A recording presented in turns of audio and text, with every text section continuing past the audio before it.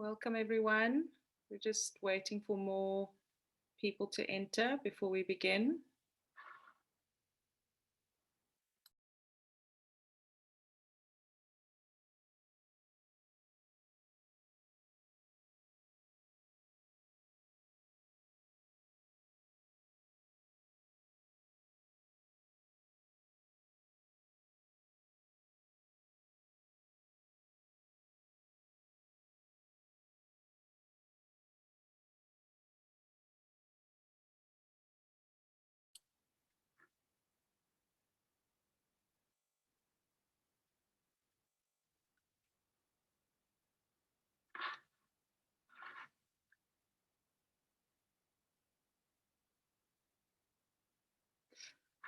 Okay. Morning, everyone. Welcome. Thanks for joining. I see we're on to 65 people that have entered the room. That's really exciting. I'm going to give it just a little bit more and then we can get going. Nice to see some familiar faces. Morning.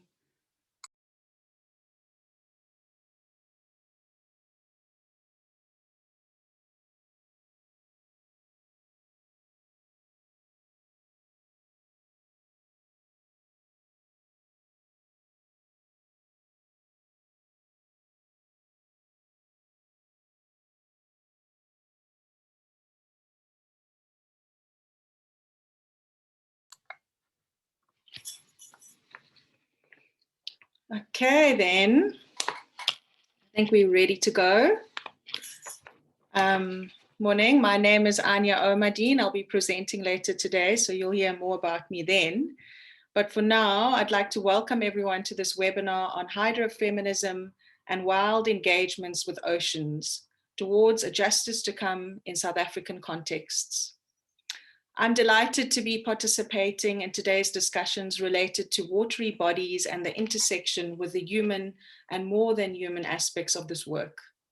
Having grown up in Cape Town and lived close to the ocean, with False Bay in particular being the closest accessible ocean, in some ways and in other ways not, depending on the time period, apartheid versus post-apartheid, and my first engagements with swimming, I see today's discussions as a healing process as a female brown body for justice to come. I arrive here today having met Vivian Bozelic and Tamara Sheffer through Joanne Piers, and you'll hear from all of them later today, at the St. James tidal pool, swimming in a body of water that connects all of us looking for octopus, nudibranchs, and cuttlefish, as well as providing a place for us to diffract our thoughts, immerse ourselves, and relax and enjoy the sensations of drifting and entanglement. I'd like to introduce our hosts for today, Vivian Bozelic and Tamara Sheffer. Vivian Bozelic is an Emerita Professor in Women's and Gender Studies at the University of the Western Cape and an Honorary Professor in the Center for Higher Education Research, Teaching and Learning at Rhodes University. Her research interests and publications include the political ethics of care and social justice, post-humanism and feminist new materialisms, innovative pedagogical practices in higher education, post-qualitative and participatory methodologies. Her most recent co-edited books include Post-Human and Political Care Ethics for Reconfiguring Higher Education with Michalinos Zembilis and Joan Tronto, Post-Anthropocentric Social Work, Critical Post-Human and New Materialist Perspectives with Bob Pease, and Higher Education Hauntologies, Living with Ghosts for Justice to Come with Michalina Sembelis, Sadiq Motola, and Dorothy Holscher. She is the editor-in-chief of the open source online journal, Critical Studies in Teaching and Learning. Next, I'd like to introduce Tamara, and she's a professor in Women's and Gender Studies at the University of the Western Cape. Her work primarily addresses youth, gender, and sexualities and focuses on reconceptualizing higher education and experimenting with decolonial, feminist, justice scholarly practices, including thinking with wild oceanic swimming. She is currently lead researcher on the Andrew Mellon funded project New Imaginaries for Gender and Sexual Justice. Most recent co-edited books are the Routledge International Handbook for Masculinity Studies, Engaging Youth in Activist Research and Pedagogical Practice, Transnational and Intersectional Perspectives on Gender, Sex and Race, and Socially Just Pedagogies in Higher Education, Critical Post-Humanist and New Feminist Materialist Perspectives. So that's who we're going to be talking to this morning in this session. And I'd like to hand over to Vivian.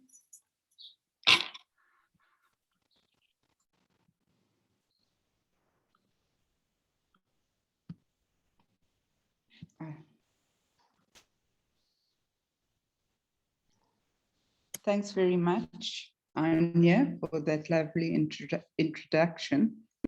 I would also like to extend a warm welcome to all the panel members here who are going to be talking, and to the participants who've joined us. And I see there's 76 at the moment.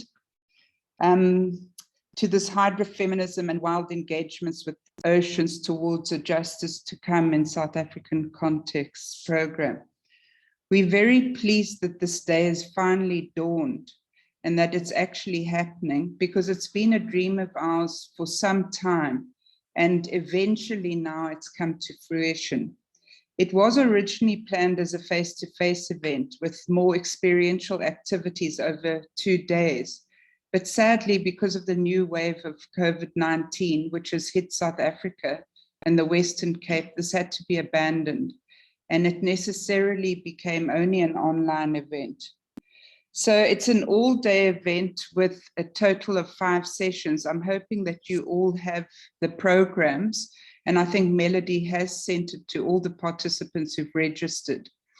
And as you can see, that each session involves a few presentations inspired by hydrofeminism.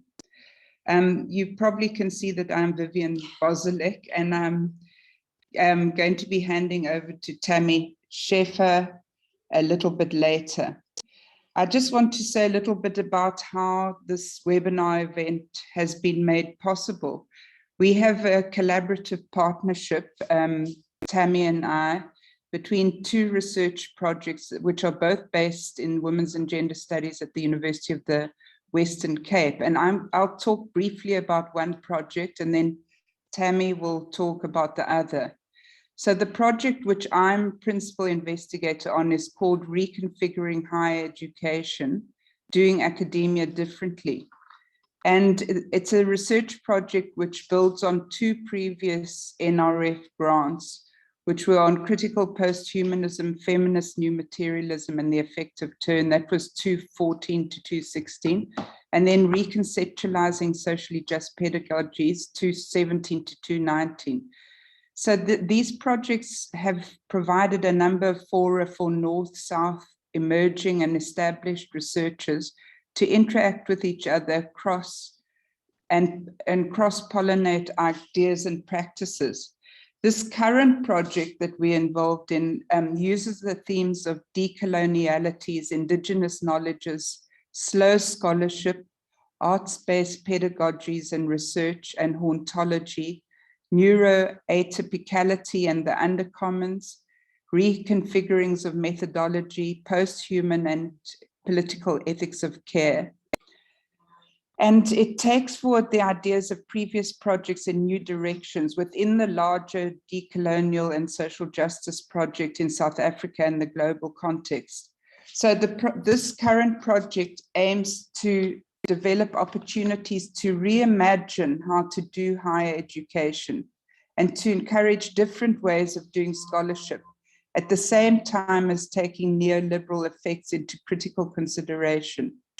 The project involves Southern and Northern participants who were to participate in a series of experimental workshops using various modes and methodologies, which project members would then take to their own contexts and examine further ways of doing scholarship differently there. But unfortunately, again, due to the COVID-19 pandemic, our northern partners, such as Michalina Sembilas, Catherine Thiele, Stephanie Springay, Sarah Truman, Erin Manning, and Brian Masumi, have not been able to join us as anticipated for these experimental workshops.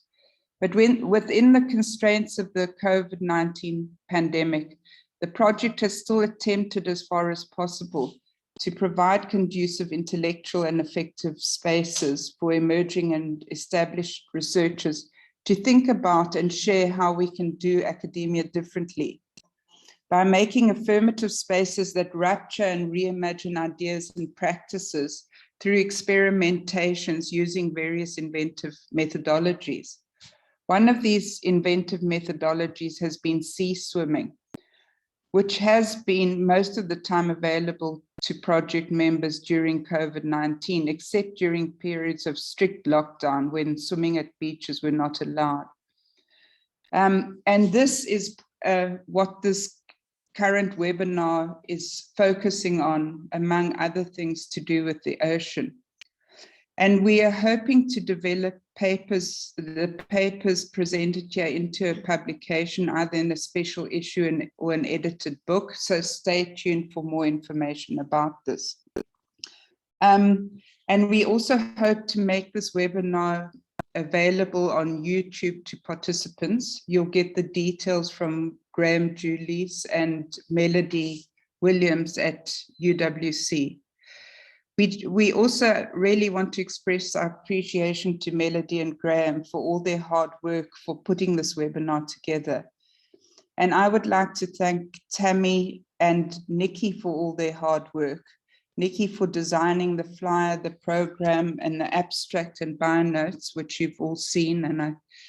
And also we'd like to thank Karen Graf who did the abstracts and the bio notes and other administrative work. And also to our session chairs, Anya, Ahmadine, Joanne Pierce, and then Tammy and Nikki. And I'm going to hand over now to Tammy. Yeah. Good morning, everybody. It's really wonderful to be here at last, and I really wish we were in our embodied selves here too.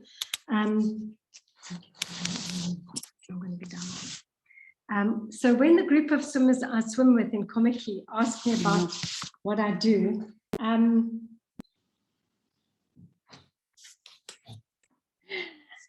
I tell about my scholarship on young people and sexuality, and how now I'm trying to write and think with the sea and swimming. Somehow it's especially challenging to explain the latter, as we so rigidly categorize the things we do for work and the things we do for leisure.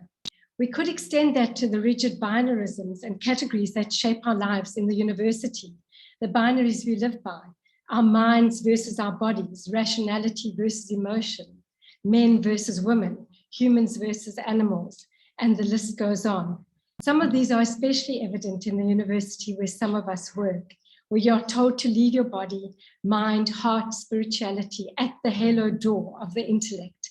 So I count myself very fortunate, very privileged in many ways, of course, in our deeply divided and unequal societies, but appreciate every moment for also having the space to think about how to do scholarship differently and to experiment with creative, playful, even pleasurable ways of working towards justice, knowledge, and flourishing for the planet, for all on the planet and the planet.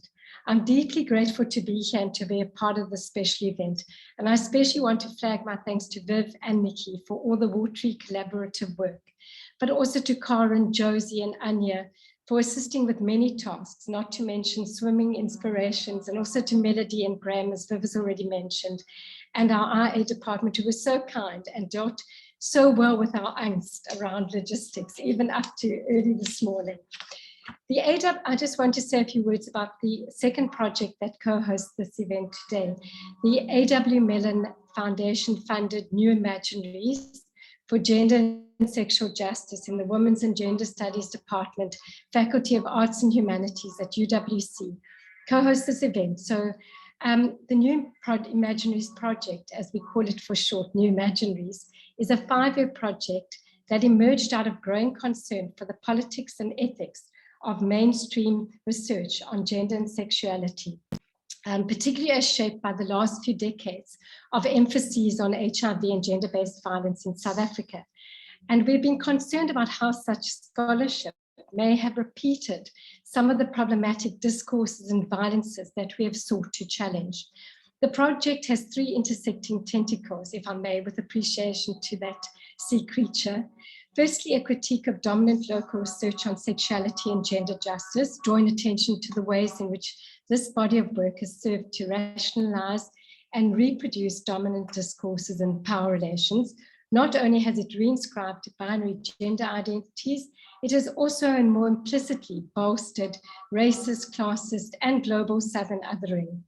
Secondly, in response to this troubling context, the project has attempted to generate scholarship and practice that challenges normative research and pedagogy, calling into question the authority of the research and pedagogy, calling into question the authority of the researcher and teacher and current colonial and patriarchal logics of representational and extractivist research that have, especially in current neoliberal capitalist times, recalcified in the academy.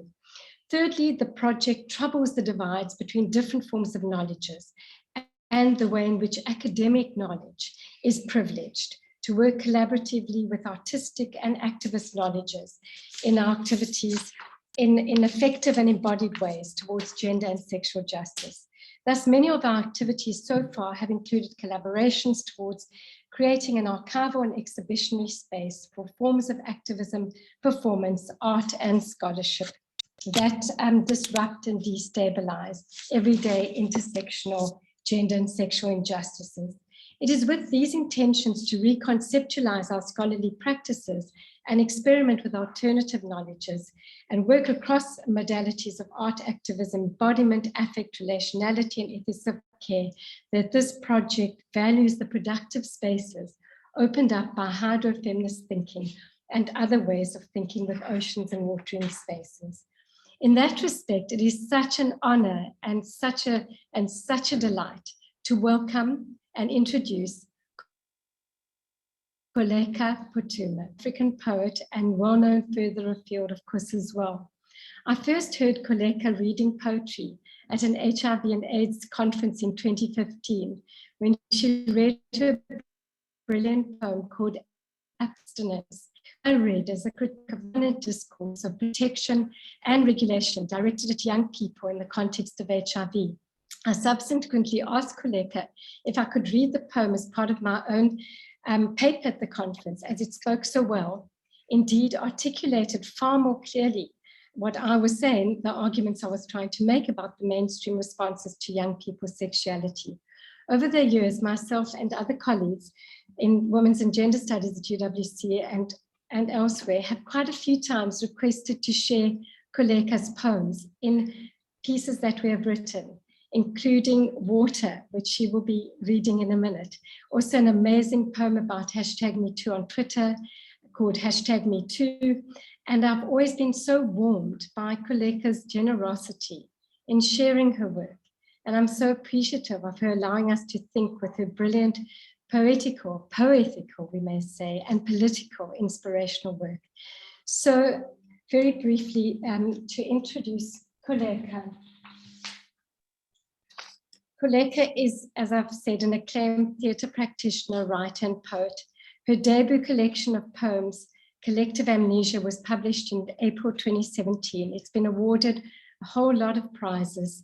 The 2018 Glenn Luce Prize for African Poetry, the 2017 Book of the Year by City Press, and it's one of the best books of 2017 by Sunday Times and Quartz Africa. Collective Amnesia has been translated into 8 languages. The list goes on. Putuma has won many awards, and everybody has the bio note. We'll pop into the notes again. Koleka is founder and director of Mañana Media, a multidisciplinary creative company that empowers and produces stories and works by Black queer women. In April 2021, Mañana Media published her Sophomore collection of poems, Hello, bye-bye, Koko, come in. Kuleka, it is absolutely wonderful to have you in the room. A very warm welcome, and thank you for being here to read your very special poem that opens up this conference in a very unique and creative way. We really appreciate you being here. Over to Kuleka. Thank you, Tamara, and thank you, Vivian. Thank you, everyone, for having me here. I appreciate being invited to come and share and be in the space with you all this morning. I wrote this poem, Water, 6 years ago, and it's been fascinating to see how it's made its way into different discourses over the years. I'm also feeling quite grateful that it still resonates in some ways in different parts of the world. So thank you. I'll read now, and hopefully this starts us off on a good note. The memory of going to the beach every New Year's Eve is one I share with cousins and most people raised Black. How the elders would forbid us from going in too deep, to giggle, to splash, in our black tights and ShopRite plastic bags wrapped around our new weaves, forbid us from riding the wave, for fear that we would be a mass of blackness, swept by the tide and never to return, like litter. The elders forbid us as if the ocean has food poisoning. I often wonder why I feel as if I am drowning every time I look out into the sea, this and feeling incredibly small. And I often hear this joke about Black people not being able to swim or being scared of water. We are mocked, and we have often mocked ourselves for wiping our faces the way that we do when we come out of water. Compare it to how they do it, all Baywatch-like, and how we so ratchet-like with our postures and kink. Yet every time our skin goes under, it's as if the reeds remember that they were once chains, and the water, restless, wishes it could spew all the slaves and ships onto shore, whole as they had boarded, sailed, and sunk. Their tears are what have turned the ocean salty. This is why our irises burn every time we go under. Every December 16th, December 24th, December 31st, and January 1st, our skin re-traumatizes the sea. They mock us for not being able to throw ourselves into something that was instrumental in trying to execute our extinction. For you, the ocean is for surfboards, boats, tans, and all the cool stuff you do under there in your bathing suits and goggles. But we have come to be baptized here. We have come to stir the other world here. We have come to cleanse ourselves here. We have come to connect our living to the dead here. Our respect for water is what you have termed fear. The audacity to trade and murder us over water, then mock us for being scared of it. The audacity to arrive by water and invade us. If this land was really yours, then resurrect the bones of the colonizers and use them as a compass. Then quit using Black bodies as tour guides or the site for your authentic African experience. Are we not tired of dancing for you, gyrating and singing on cue? Are we not tired of gathering as a mass of Blackness to atone for just being here, to beg God to save us from a war we never started, to march for a cause caused by the intolerance of our existence? We raise our hands so we do not get shot. We raise our hands in church to pray for protection, and we still get shot there too, with our hands raised. Invasion comes naturally for your people. So you have come to rob us of our places of worship too, come to murder us in prisons too. That is not new either. Too many white people out here acting God, to many white people out here doing the work of God. And this God of theirs has my tummy in knots.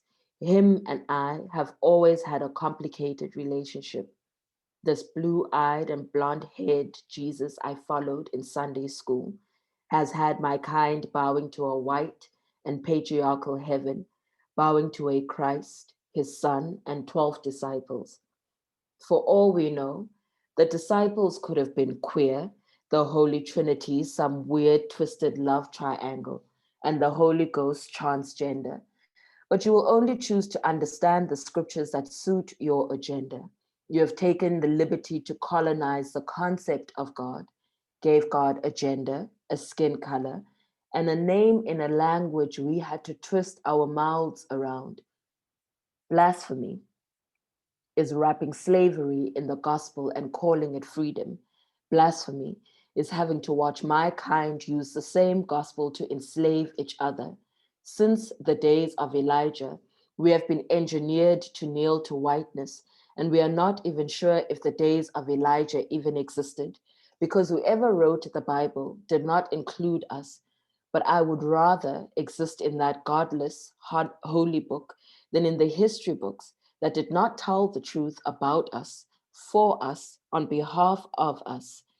If you really had to write our stories, then you ought to have done it in our mothers' tongues, the ones you cut off when you fed them a new language. We never consent, yet we are asked to dine with the oppressors and serve them forgiveness. How, when the only ingredients I have are grief and rage? Another one who looks like me died today. Another one who looks like me was murdered today.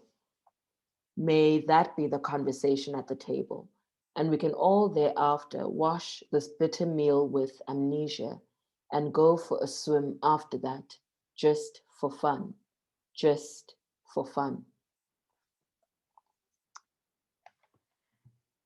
Thank you so much, everybody, for listening. And I wish us all a great day of listening and sharing further. Thank you.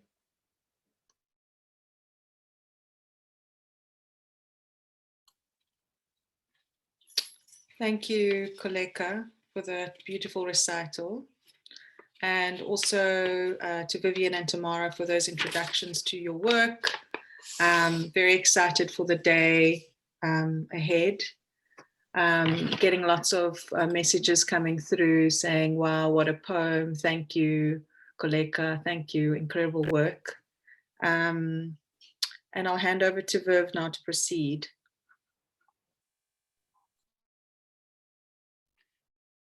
Thanks very much, Koleka. That was wonderful. And thank you, Anya, for chairing that session. We're going to go into the next session now. So we will have a few presentations in each of these sessions. And then at the end, we will have questions. So I'd just like to ask participants to locate the Q&A button, because you can put questions into the Q&A along the way, and then we will try and put questions together and ask the panelists. If you want to chat with each other, you can do so in the chat, but please don't put questions in the chat because we won't be able to notice them there. We're looking specifically at the Q&A. So in my session this morning, I have three speakers. I have Dylan Magwari, and I'm going to put each person's bio note in the chat so you can just read them to save time. So we start with Dylan, then we go to Adrian van Eden-Wharton, and then you've already met Anya Ahmadine. We will go then to her. So can I invite Dylan to come on, and I'm going to put your bio note in the chat, Dylan. Thanks so much, Viv. Let me just share my screen. Sorry, 1 second.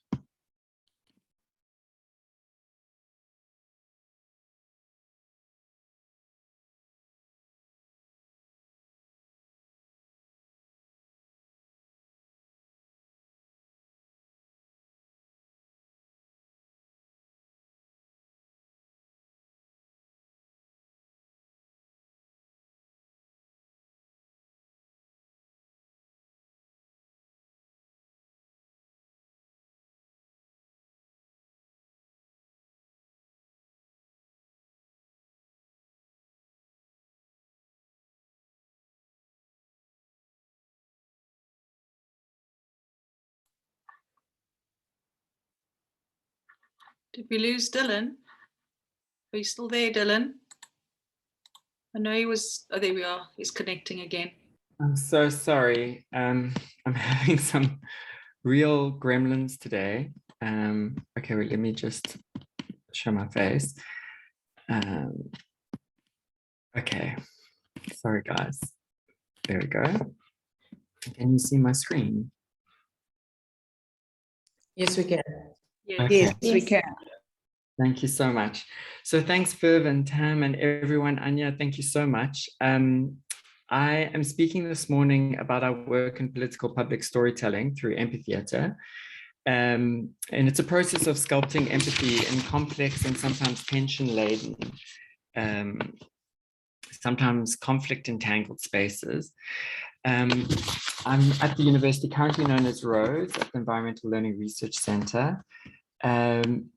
But I'm not speaking alone today. Or while I'm speaking, the one speaking, I have immediately at my side Neil and Mpumi, who I co-founded Amphitheatre with, Taryn, Kira, Anna, Butle, who I work closely with in the Coastal Justice Network, Trina and Helen, who are co-writers of Lalela, which I'm going to be speaking about today, Daniel, Danelle and Tam, who help us with just about everything.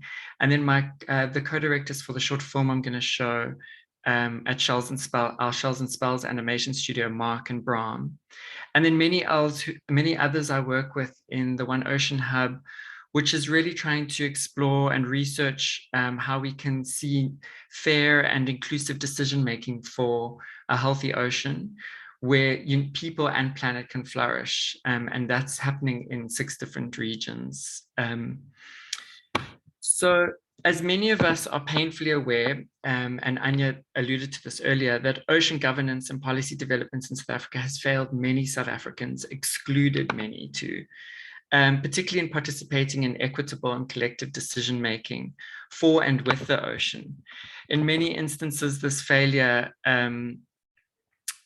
is experienced in violent ways, from dispossession, forced removals, and the long legacies of environmental racism. And here's a picture of Pilile Mbata, who at UCT, who I work with in the One Ocean Hub, who's really tracked the many ways in which people have been excluded from the ocean, mainly because of MPAs and extractive industry. So particularly Black and Brown citizens have been denied their ancestral access to the coastline. And these places are often made and managed without them. And people are further displaced, which we can see along, not just in South Africa, but in Namibia as well, because of extractive industry. Most Namibians can't even access the sea because of mining. And the legacy of the Group Areas Act has further separated people from the ocean to make spaces for white communities and for tourism.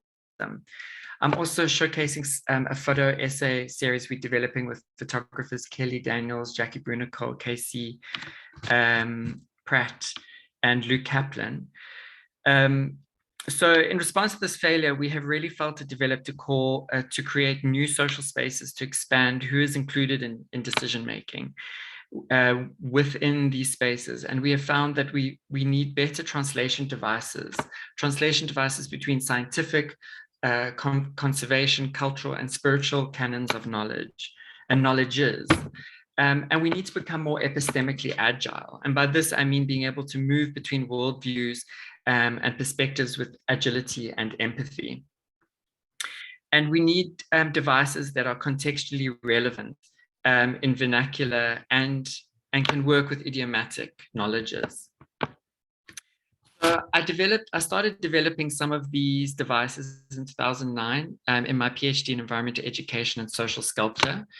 And I was inspired by social sculpture as a field because it allowed me to develop artworks that were connected aesthetic instruments of consciousness, not just objects of attention. And it allowed for groups of citizens to make visible the very invisible forces that make up empathy.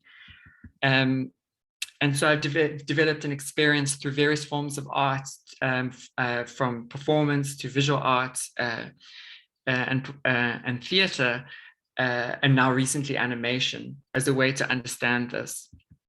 So what are these forms that make up empathy? So what I discovered in that work was really, there's three clear things I'm trying to activate. One is intuition and a kind of sense of moral intuition, not just moral kind of imperatives, rules. We don't want that. We want to develop kind of an intuitive approach to morality. Attentiveness and active listening, and imagination, which kind of really gets woken up through this connective aesthetic practice.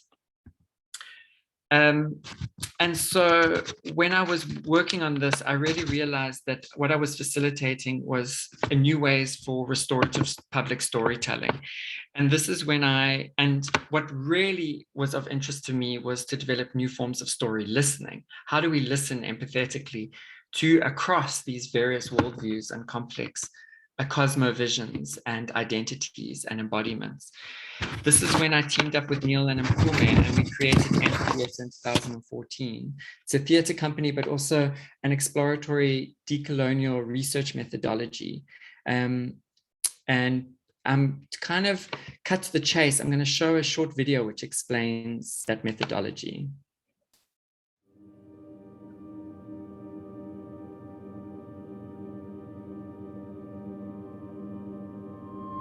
Complex problems in unequal societies require careful yet rigorous explorations of different ways of knowing, being, and doing.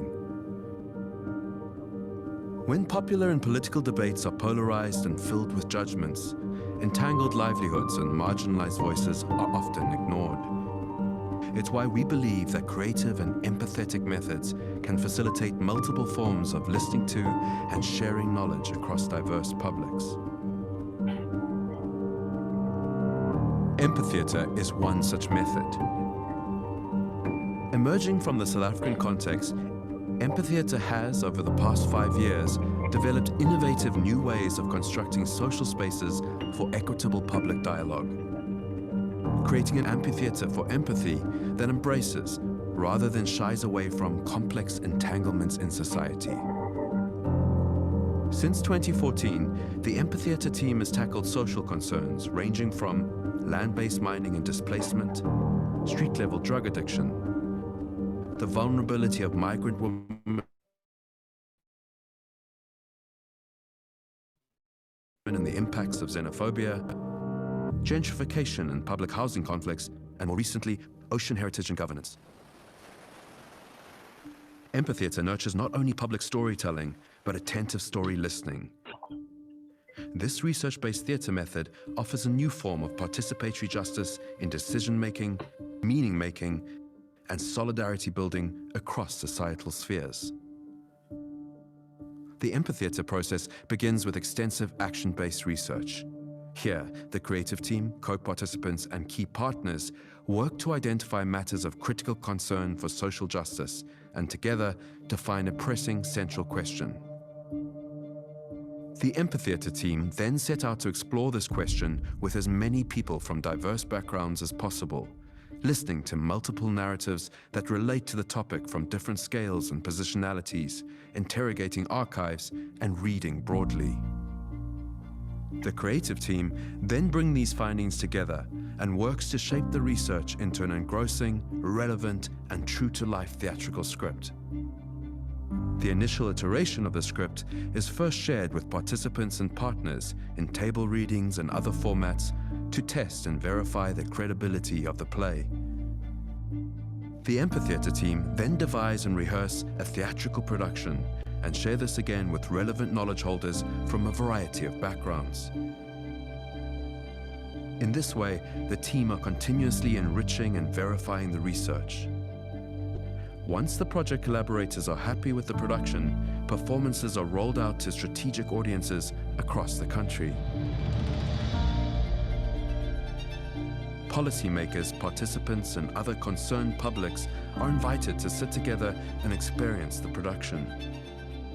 Empatheater audiences are generally made up of people with different levels of agency, power, and privilege in relation to the matter of concern being explored in the play.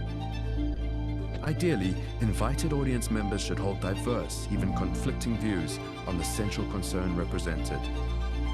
Post-play conversations are then carefully facilitated as public dialogues between the audience, the actors and playmakers, allowing for yet another layer of research in consultation with the public to emerge. Since its inception, amphitheatre productions have reached thousands of South Africans. With performances opening international conferences, community meetings, and theatre festivals. Venues for amphitheatre performances have ranged from state-of-the-art theatres and art galleries to church and school halls, police stations, football fields, aquariums, rehabilitation centres, and homeless shelters. Across these various processes, amphitheatre works to amplify a chorus of voices, particularly those of marginalized groups, with and for our non-academic research partners, in powerful and validating ways.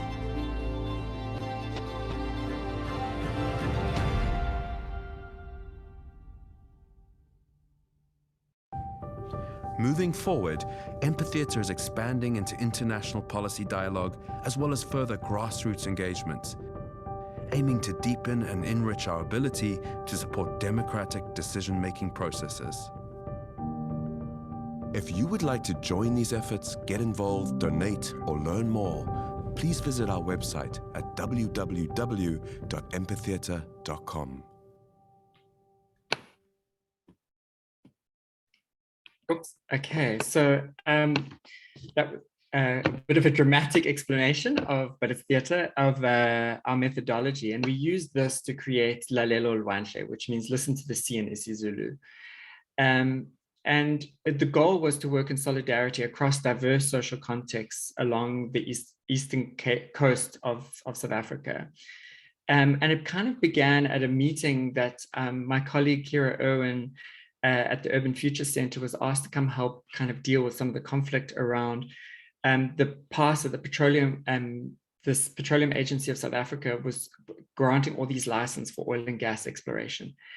And what was becoming more and more problematic for us was just the ways, the kind of, the complex, rich, nuanced, historical, political, spiritual understandings that people had for the ocean was just lumped together in this kind of rarefied idea of community, and that it was just kind of community versus mining company.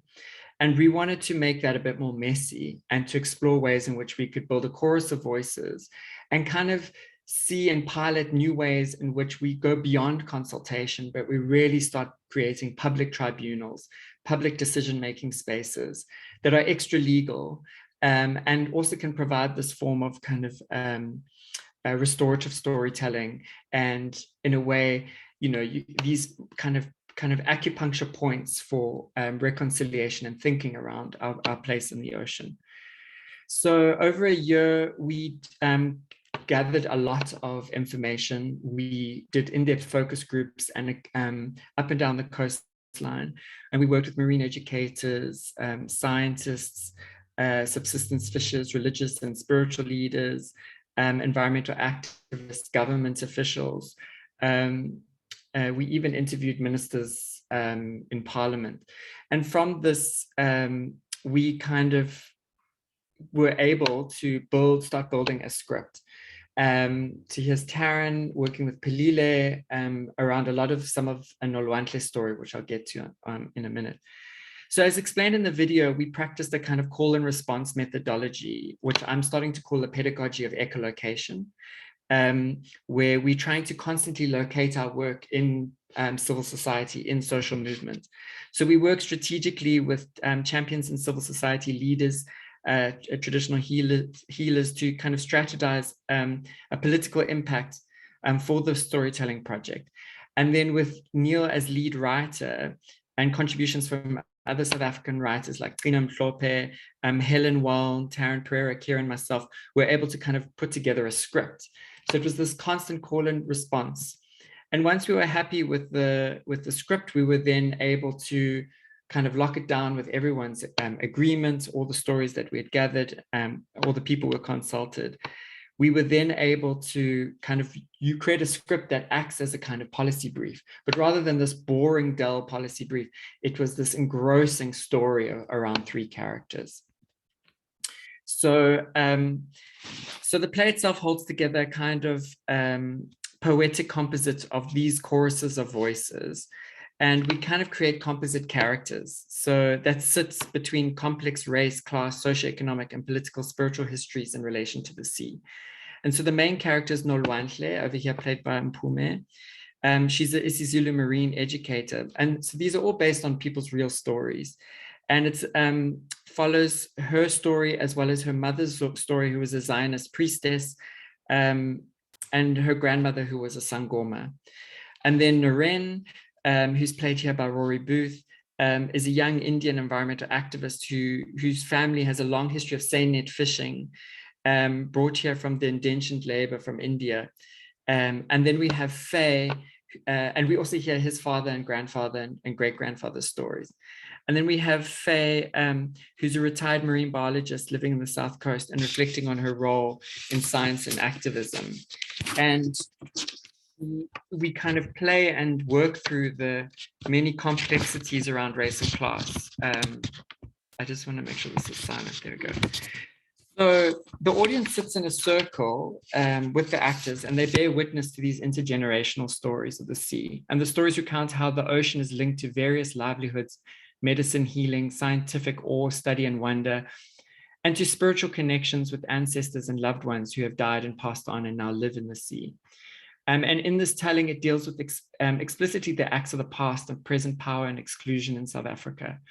And we tried carefully to perform, and by carefully, it's very carefully, the painful experiences of forced removals along the KwaZulu-Natal coastline under apartheid, which robbed both Zulu people and Indian fishers and other brown bodies, black and brown bodies, from a life along the coast, and explores how extractive mining on land and sea, as well as industrial fishing, continue to create forms of oppression and exclusion in South Africa. So we perform the tensions also between environmental justice on one hand and environmental conservation. And I'm sure many of you are aware of the kind of deep complexities between environmental conservation and environmental justice. And this has led to the many ways in which people have been restricted to accessing heritage and livelihoods, especially around the MPA expansion in the country. So the play touches on ecological grief, the childlike curiosity of the ocean, folklore, lost spirituality. And we try to deal with all of these, along with critiques of the blue economy, with pathos and humor. And true to the empathetic methodology, each performance was then followed by a facilitated dialogue or public tribunal. And these aim to kind of sculpt new social platforms for empathetic dialogue. Each of these post-show tribunals make a space in which further contextually relevant and embodied concerns in each town could be articulated. We traveled, I didn't say that, sorry, up and down 10 towns across KZN and Eastern Cape, and facilitated, I actually can't remember the number now, but it's close to 20 tribunals, and with over 1,000 South African citizens. And what was really powerful is that after each tribunal, people could speak into their stories. And so we were able to gather new testimonies. And if they felt, if with their permission and when they mandated us to, so we included those with SETSI, the South Durban Community Environmental Alliance, an NGO, to add 800 new long word narrative testimonies to the public appeal against the oil and gas. So we could really kind of clog the system with these really rich, detailed, nuanced encounters and testimonies by people, which then was brought into the bid. And we actually got feedback later, someone who was reviewing it, who kind of gave us off the record feedback that said that it really clogged up the system, which was really great to see. And then since then, we've involved in several other political engagements with the Lalela, with deaf and environment, and multiple issues we're challenging and trying to engage with this very problematic oceans economies master plan, which, if I could go into, is really terrifying. But really what we're trying to do is imagine across divergent cultures, epistemic concepts, and that the sea reveals, and look at the often hidden economic and political components of the cultural representations and more overt patterns of signification in society's constructions of nature. So it allowed us, and all of us involved, to step outside of our often polarized tensions in environmentalism. And the story script in Lalela offered us these new translation protocols that allowed us to interpret exactly how and why environmental and conservation management impacts negatively on culture, on society, and the economic well-being of people. So we also tried to really build a sculpt an audience with ears. And like I said, we interested in storytelling, but we're also very interested in story listening. So this is a concept that Kira has developed further in a wonderful paper that I could share after this, looking at the politics of storytelling and amphitheater. So I'm going to kind of cut to just some issues that happened for us around. From this, we also developed the Coastal Justice Network. So after each performance, there was really rich and exciting contributions from people. And our kind of political acupuncture that we were trying to challenge was kind of cut short by COVID. And so theatre didn't work so well in a COVID world. And so we now have an online play of this, a radio play of this, which I highly recommend you to go and listen to, and you can hear the story for yourself. And we've been engaging from local, national issues to international policy spaces with the play. If I have just a few minutes left, which I suspect I might not. No, you don't. I don't. Okay. So unfortunately, I have a beautiful short animation film which came out of a story with Sangomas that we're working with that I wanted to kind of show you. But I'll save that. It's about the soul's journey and something that's come out through this project and our next project. But maybe if there's time in the day, during a break, I could screen it. It's only 4 minutes. But yeah, I suppose I should leave it there because I've run out of time. Yeah. Sorry.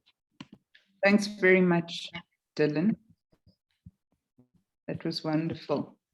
And yeah, maybe during lunch or something like that, we could show the animated video. Cool. Thank you so much. Thank you so much. I'm going to now call on Adrian. If you could get ready, Adrian. And I'm going to mute myself and stop the video.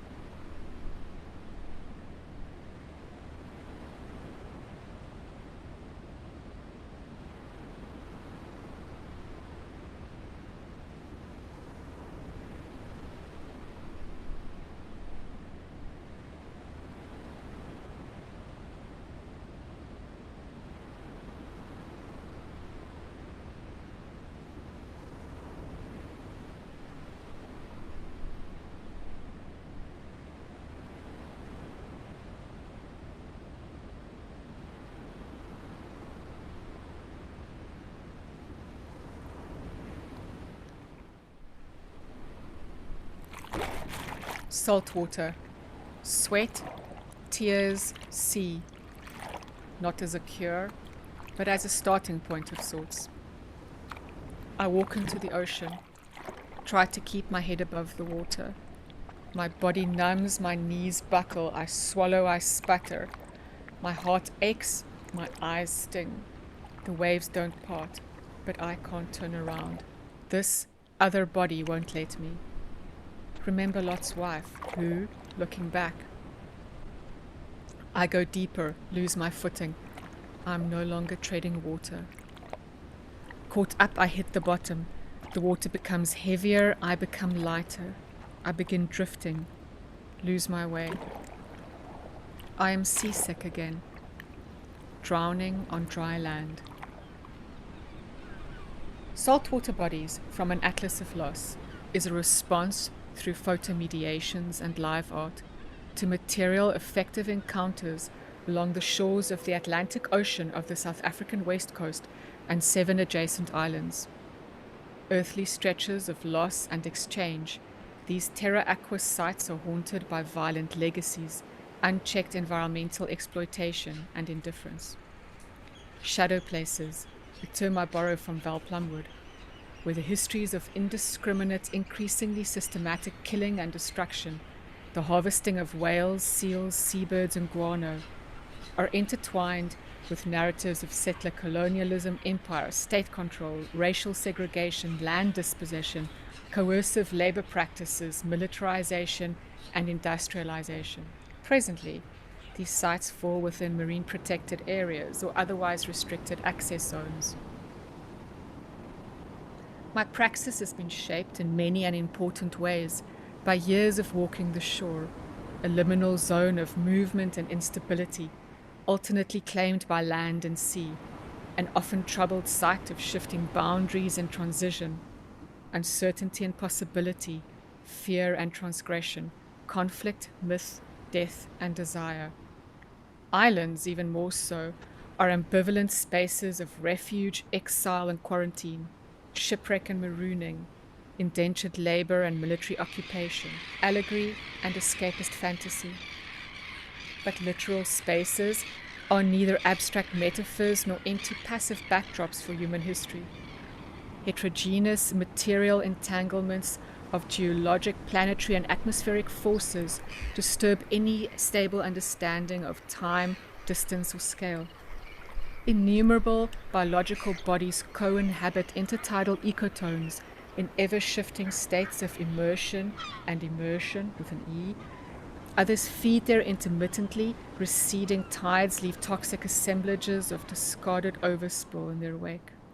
These edges of the sea, terra aquas contact zones, indeed. Beachcombing and wayfaring, walking, gathering, carrying, and learning alongly, a term I borrow from Tim Ingold, on shores that bear witness to long yet under-acknowledged indigenous histories of these very practices, and are marked by the violent erasure of nomadic ways of life. The implicit privilege of choosing to travel somewhere in order to walk, when mobility and access remain vastly unequal, and the compelled walking of many other bodies disregarded. Cautious and tenuous movements in spaces where my very presence is moot, and may disturb or even endanger multiple more than human lives. Fragments of histories at once knotted and diffracted surface intermittently, only to be immersed by the next wave. Scattered remains are and reassembled with every ebb and flood. Landfalls and departures, breakwaters and flensing platforms, upwellings, undercurrents and watermarks, ghost nets and mermaids' tears, a story told in pieces, in parts. Itinerant and associative, an incomplete, impossible spectral atlas, neither comprehensive encyclopedia nor reliable map.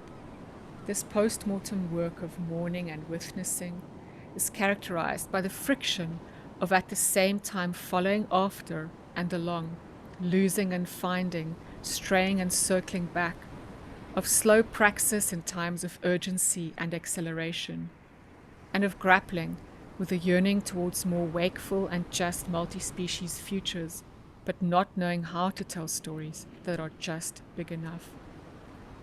Stories are, perhaps, best expressed in small words, words like salt, water, and bodies.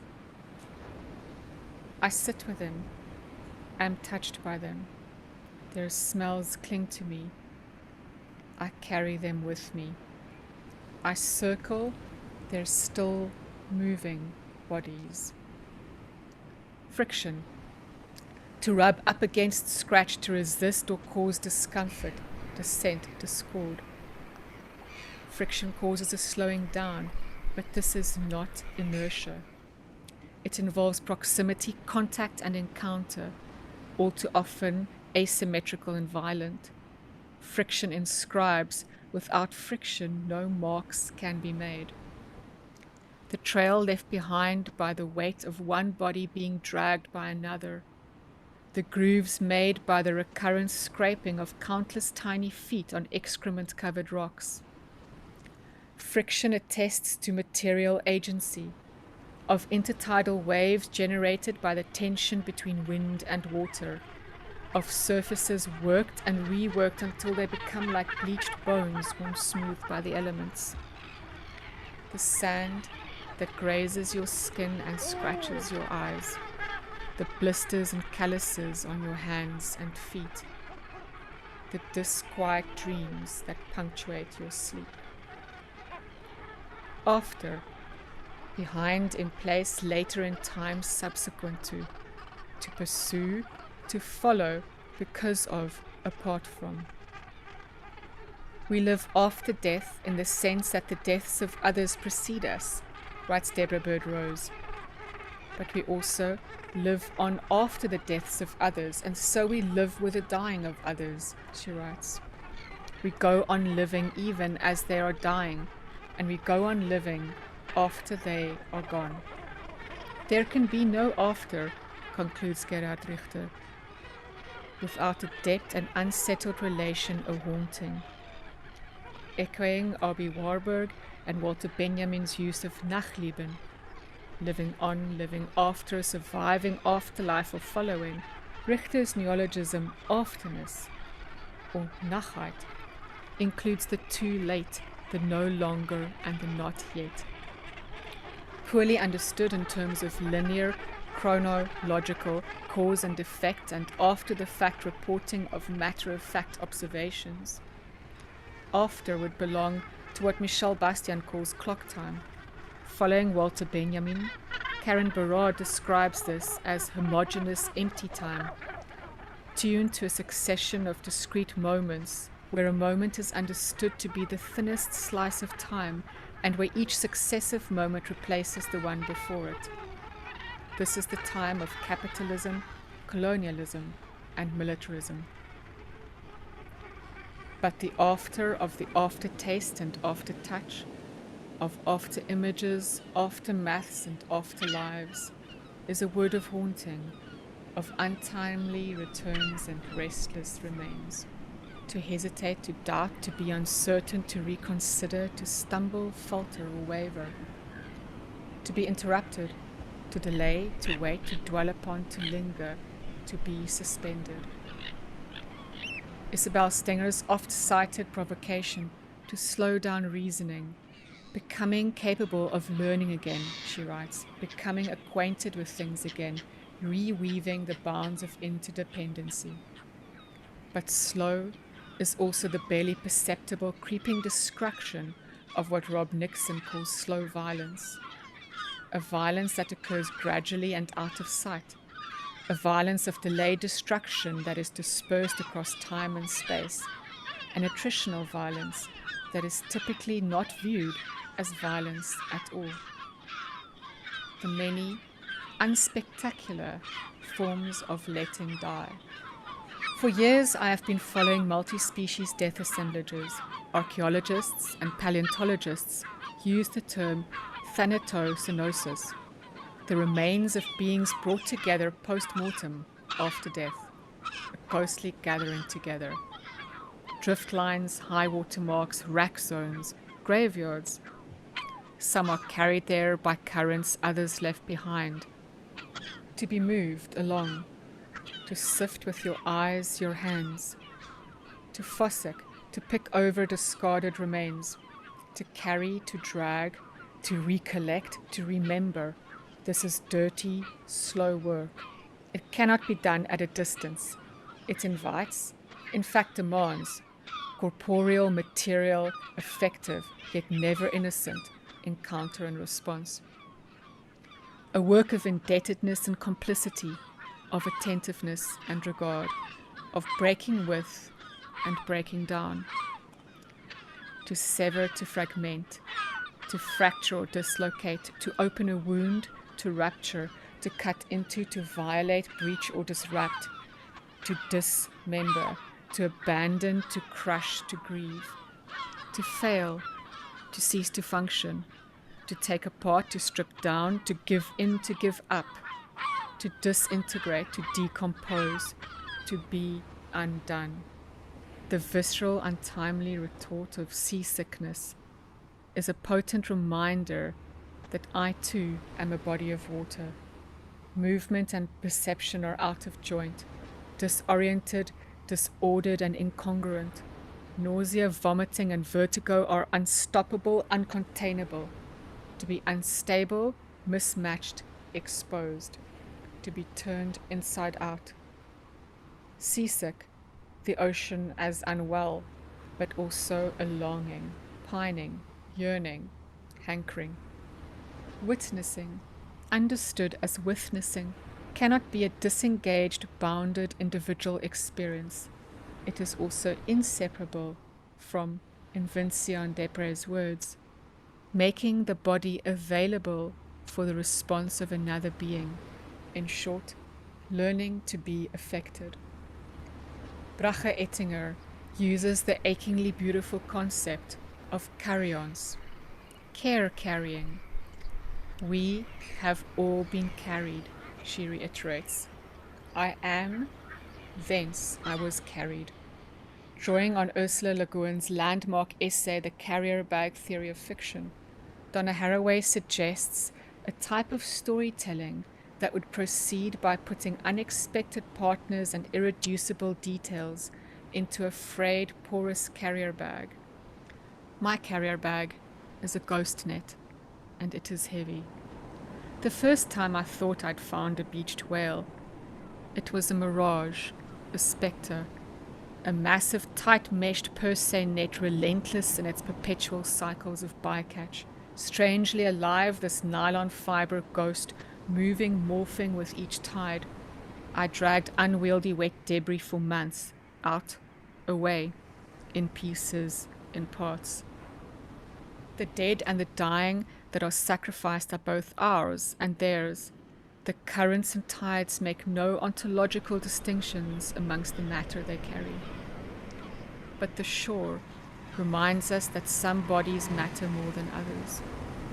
There was a time when the landfallen were gifts, not something to dispose of, a time when there was more of them and less of us. Now, health hazards, solid waste management concerns, bizarre middens, layers upon layers of fragile, oversized bones interspersed with indestructible consumer plastics.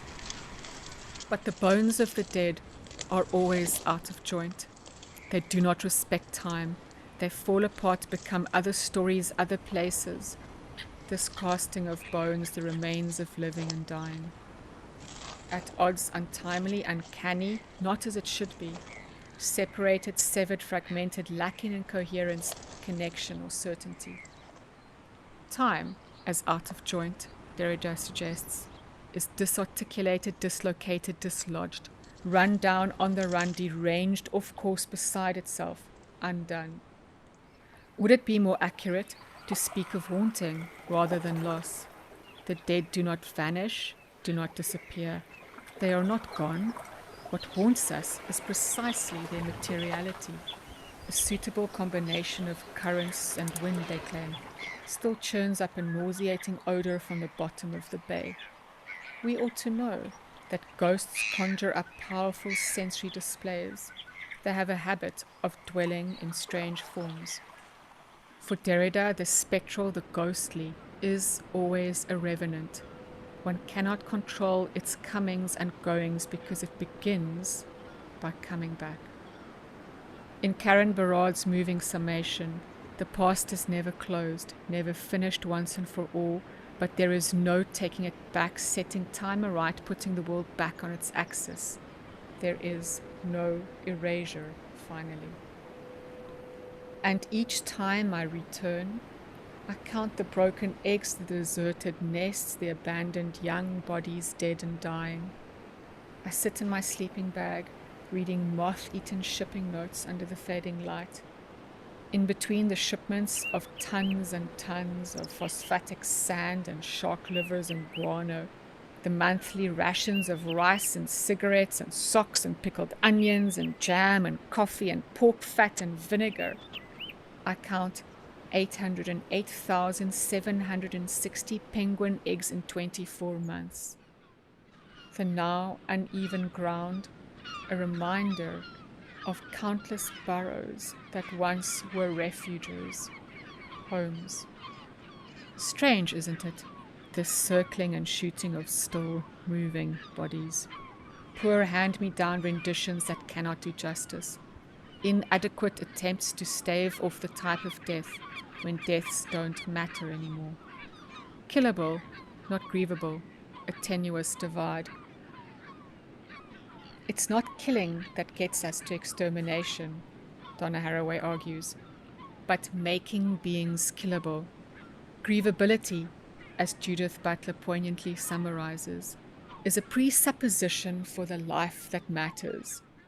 Regard and respect evoke a specific relationality, Haraway remarks. To have regard for, to see differently, to esteem, to look back, to hold in regard, to hold in seeing, to be touched by another's regard, to heed, to take care of. Deborah Bird Rose calls this attentive responsiveness, or turning toward. To turn around, to change direction, to swerve, to deviate, divert, depart, to alter course, to drift, to digress, detour, return. Remembering, Karen Barad writes, is always a bodily activity of returning. And the work of returning, turning it over and over again, she continues, is central to the ongoing labor of mourning. Accretion, sedimentation, excrement, erosion, effluent. Decaying bodies sinking silently to the ocean floor, slowly. Life, death, compost. Together after. To put down, to churn up, to extract, to throw away, to wash away. Deep, dark, water, swimming. Surfacing, Benguela upwellings and undercurrents, ghostly winds, the overwhelming smell of life-giving graveyards, fecund white gold for depleted soils. Together and apart, entangled and undone, still remains. Ashes to ashes, layers and layers of dust to dust, salt water to salt water.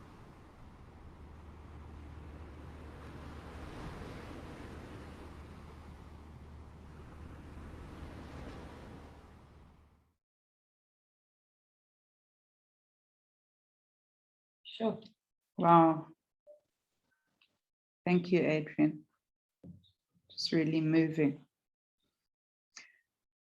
I hope you all saw Graham Julius's note in the chat that just to say hi before you start a video, if you're doing a video, so we see that your image in the screen. I'm going to be moving on now to Anya, and please, people, do put your questions in the question and answer if you have any along the way. Welcome you.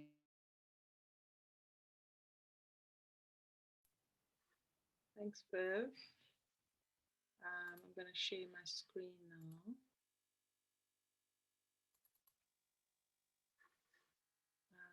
Is that all good? Everyone can see it?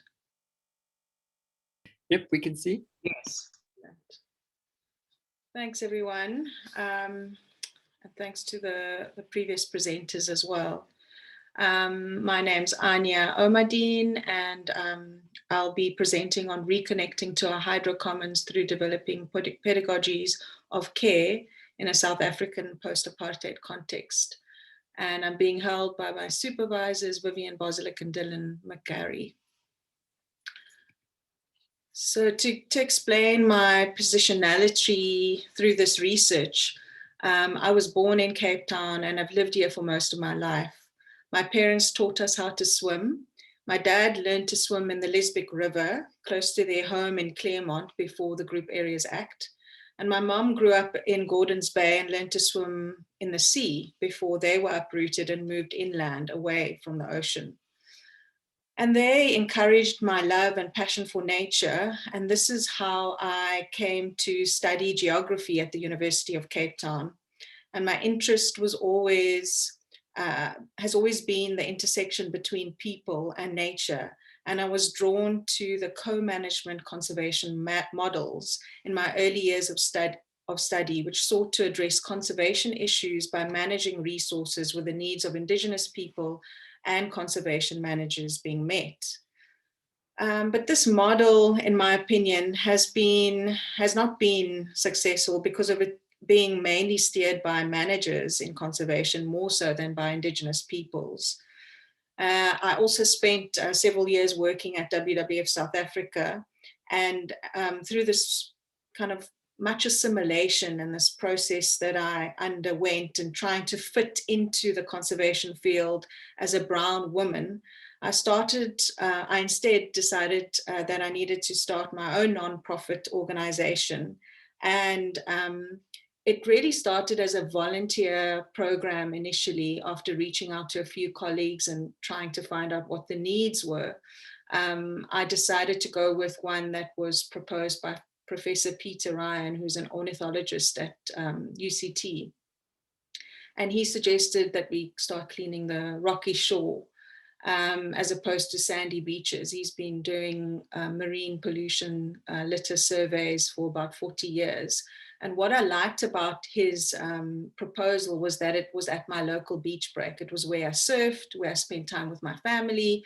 And that is what drew me to it, because I wanted to somehow give back.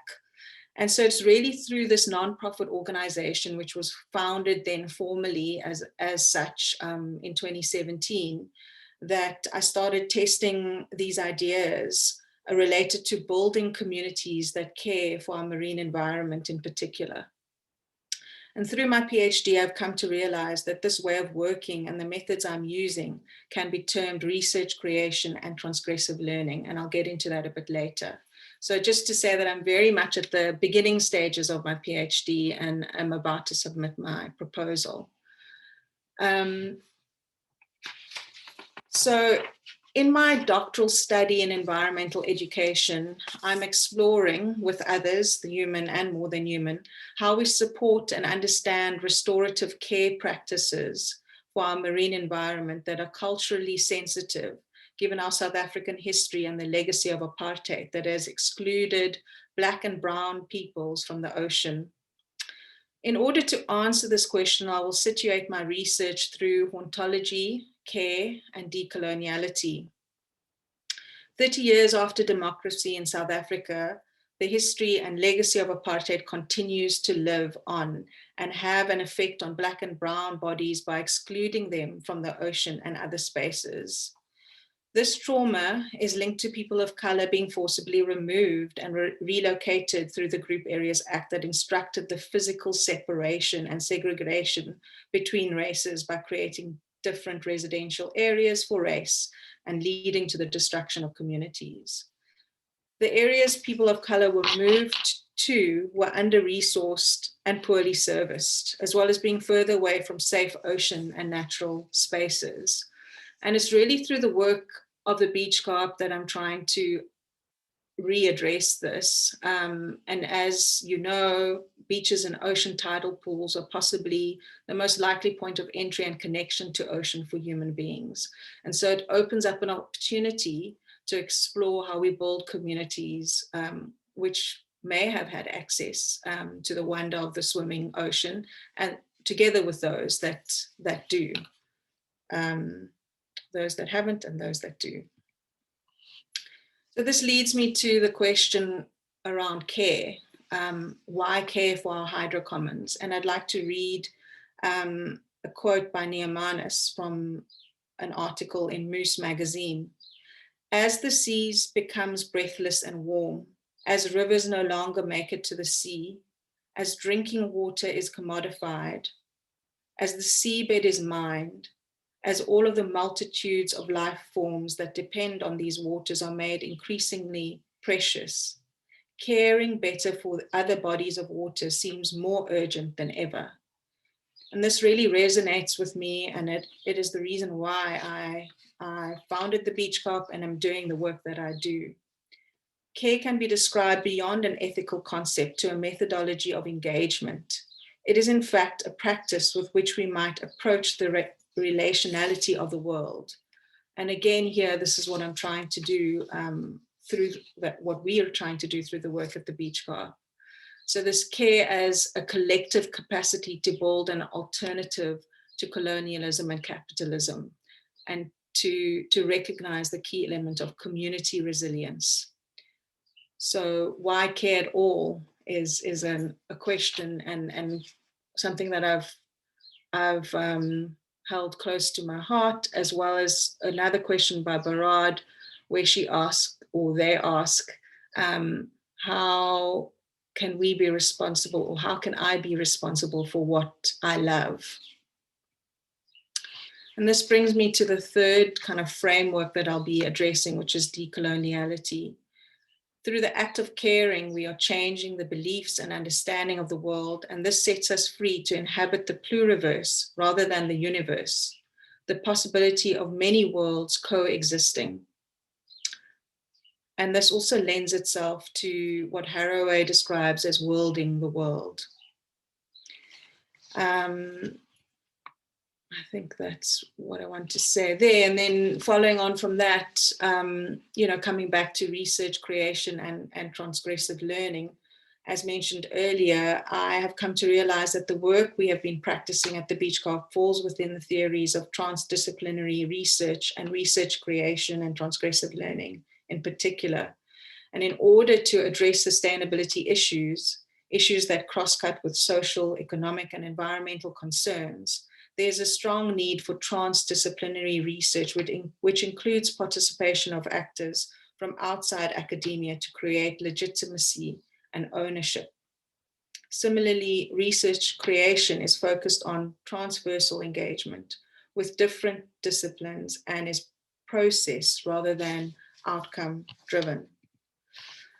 And this brings me to some of the work that we do at the Beach Co-op. The beach cleanups is really where it started.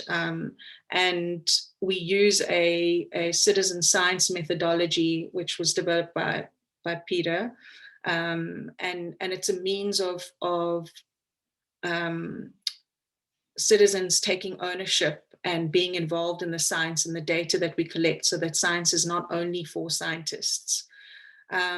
We have also worked closely with artists, the graffiti artist Claire Homewood, and with performers dancing. So at our cleanups, the image on the right is one of an area called St. James Tidal Pool, where we've spent lots of time. We've worked closely with the city in that to protect the animal and plant life in that pool by changing the cleaning protocols.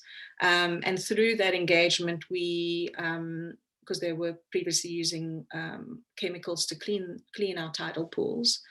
And through that engagement, we got to experience and see and share the wonder of what we found in those pools, which is now depicted on the wall at St. James.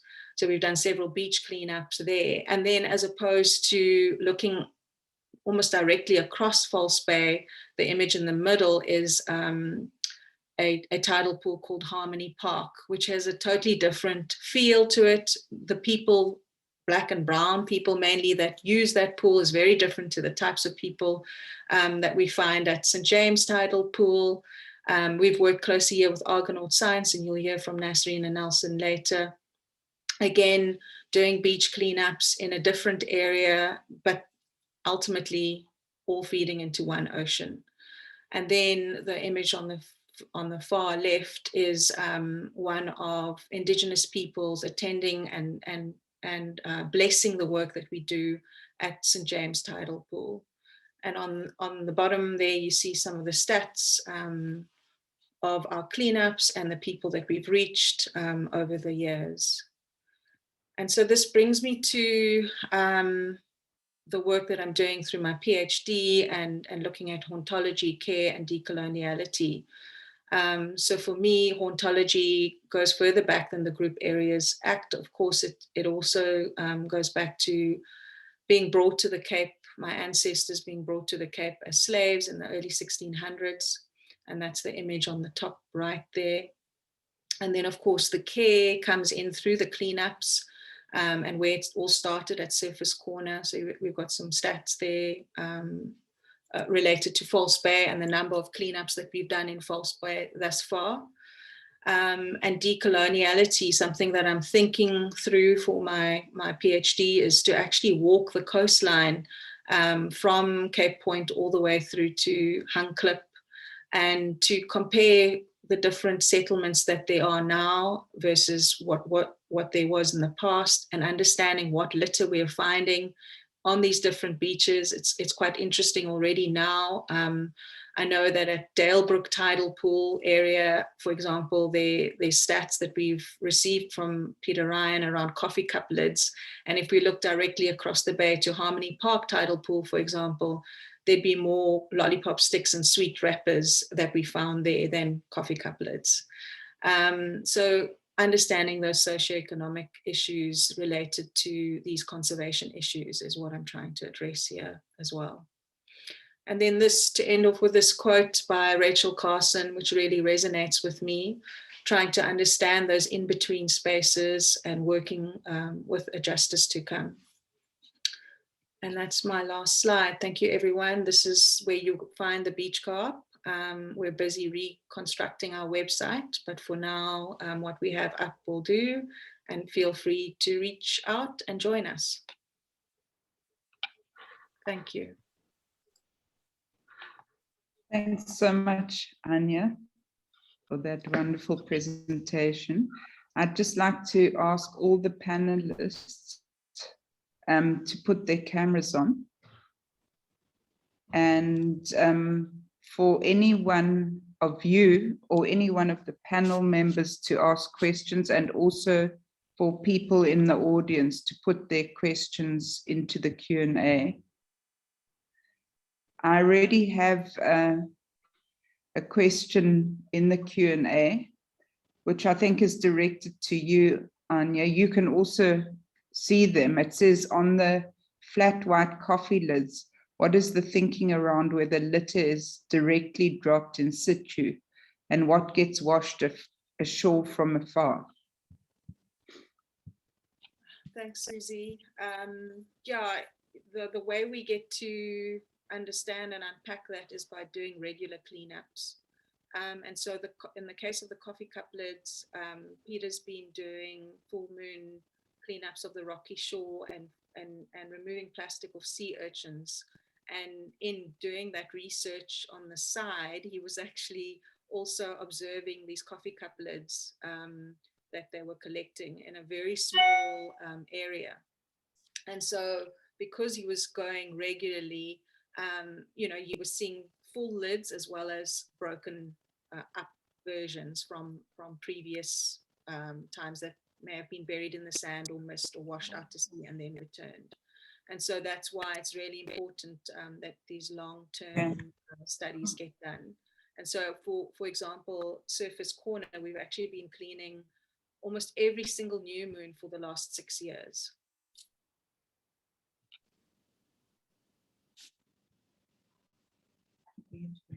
Yeah. So if any of the panelists would like to ask a question, you need to raise your hand, and then the audience members to type it in the Q&A. So just do raise your hands. Anyone who would like to make comments about each other's presentations, or raise your hand about a question you want to ask.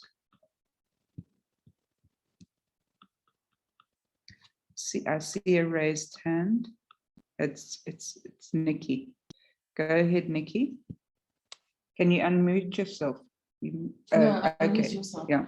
Firstly, thank you, all of the panelists. It's such a well put together session, and I'm amazed at how well how your papers speak to each other.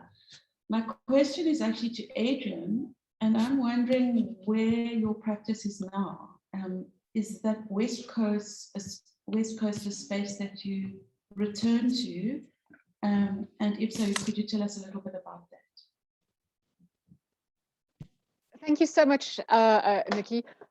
So the work that I shared was made over a well, it's the extracts from a work made over a 5-year period when I was busy with my PhD.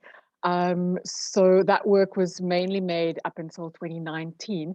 I have to admit, last year I think was a bit of a precarious year in many respects. So I haven't been able to work in those spaces, but it is absolutely a space to which I have returned many times over that period, and do still want to continue working in.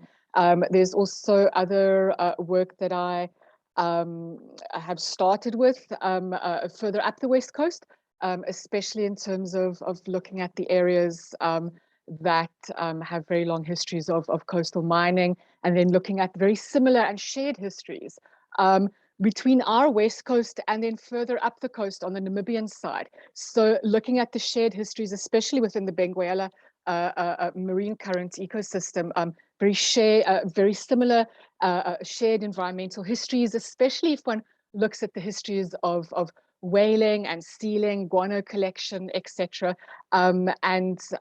So those are absolutely things that I would love to carry on with. And then also new work that I've proposed for my postdoctoral scholarship, which is then linking the work that I was doing also to shared multi-species histories in the Southern Ocean and especially subantarctic areas. Thanks, Adrian. You can put your hand down, Nikki. Any other questions or responses to comments in the chats from the panelists? Go ahead, Dylan. Great, thanks. I just wanted to, I suppose because time was short, and I'm quite familiar a little bit with Anya's hydro rug, but I was wondering, Anya, if you wanted to elaborate more on that. Yeah, thanks, Joel. Thanks. I kind of skipped over that, didn't realize. So thanks for bringing it up here. I'm very excited about the hydro rug.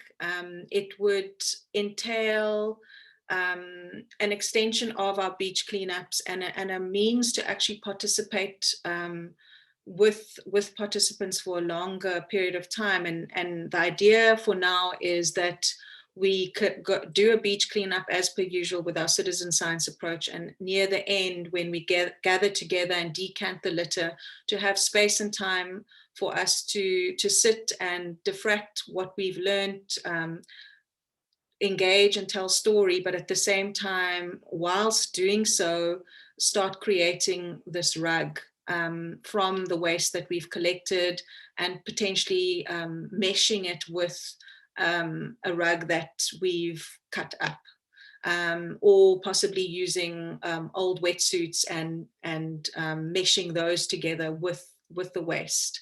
And so this becomes a memorial kind of piece almost to the ocean. And I have started chatting with other artists, Amy Rush being one of them, to look at how we process this. Yeah. Thank you. Yeah, Susie's made a comment in the chat about Iksan Adams. And Naz, did you have your hand up? Yeah, Iksan would be great, and Amy's actually worked with him or not worked with him, but knows of him and agrees that we should potentially reach out to him as well.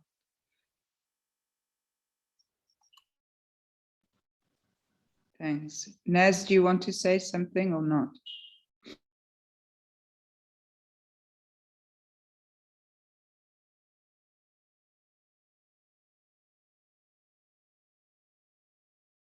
Okay, She's on mute. Joanne had her hand up. Go for it, Joe. Thanks. Adrian, Dylan, and Anya, thank you.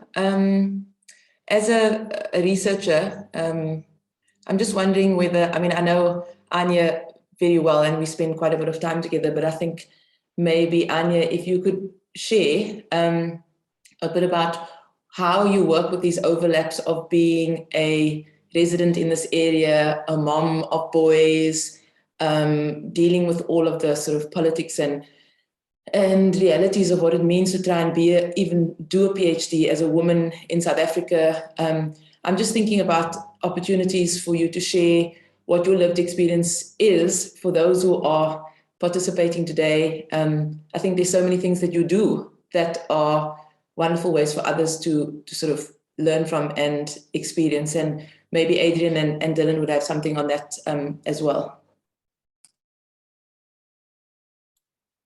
So you're asking me how I do all the things I do.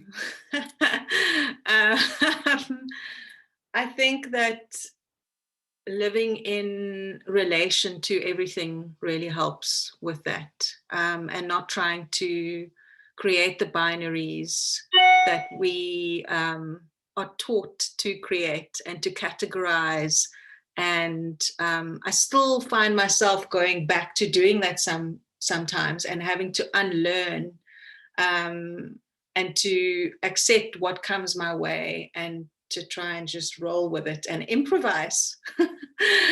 So the empatheater way that Dylan speaks of is really something that takes me back to how we need to sit with those feelings and not suppress them, listen to those feelings. So being in the world with all your senses is something I'm trying to practice as well.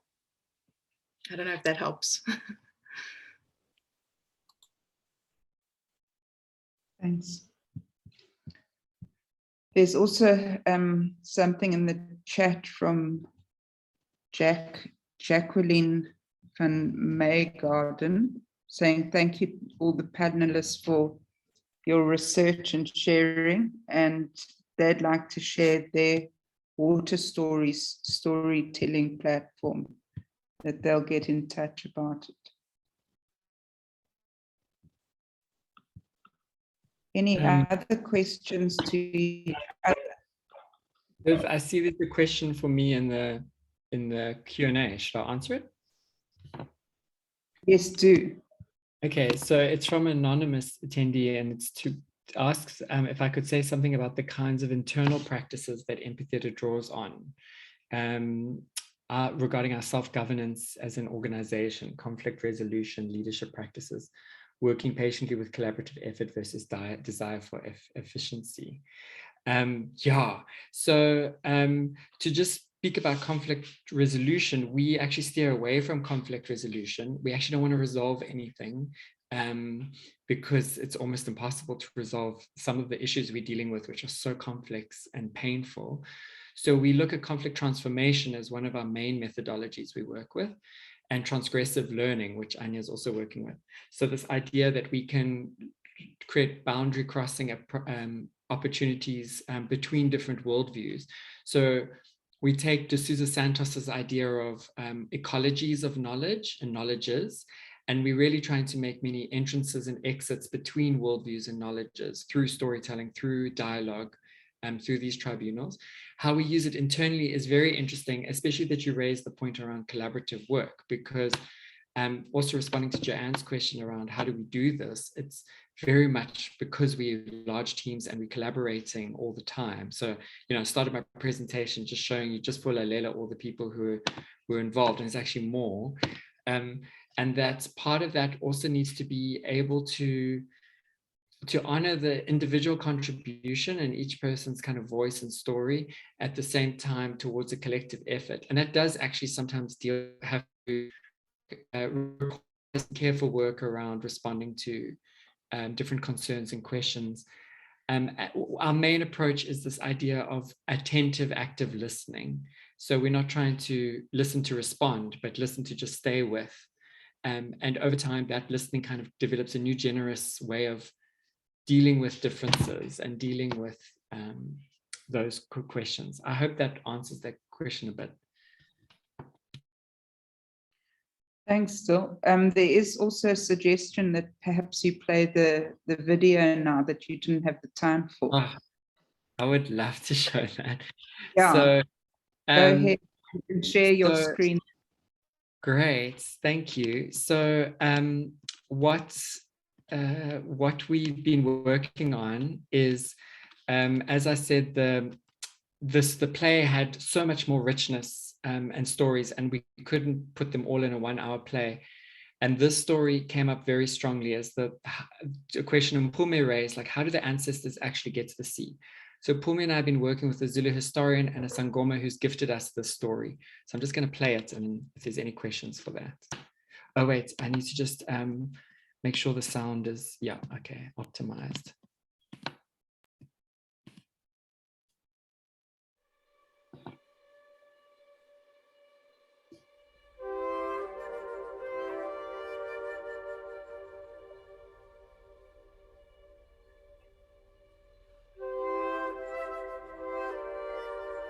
Yes, ngane yami.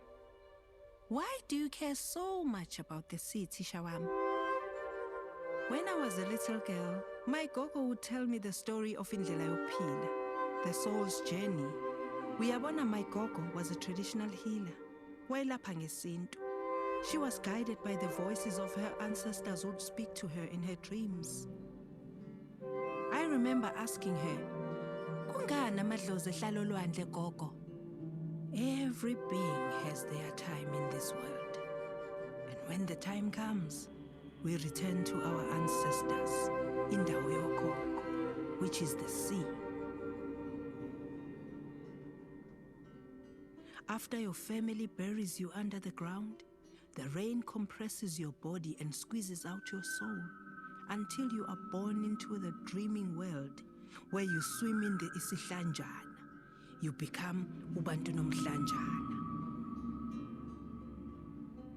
As a young ancestor, idlozi elisalincane, you hear the song of the river of life, and you remember the personality of that place.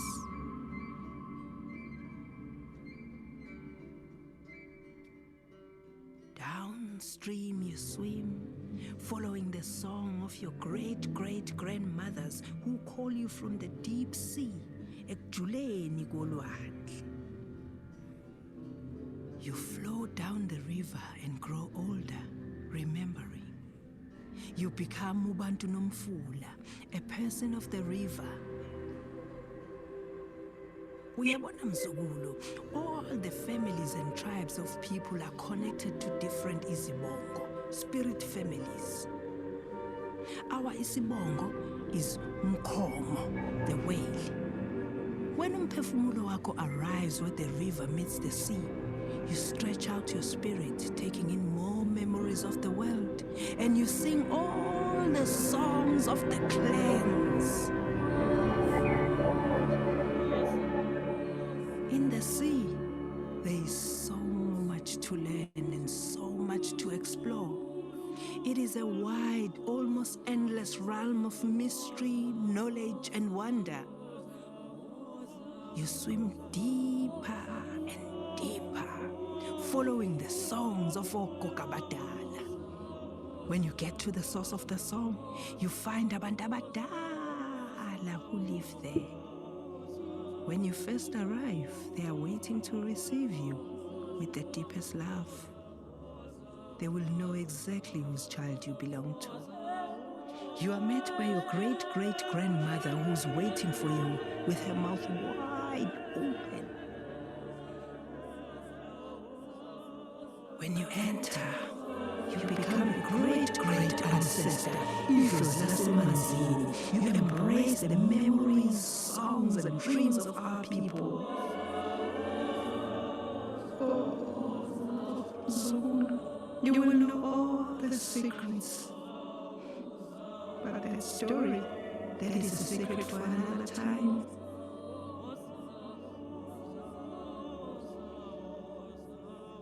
You stay down there for a very, very, very long time. Until one day, when the matters of people on land are pressing and you are needed to share your knowledge, you hear a new song, the song of your next mother. She sings for you to accompany her, and you swim up to her voice until you float out of the water and are carried by a cloud back to the land. Until eventually, your soul rains down on the land, and your next mother drinks you. There, in the small ocean inside her belly, you grow and grow, only to be born again. Uyabona mfana wami, as ugogo always said, this heaven everyone wants a one-way ticket to. It's not in the direction the missionaries promised us it was. No. It's in the opposite direction. It's down there, beneath the waves.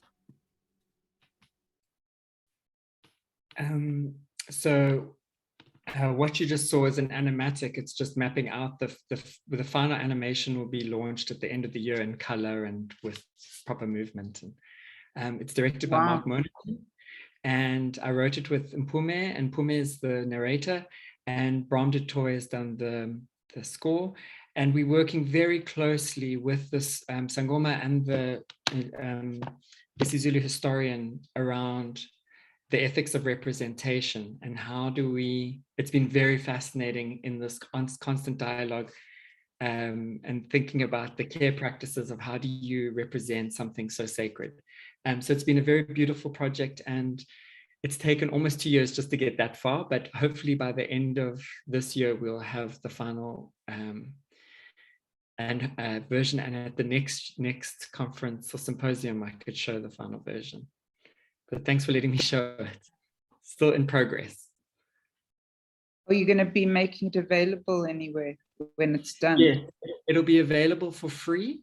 It'll be on our Shells and Spells website. We in the creation of this, we created an animation studio because we realized that post-COVID, we won't always be able to do theater. So we're moving to some animation work. But we want to also use it in customary law work. It's particularly around the oil and gas industry, because one of the arguments we're making is that with heritage law, they can't mine certain areas or drill because of heritage, shipwreck or ancestral remains. We are arguing with Sangomas and spiritual leaders across the country that the sea floor, as well as the hauntology work around the enslaved peoples in the mid-Atlantic ridge, that the entire sea floor is a sacred site.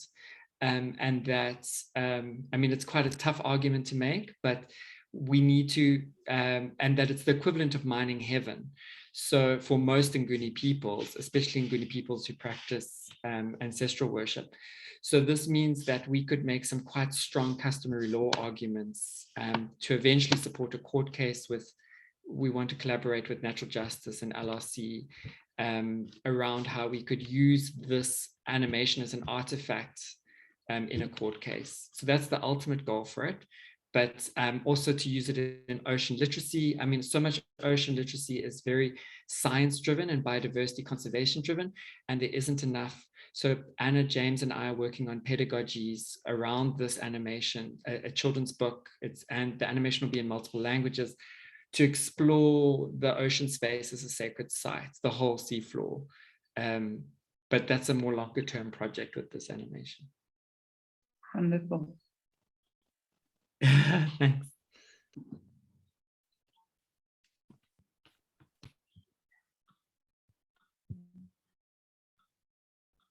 Glad we got to see it in the session. Yeah, I was quite bummed that ran out of time. I thought I'd timed it well, but sorry. Thank you so much for giving me that. Yeah, it's really worthwhile. Yeah, just I'd like to say that that kind of work, you know, the world is like such a scary place to be in right now, and that work really is so hopeful, and it's kind of, you know, I also suffer from eco anxiety, and seeing something like that with such a beautiful story really gives hope. So thank you to you, Dylan, and the team that you're working with. Thanks, Anya. Any last questions or comments? We've got a couple of minutes left.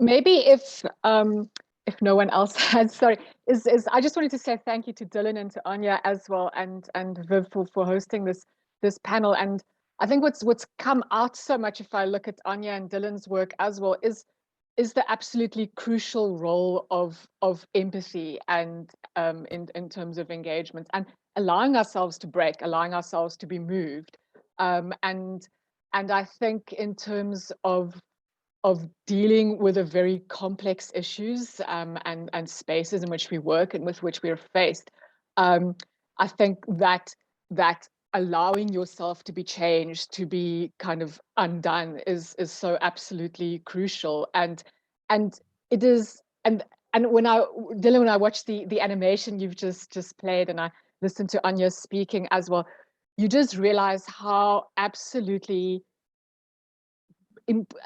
I wouldn't say indispensable storytelling is, because facts don't move us. They sometimes inspire action, or they might drive us to change. But I think what really moves us is stories, and that ability to relate, to feel. And yeah, so I just wanted to say thank you to you as well, for your presentations and the work that you do. And that's just something that came up for me so powerfully in this session. Thanks so much, Adrian. And yeah, thank you for seeing that. I mean, I think for us, and also I could see it in yours too, this very powerful way in which the images and your storytelling opens one up to kind of engage with the ocean and the shoreline in a much more deeper and embodied way. And also to make this point, I suppose, if I was to make a final point, it would be around rigor. So, you know, we talk about intellectual rigor, but, you know, the origins of the word rigor also comes from rigor mortis, and just thinking of your dead whales. But you know, when we become too intellectually rigorous, we become like stuck. And I'm much more interested in kind of empathetic and political rigor. And how can we be using stories in a much more stronger politics? Because what they do is, you realize all great political movements or change has happened through really good storytelling. And I mean, you just think about Miriam Makeba's work as a storyteller and a musician, how much she transformed that movement. So, and the storytelling allows you to, the iterative storytelling that Anya's doing, it allows for this constant ongoing way in which people can tell their stories. And when we tell stories, they kind of allow us to, because you can sculpt a story, you can transform a story, you can start sculpting empathy between each other through stories. It allows for new opportunities and new entrances and exits to be made. So especially during this incredibly complex time, I think the more of us who are trying to engage storytelling and story listening, the more we'll be able to kind of make refuge, like Kim Olafe is saying, we need to kind of make refuge. And he says also it's through storytelling.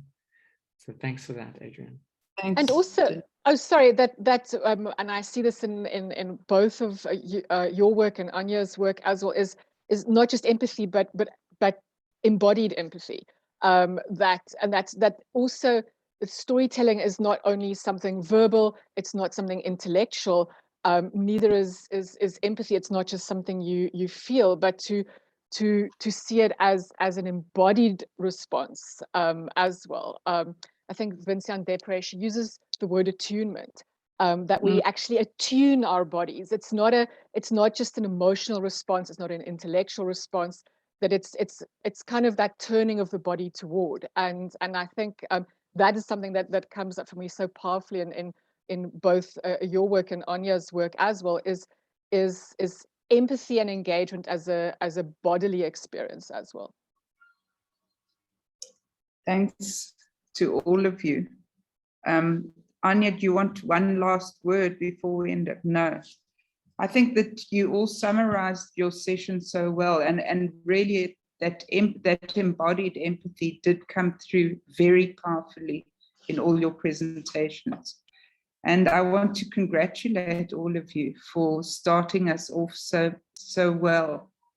It is now 11 o'clock, and also for sticking to your times. It's 11 o'clock, and I think we're going to take a 10-minute comfort break. So please do be back at 11:10, and then Joanne Pierce is going to be leading our next session. Thank you, everyone, and many congratulations.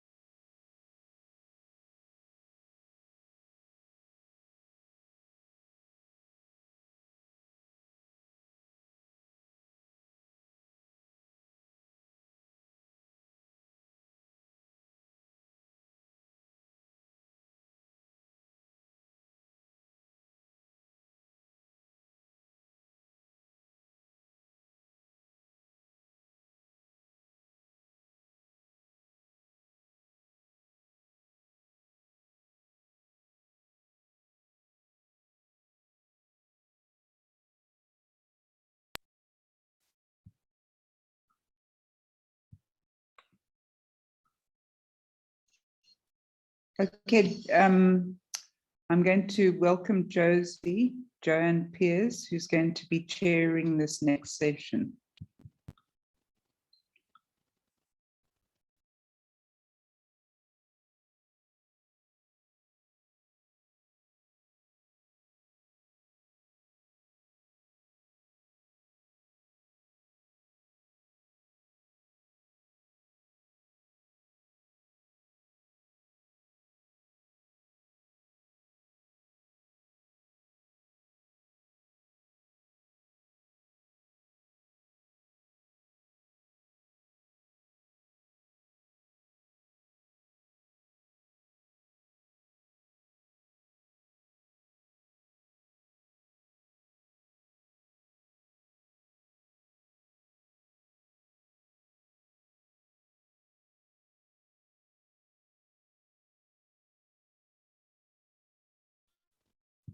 Josie, are you okay to come on now to start chairing the session?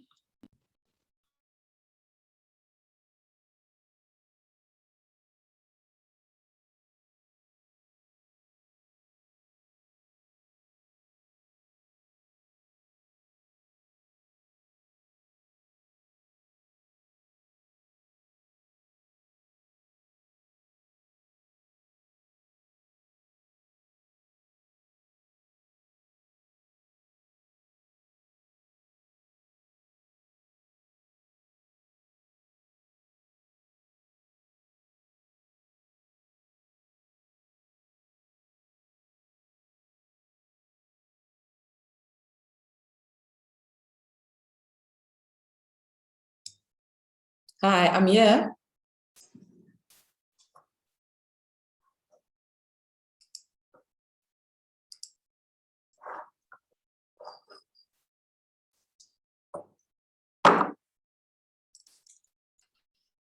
Okay, you can go ahead and start chairing the session, Josie. Viv, can you hear me? Yes, I can. You can go ahead and start chairing the session. Okay, perfect. Thank you. Hi, everyone.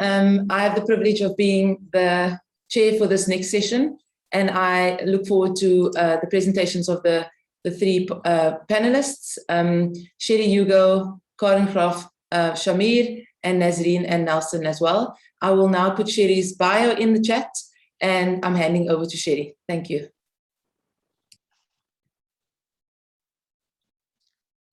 Hi. Can you hear me? Hi, Sherry, we can. Thank you, Joe. Yeah, so can I start sharing? Yes, you can. Go ahead. I'll let you know when we can see it, and then I'll mute myself. Okay, thank you. Sure. Hi, everyone. This is me, Sherry. Thank you very much to the organizers of this conference. Thank you so much for this platform. I just want to acknowledge that I cannot be here without so many that has paved the way for me and still to come. So thank you for the space. Thank you that I'm able to take up space and hold space. I'll start now. Yeah. Thank you, Sherry. Joe, can you see my presentation? I can, but I think you just need to go to present mode, and then we'll be able to see your slides. Okay, starting now. Blackfeet, white sand, hydrofeminist and wild engagements with the oceans towards a social justice to come in South African context, by Sherry Hugo, a PhD student at UWC Cape Town, supported by the Andrew C. Mellon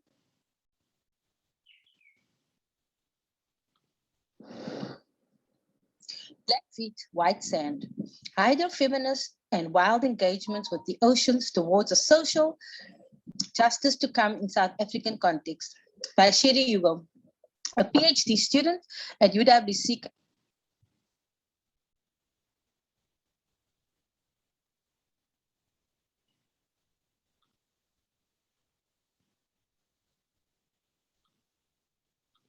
A PhD student at UWC Cape Town, supported by the Andrew C. Mellon New Imaginaries and Gender for Sexual Justice Project and the NRF Project Doing Academia Differently, supported by my supervisors, Danella and Tammy.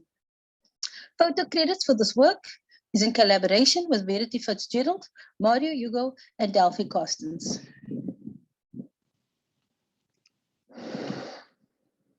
Blackfeet, white sand, hydrofeminist and wild.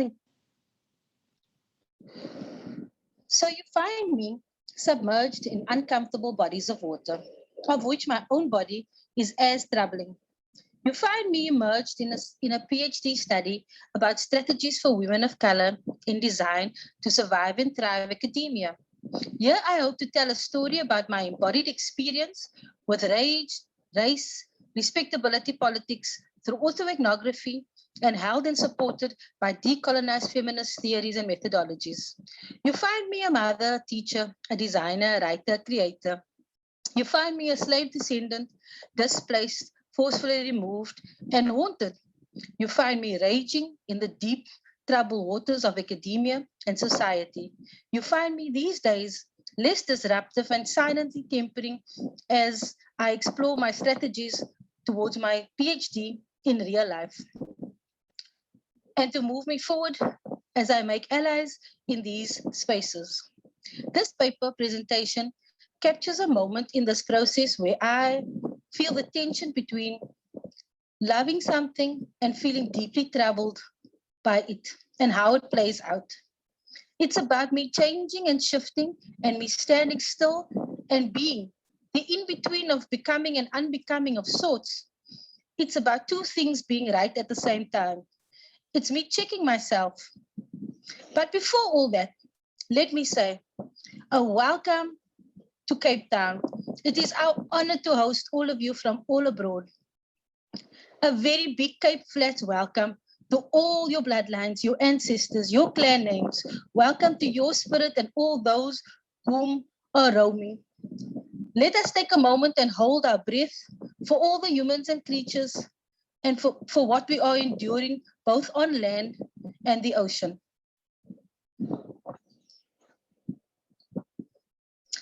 And now, let me show you my world.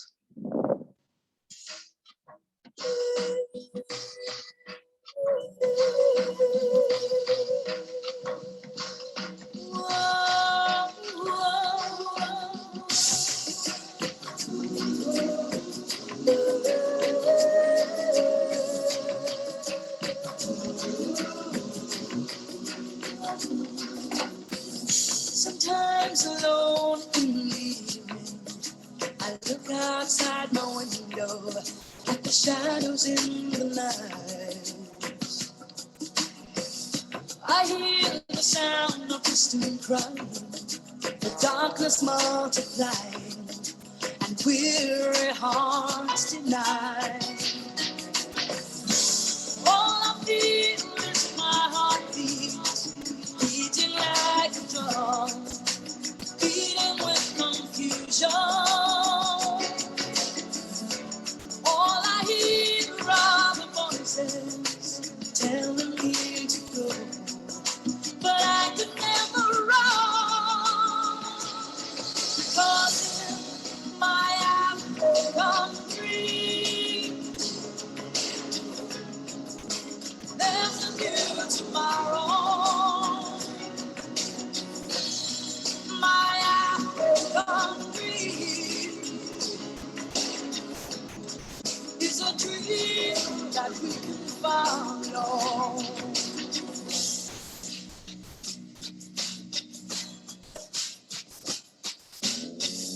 Now when the night begins to fall, I listen for your call, I listen for your heartbeat. I got involved with the oceans in 2020. I just turned 40 after I survived COVID. On a blog somewhere I read about swimming and how it could help COVID lungs. But you know how it is. You can't believe everything you read on the internet. But I got intrigued, especially after we got locked down and beaches got restricted. And Cape Townians, particularly white Cape Townians, went protesting. You must take note when white people protest. I was highly critical of this. I remembered being invited to a writing retreat where swimming methodologies was on the program. And just like academia, I felt so out of place here. But I found the love and the obsession with the sea from these people thrilling and exciting and almost captivating, haunting in a way. Although my grandfather was a fisherman and I know the value of a snook before I knew the value of money, and by the age of 8, I could flick a snook with ease. The sea is no stranger to me, but it's never been a leisurely activity. It is survival for me. It was survival in work and life. We are all impacted and guilty by association of the word called poaching, they call it. Like a scallum, like a thief. And its hand reaches far into the Cape Flats, where few have ever entered the seas or the oceans. But we are all impacted. And they call us poaching, they call us thieves and all kinds of things. But in the end, all us humans, we take from the ocean. Isn't it the same thing though? I also know that the sea is powerful and rages and is mighty. I have seen her cold hand of many I know who went fishing and never came home. All the drunken sea stories and the men for whom we still give money to their widows who never came home and went lost at sea. I know all too well about the ferocious seas and what they can do to the capitalist and how they contribute to the capitalist sector of Cape Town particularly and the world at large. I feel the call from the ocean floors for those stolen and lost who never made it home, for the many slaves on the ocean floors and their souls roaming around. I was raised on bygeloofs and premonitions, so I know all too well that souls not put to rest will haunt. The water remembers and reminds me and plays that dramatic performance for me. After all, I'm playing and swimming in a big graveyard. So I'm no stranger to the presence of others.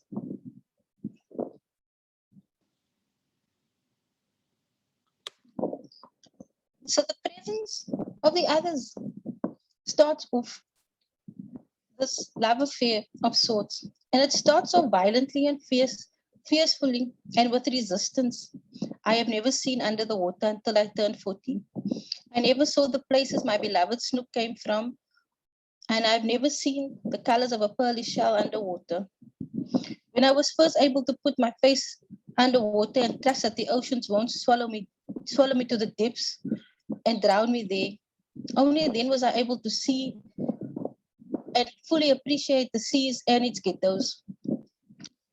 I became obsessed with how humans interact with it. I could feel my soul connect from the past and the present, and I could feel my feet touch ancient sacred sands. That it may have come from different parts of the world, different sections of the space and land that has been so part of our history, excluded and displaced from. Who knows, maybe the sand I'm stepping on now belongs to the old Woodstock Beach in District 6. We want our land back, but we should also want our seas back. Part of us are still stolen, like the privatization of apartheid. As a system, it was easy to see it and identify it and fight it. But out here, it hides in plain sight, like in a big picture of a seascape in front of you. But you can't find the path to get to the water. Or like an octopus that you're trying to find, but you have no understanding of where to look. Still, I love how it calms me, how it gets angry, and how it is beautiful and vicious all at the same time.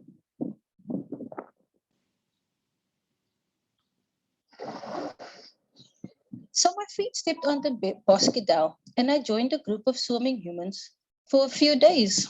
We cooked, we got drunk, went swimming nude sometimes in places I've never experienced in my own city. We jumped over gates to get to swimming water. We redesigned the system and imagined different plans. We made an academic sea gang of sorts. I watched as they interact with the water. Some came prepared with all their gadgets. Some came with nothing at all. Sheer drive to just swim and play. Some came to try and outplay the other. How deep can you go? Some came to hunt the octopus. Some came to take beautiful pictures. But mostly I see help, I see support, I see friendships, I see communities. I see pointing at interesting things. I see don't step there, walk over here. Don't swim here, come over here. I see a language. I see loners glancing over to check on others. I see a friendly elbow to hold on as I struggle for my breath. I see stories. I see help offered. I see businesses supported and ideas stimulated. I see projects taking flight and being planted and helped develop. I wish this for women of color in academia, particularly in design. What could we do if we had all these gadgets, all these communities and friendships and support and language and stories to tell and wings to help our ideas take off? I see the divides too. I see the other side of the train line, and I see the access gates and the training and the dedication needed. And I feel the pressure of the group of showing up, how far to go, how many pictures to take.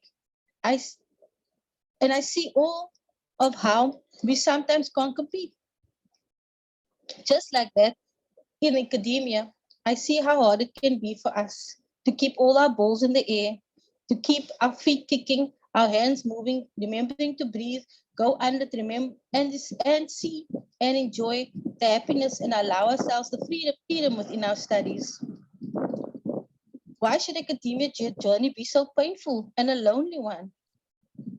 How do we create spots of enjoyment and happiness and play and fun and community where we are able to support like the swimming community does?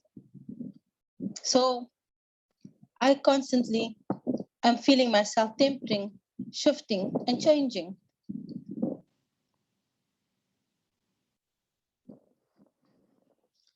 So I resisted at first, then learned the game, started playing. However, I stumbled and fumbled and still can't even hold my breath or save myself, and even don't go into the water except for a few feet. But I go, and I love it there. I spent the money on the training, tried to get into the sea, tried to learn all of the things I'm supposed to learn, spend hours to the sea and learning its ways. I also see the trauma for most of my people when it comes to the sea. I compare this to academia and then how enjoyable and how the struggle is real for us. I start to slowly trust and think in the ocean as I dance and dance with my hauntings. I reflect on the past and as I live in my present and plan the future. I swim and push and dance and struggle through my entanglement with rage and race and respectability politics on this rock in front of the sea. I think through access and displacement, and I think about the strategies to survive and thrive both in the sea and academia. How I have to hold my breath, push myself sometimes, reach places I've never thought I could, holding my breath a little bit longer, kicking a little bit further, enjoying what I see. And I keep trying to apply that to my academia journey. I feel the critiques though, don't get me wrong. The tension of guilt on becoming part of a community that I've highly criticized before is ever real. I try to isolate and keep on myself, but I still feel its pull. I am changing and shifting, loving the ocean with all of the trauma it brings me. I hear the critiques from my community and family and friends about how much time I spend at the ocean and how badly I need to swim and how happy it makes me and that it isn't a place for us. I can feel two things at the same time: love, joy, happiness, rage, and sadness, all at the same place, all at the same time, in this space. It's how I feel about studying this PhD. I love it. I hate it. It brings me all the joy and happiness. It's such a struggle, so painful, so lonely. And I think through how to come up with strategies for women of color to survive in academia. And still, my black feet on this rock makes me think of Boskidel and all the communities and people who are on the journey with me as we figure out ways for us to survive and thrive.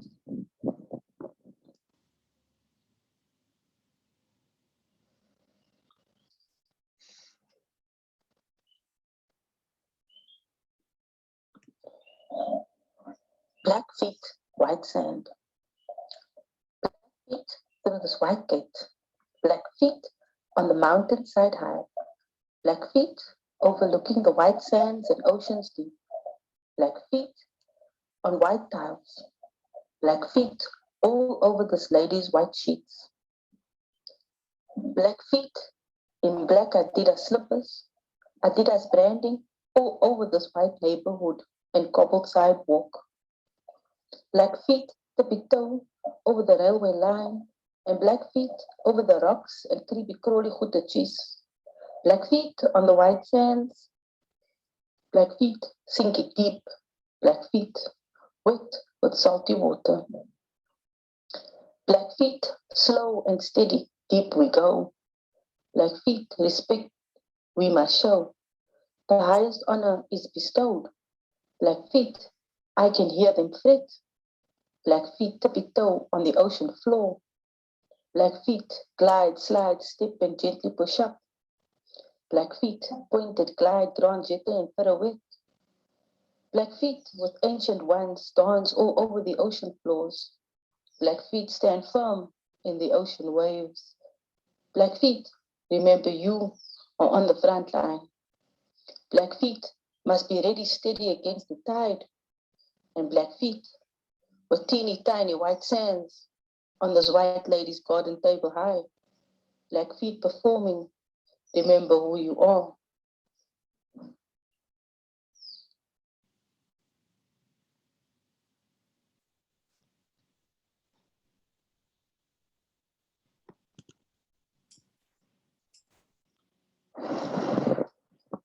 Special mention to the Boskidel gang, to the Janine Lange, Danella, Verity, my postgrad, UWC group, the Sunrise community, the original Bushman, the House of Samo, the funding foundations for the New Imaginaries Project, and doing academia differently, the Wolfpack, my darling Mario Hugo, and all those lost at sea, and the Almighty for the courage on Most High.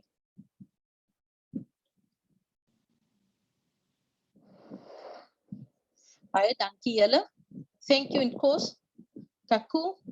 I'll now have any questions or comments, and thank you for listening to my presentation.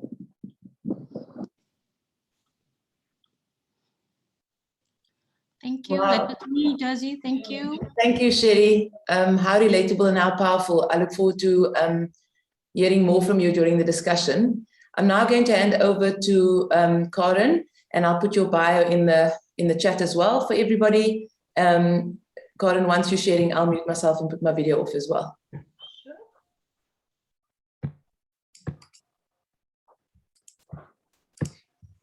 Great, we can see you. Is my screen sharing? Yep. Okay, cool.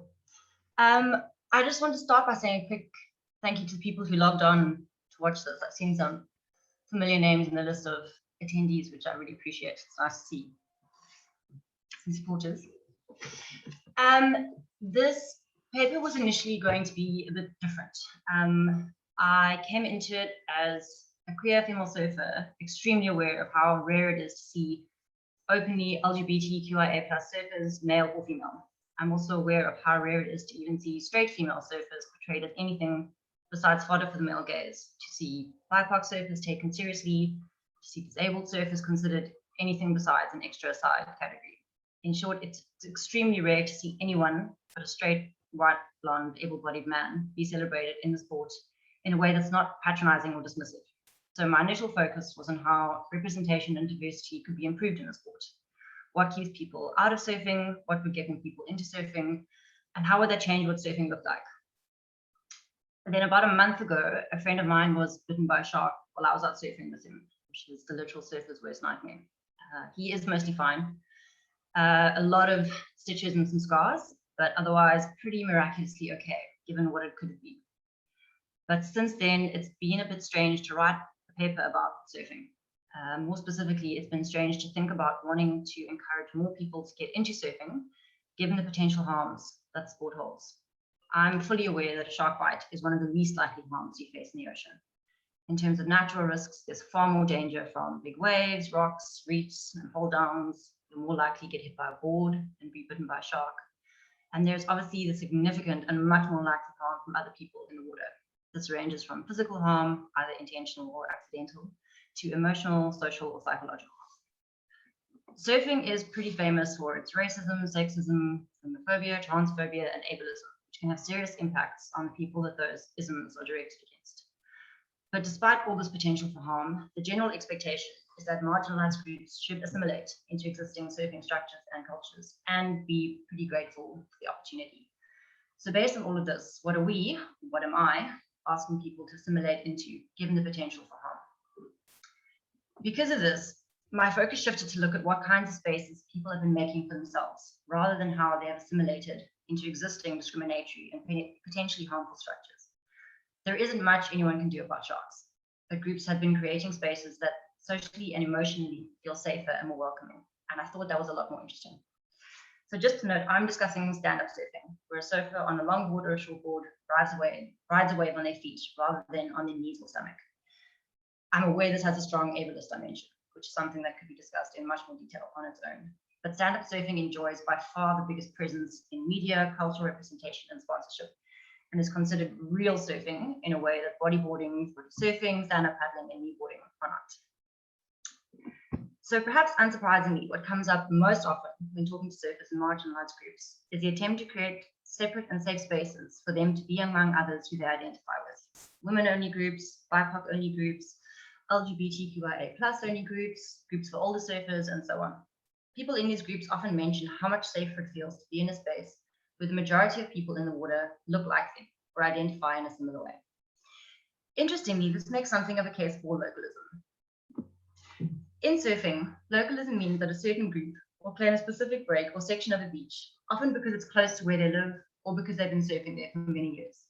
This localism is then enacted in a range of ways, but in some cases results in violence against anyone who paddles out without an invite from a local. In practice, localism can mean that many ways are completely inaccessible to almost everyone else. So it's often talked about as something quite problematic about surfing.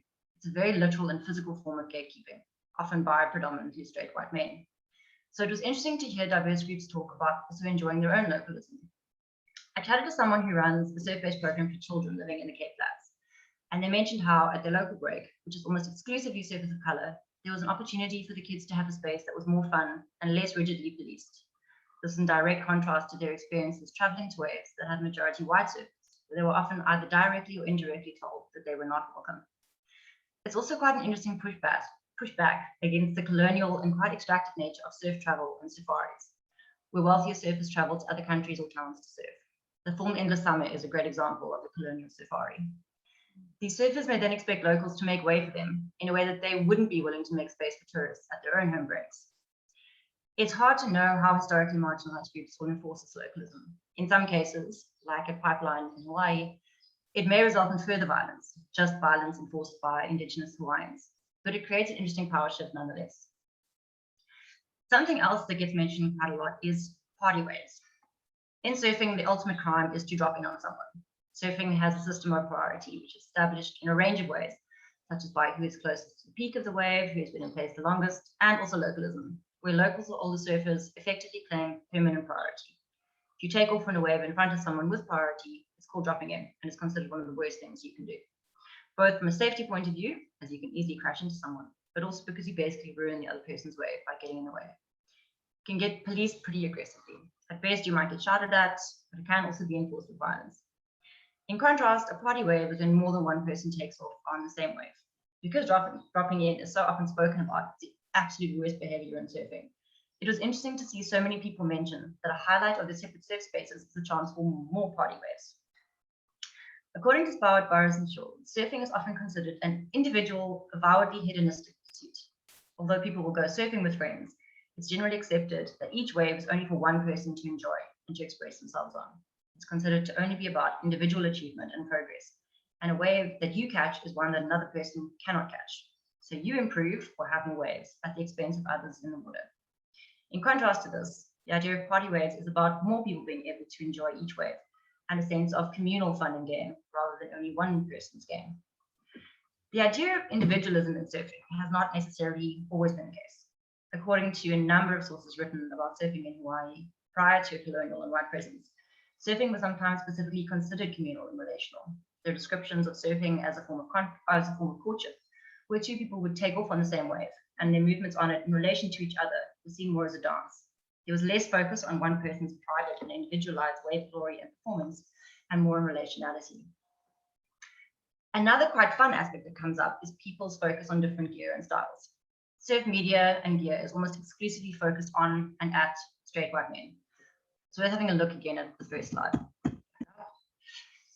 Unsurprisingly, almost all surf media, advertising, and gear looks predominantly heteronormative and straight-sized bodies with white skin and white hair. There's a long history of surf brands using top white male surfers to advertise their men's surf gear, and then using white female models to advertise women's surf gear, usually with models at base sitting on a surfboard, but usually only sitting on the beach.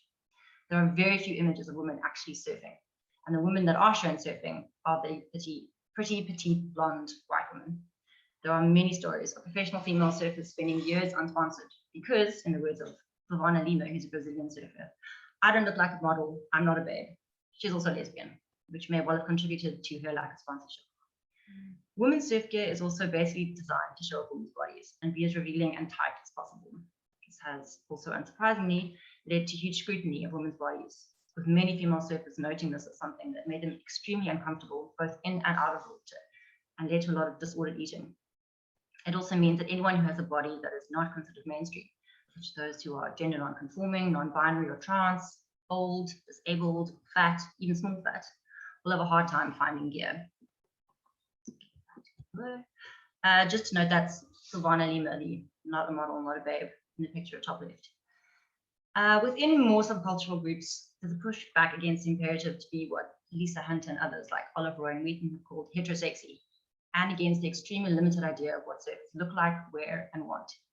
Georgina Roy has a wonderful article about lesbian surfers in the UK, where she talks about revolting bodies, both in terms of how hard it is to look good in a wetsuit, but also that looking bad in a wetsuit can be a form of revolt for a lesbian surfer, to intentionally be unappealing to men in the lineup. As another example, there's a group on Instagram I really recommend called Textured Waves. It's run by 3 Black women in the US, and they only post content of surfers of color to actively increase representation that's seen by consumers. But along with this, the textured in the title of the page refers to their hair and how they care for it after spending time in the ocean, which is something that very few surf brands and products are focused on. This is actually mentioned in my own interviews as something which could keep Black girls and women out of the water. Groups also share images and discussions of alternative and often more modest surf gear. These include bikinis, which are full body coverings that are a bit looser than wetsuits, or surf leggings and rash vests. I followed online discussions of people asking how to meet religious requirements in terms of the fabrics that they're allowed to wear, as well as about surfing and finding gear while pregnant.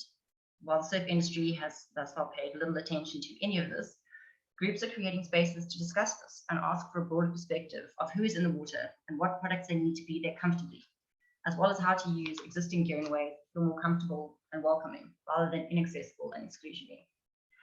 A last point I wanted to touch on revolves around environmentalism. Surfing is a sport that is closely tied to environmental issues, and particularly ocean health. And many surfers are strong advocates for protecting oceans from pollution, development, drilling, and other man-made impacts. A key focus of this is often protecting specific waves from being altered or destroyed by development. However, there seems to be much less focus on how surfing and surfers themselves impact on their environment. While surfers are encouraged to use reusable water bottles and do beach cleanups, there's much less discussion around choosing to stay home rather than drive or fly for a surf trip. Safaris are a big part of surf culture, at least for those with money. But the impact of these trips, in terms of the travel to get there, the resources used and disposed of while there, and the impact on local communities is rarely considered. Karen Ingersoll notes, surfers have evolved into a breed that overwhelmingly overlooks the conscious awareness of the impacts on the people, oceans, and lands encountered on their surf itineraries. Along with this, there is little discussion of the impact of all the products associated with surfing, such as the production and disposal of surfboards, wetsuits, hoodies, boots, surf wax, leashes, and sun cream, as well as the impact of these products on the environments they are used in. Even when such things are considered, it may only be in a limited way. As a small example, if I try to buy a reef-friendly sun cream in South Africa, the only options come in single-use plastic containers. If a board is manufactured using more eco-friendly components, it may only be manufactured in a different country, requiring importation. So similarly, surfing has a pretty entrenched consumer culture, which assumes at least a middle-class level of income for surfers, but also results in a massive amount of waste being produced, much of which may well end up in the same oceans that surfers work to protect. I wanted to end on this slide because I find this very calming. In some ways, the move towards localism can address some of these factors. By choosing to stay at a single break or the closest break, the impact of long distance travel are at least minimized, and choosing to only shop for local products or even only secondhand products bought locally can be hugely beneficial. This again perhaps links back to a more communal idea of surfing, with an awareness of its impact on the community in which that surfing is happening. It also suggests a desire to make the sport not just physically and legally accessible, but actively welcoming to those who want to be part of it. While there's still some way to go to achieve this, it's important to highlight all the ways this is being moved forward, as well as the people doing that moving. Thanks very much.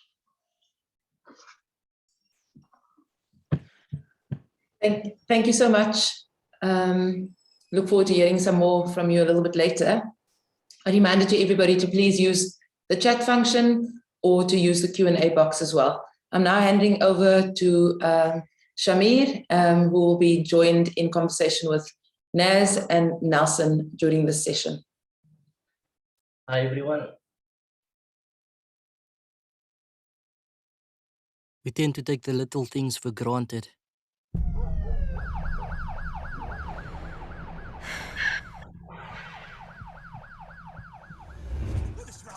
Yeah, they shot this right now. They shot him 6 times.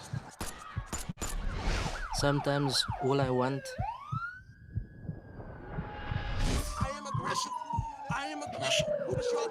They shot him 6 times. I am aggression. I am aggression. I am aggression.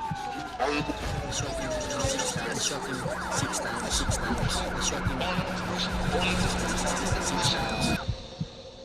Sometimes all I want is silence.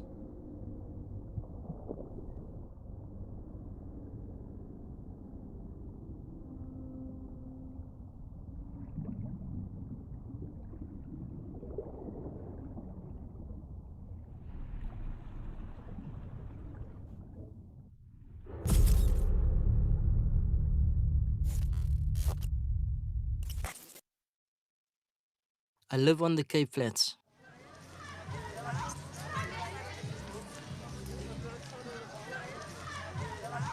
Growing up here was fun, and at times very challenging. One evening while playing soccer, we heard screaming. And as kids, you don't wait, you run. We ran into my house, and suddenly gunmen opened fire on us. 14-year-olds now diving on the floor to dodge bullets. My friends and I caught 1 bullet each. It went quiet, and I heard my neighbors knocking on the door, screaming.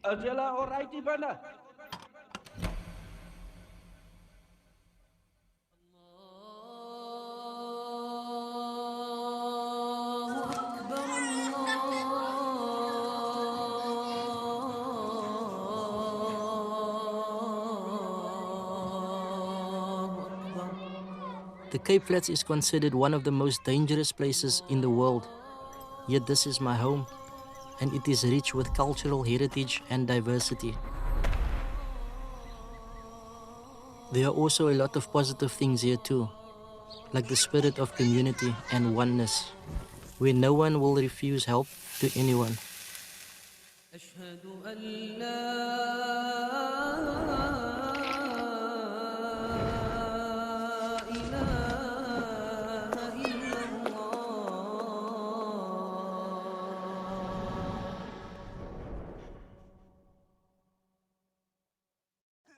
I really just wanted to give kids in my neighborhood a reason to be curious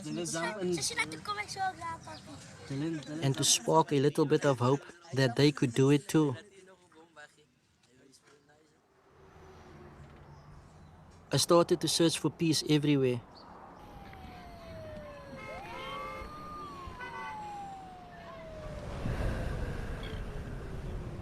And I found it somewhere I'd never thought to look, in the calmness of the ocean.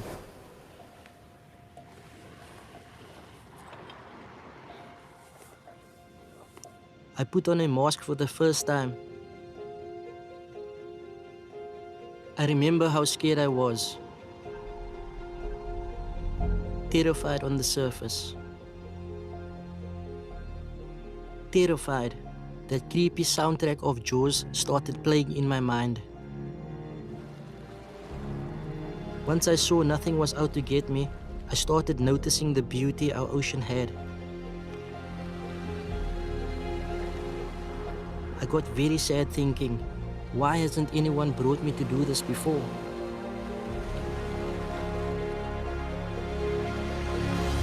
I live 40 minutes away from the ocean. Why has it taken me 33 years to finally experience this? The more I dived, the more in love I fell.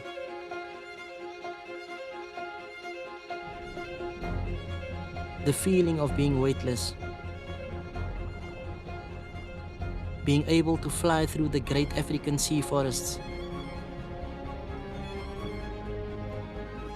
building a connection with creatures that allow you into this space, so that you feel as if you became an underwater being yourself.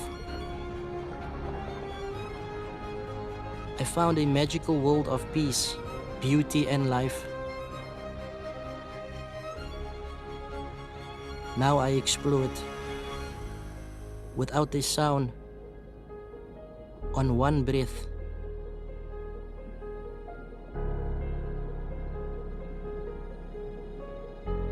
On discovering this new world and knowing only a handful of people knows about it makes it my duty to show it to others. The biggest reason for doing what I do is my 3 nieces. My one niece, Akifa, who lives with me, has fallen in love with all that I do.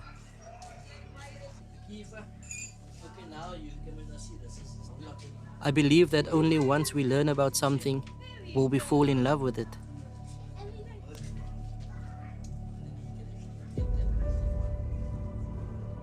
And only once we love something, we would want to protect it with every fiber in our being.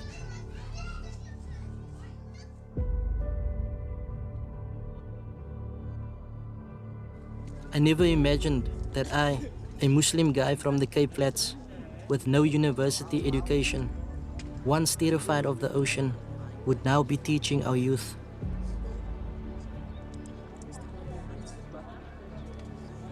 I hope to learn even more in order to do my best to conserve both humanity and nature. Through me, I want our youth to see that no matter where you come from or what your situation is, with hard work, we can rise above anything.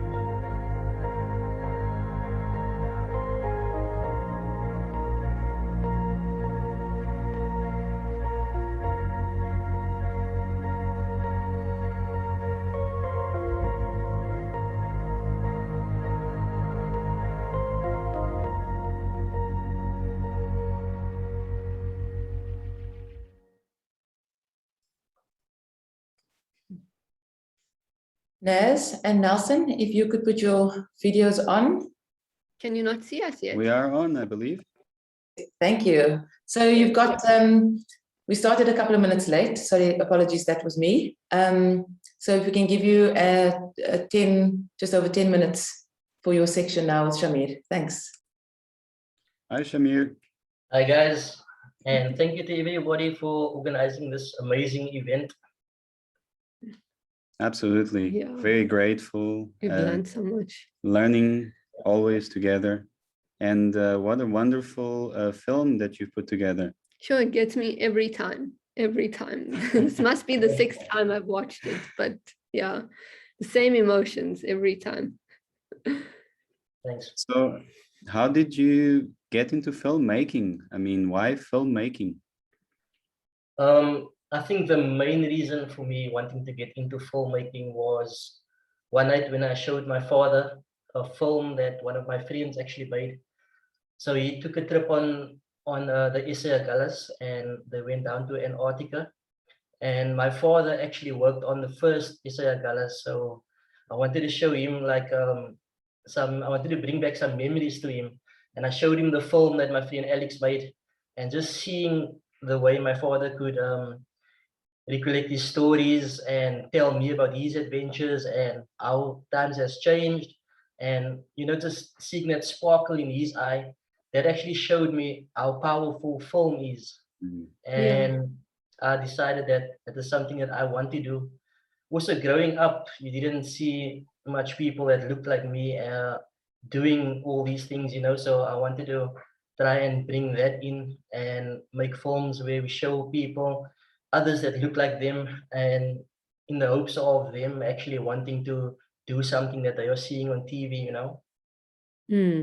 Yeah, I mean, films are very powerful, and you even mentioned other very powerful films like Jaws, and the impact that has on society and culture, isn't it? Everyone sort of knows when we say Jaws, and it's very refreshing to see a different take, like deviating from that fear.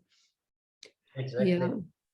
Yeah, and you know, you mentioned something important now, which was, you know, you didn't see people like you in these videos and in these films. And that for me raises the very important question of a role model versus a savior. You know, we often have, and we're surrounded even here in Cape Town by very well-meaning institutions that want to help kids from previously disadvantaged areas or currently disadvantaged areas. And, you know, I think for the two of us as well, there's always a very fine line between being a savior and being a role model. Yeah. What are your thoughts on that? That is actually, it is a very fine line there. So for me, just like my understanding of a role model is just someone that is out there doing the work and not expecting anything in return, be it monetary or be it recognition.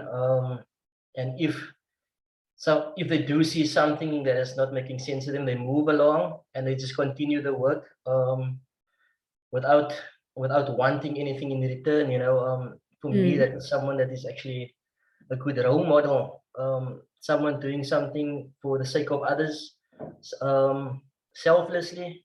And then obviously you get your saviors. And I don't know, you guys are the scientists, maybe you can give like a brief take on what you think a savior is. The line is very fine. Yes. I think importantly for me is this thing of, you know, change beginning at home. Yeah. Like for me, one of the reasons we're quick to support you is because you are not, you know, you are talking about your nieces, your, you know, the kids that live next door. It's your home. You know, you want to get people from your community into this world that is now yours, right? That's right. And there's a difference because you do live in the Cape Flats. You know, the rise from the Cape Flats doesn't mean you've left the Cape Flats. You live there now. Exactly, and that is, I think, the difference between the savior and the role model, where we get so many people that just goes into, you see it a lot in conservation throughout the world. You have people that don't even live in a certain area, they come into an area, they tell locals, you're doing this wrong and you've been doing this wrong all along. Let me show you how it's done. You know, it's someone that comes into your country, your town, and then dictates to you, you know, and forces his knowledge upon to you. And yeah, a lot of times it doesn't work. And I think And that's also, why we yeah, in this conservation space, that is why we are actually sitting with the problems that we sit with today, because we don't listen, you know, and we don't learn. Yeah, that's my take on that. yeah, and it makes me think about agency, you know, meaning that, you know, from as an outsider, you come into an area and you are well-meaning, you're coming to educate, you're coming to bring in teaching, and yet there are teachers in that area, you know, and sometimes when we do good things, we think we're doing good things, the effects can be negative, and we have to be careful about that. We have to think carefully, and maybe it is best to let the local person that lives in the area take the lead. Yeah, Right. I agree. Yeah. And well, I'm also thinking about danger, isn't it? The ocean is a dangerous place. The Cape Flats is a dangerous place. Everyone thinks, oh, some of the most dangerous places on earth, but we also see that that's not. It is and it isn't. I mean, what's your take on that? Is the Cape Flats a dangerous place to you? So there is obviously two sides to a story. South Africa is listed as the 11th most dangerous place on earth. Cape Town being the capital murder city for South Africa. But yeah, but for me, obviously, growing up here all my life, I still live on the Cape Flats, in the blocks of flats. For me, that's my home, you know. And you need people to see the good, and you need people to recognize other people that is doing the good within these areas. Because if you're not going to see it as your home, I don't think you will be able to help people that is living there, you know. And I think that is very important. Like Naz said, starting at home. So for me, I don't really have a fear of living there. I think that's also because I know everybody and everybody knows me.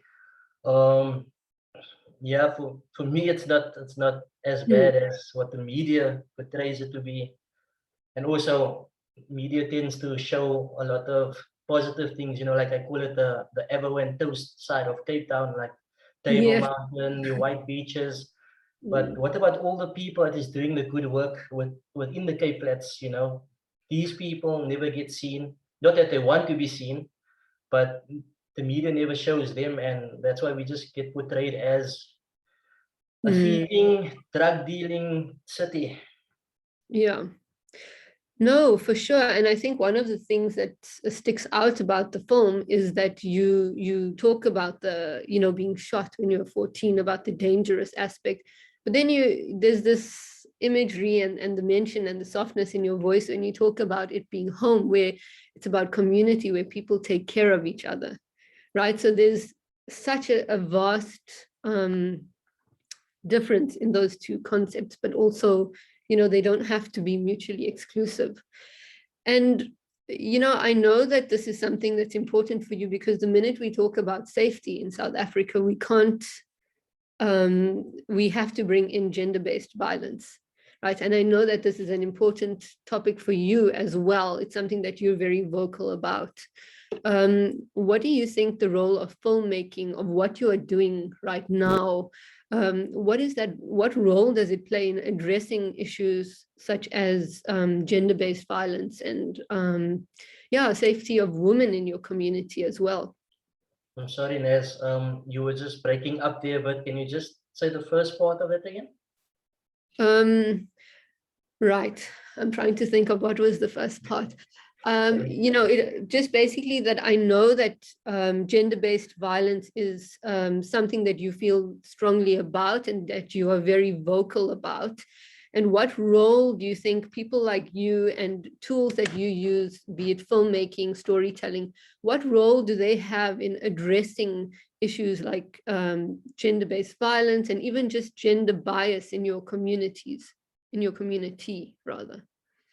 Yeah, so I think with this film, also with me being in this film, it's a very truthful film. It's a very open film. It's an honest film. It's actually, I share some things in this film, like being shot, obviously, with and it's stuff that I normally don't share in groups. Yeah. So also for not only for myself but for others, I think the way to combat gender violence is just by you as an individual and as a male. You know, you have to be an example, especially to the youth and the boys growing up. So you have to be an example to them and show them that actually that compassion and kindness is cool. You know, it's that bad boy stereotype. It's overrated. It's boring. It's old. So as a person, you have to actually be that example, that living example, showing your kindness, your compassion towards others, and obviously doing the things, you know, going into the ocean, getting those things seen so that people can actually take note of what you're doing and try to emulate you in some sort of ways. Thank you so much. Yeah. Thank you. Again, amazing film. I'll be saying this for the rest of my life. I think a lot of the films presented today should be part of a code of conduct, you know, films that we share for people that use the sea, you know. Yeah, 100%. Yeah, it should be. And every local place has got their own set of local films. How about that? Yeah, and I wonder if I could just add something like everything that I've seen up to now. I don't know if all our speakers and our guests realize how important your work is, and maybe like a small request from the organizers.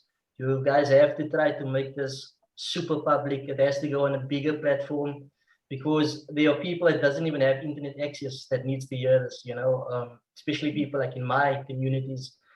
So to the organizers, if you guys can maybe try to make this event even bigger, and obviously any way that we can help, we will obviously help also with that. Thank you, Shamir and Naz and Nelson.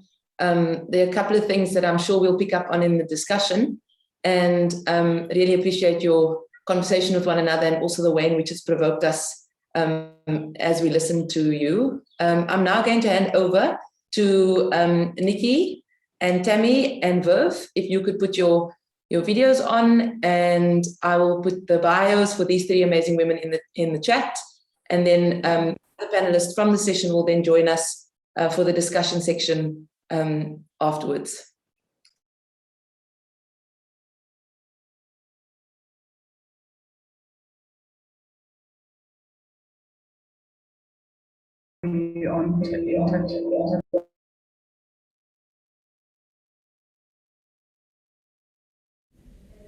We have 10 minutes and my fingers are stiff, not sure how much I'll get done. My space bar is also sticking, so all in all I'm not holding my breath. We were at water's edge. I tried to stay below the canopy to experience the forest as I would trees. The experience was a new one, again a different way in and out of swimming in kelp, becoming kelp. Can humans ever become kelp? Tumbling around caused nausea, a vertiginous swirl in the brown fronds, everything shifting. My center didn't hold. It's been so long since we have written and swam together, although we swim together all the time. I'm trying to understand what swimming writing does differently. We are all writing now. I cannot wait to see what Tammy and Viv have written. It's like sharing photos after the swim, different takes in the same pool, drawing from the same pool. Always a drop, drip, snippet of shared experience. Thinking about the upcoming webinar and wondering how to contribute, what our contribution might offer. I know how much this practice matters to me, to us, but I don't know how it can be interesting to others. My fear is that when we show our piece, that the other participants might feel excluded, much like visiting the aquarium and watching, looking, observing through glass. Is it possible to expand this practice, or is this an exemplar of how swimming writing together expands our practice of doing academia differently? What does it tell us about making knowledge that goes beyond the Cartesian logics of scholarly traditions, but also histories and current capitalist logics of extractivist and representational research? How does it help us also do a scholarship that can make some difference and shake up the current challenges we are facing, rather than reproducing relations of power and privilege, which is the default of academic knowledge? We are arguing that swimming in the sea makes possible not only alternative ways and methods of knowing, but also allows a confrontation with the ghosts of past and future. You take a thought to water like those who do walking methodologies take a thought for a walk. Sometimes you find new insights, aha moments. Other times you do not even think about what you set out to think. Yet the thought, the problem, seeps into the narratives you make after. The wonder of the creatures we see and who come into our vision, startling us, inspiring us, our relationality, a deep respect for their separate lives, and yet deeply related ones, are inspired. We are always surprised by how our narratives speak to each other, in what we notice in the water, the colors, the currents, the creatures, but also in terms of what thoughts flow through our narratives. Swimming every day, more than I did when I was going into work at UWC, and being away from those tedious, toxic, rule-obsessed meetings. I feel more and more impatient with things that I was coerced to do, but should feel liberated from, but don't always.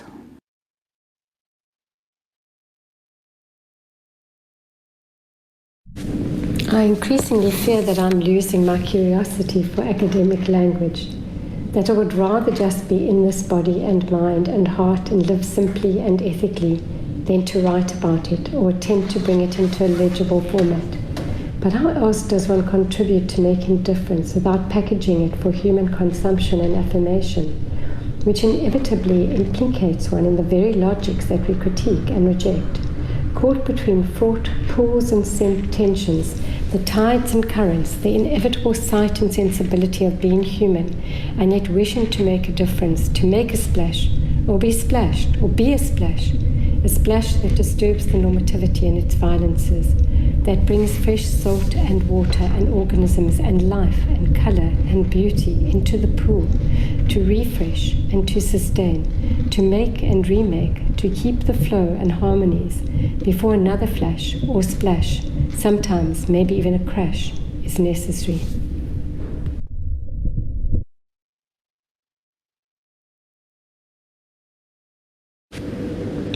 We are all smitten with the octopus, her deeply caring and affecting grooming of the thousands of eggs she makes, the intriguing facts of so many hearts and so many brains, and so much fluidity of colour and shape and texture. And yet we also know that she is capable of strangling her mate and eating him for dinner. No matter how critical we are, we keep hoping to find good, caught in our Cartesian thinking. We know that humans are evil, but surely then the subjugated, the more than human species are good, are innocent, are ethical, are caring, are relational. And yet, relational then is also violent. Are such violences ethical if in the good of larger order and flourishing? How to know the difference when all our lives we are ordered to be a particular way for the greater good, but which good? And right now I'm being strangled myself for the good of the university. The punishing bureaucracy, amplified by the Zoom culture of COVID, is increasingly taking hold with its tentacular strangulating hold, invading every space of my body and mind, and more shutting out the light, as if I am lost in a thick kelp forest, wishing to flee, to escape the grasping tethers, to swim into open sea, to swim with and through.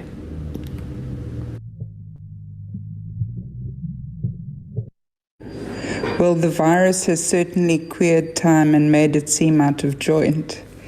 Things have galloped along in the world at a rate of knots. The virus has skipped borders, travelled on the seas in human hosts and on non-human surfaces.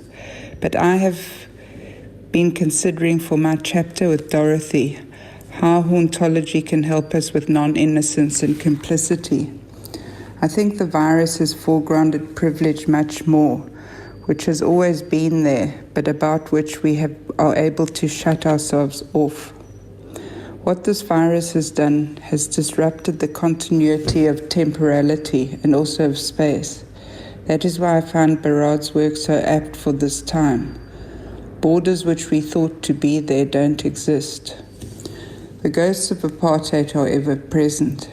When people are evicted from their homes in Durban and even those in Khayelitsha, who it would seem are being moved so that the virus doesn't spread as quickly, those practices are reminders of a past that has never left us.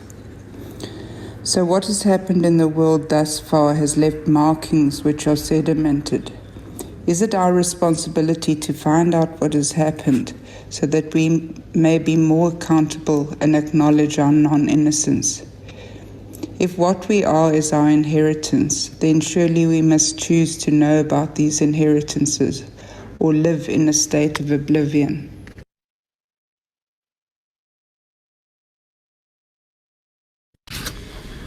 Swimming is a life skill that white South African children learnt at school. The beaches were spaces of privileged open access. I grew up in Camps Bay, a little seaside village back then, a white suburb on the Atlantic Ocean that is now one of the trendy tourist destinations in Cape Town. In 1985, I remember the so-called crowd control fences that were erected overnight, whites-only beaches, markers of apartheid violences, of structural enforcement of segregation. Back then, the only people of colour were the ice cream vendors trudging up and down in the baking sun, trying to entice parents to buy.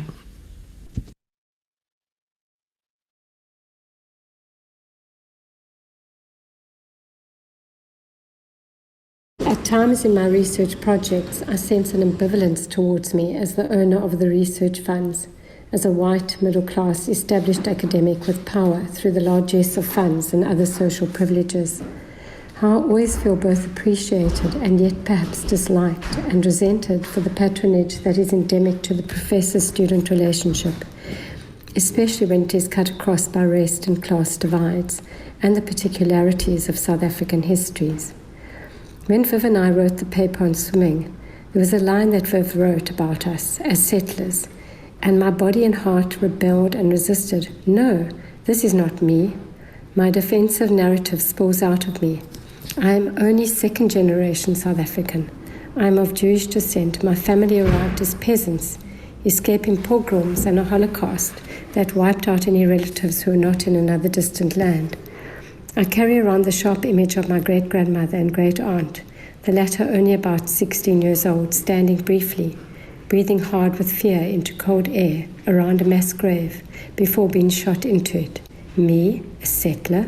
No, I'm of refugee stock. My grandmother came out on a boat between the two wars, and yet Jews became white in many parts of the world and perpetrate these unresolved violences on others and share the fruits of colonial exploitation and bolster an entire nation-state founded on violence.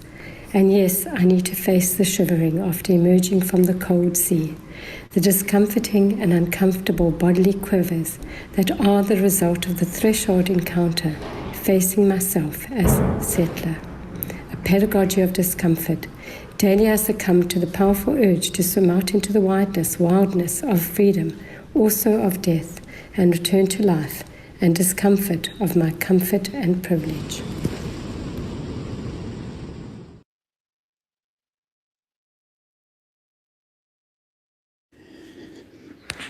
Yesterday it was hectic trying to get into the pool with the waves crashing, and I realized that the sea is not to be taken for granted or played with, as I was dashed against and on the rock in the middle of the pool, and for a while couldn't get off it.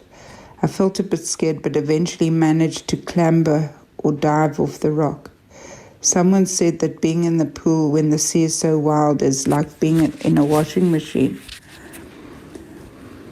I was also thinking about the sewage leak at Fishhook into the sea yesterday due to load shedding, and wondered if it could possibly be reaching us here. It is so distressing what is happening to the sea, and how humans can think that they can get rid of their debris and shit into the sea, and it will just disappear without consequences.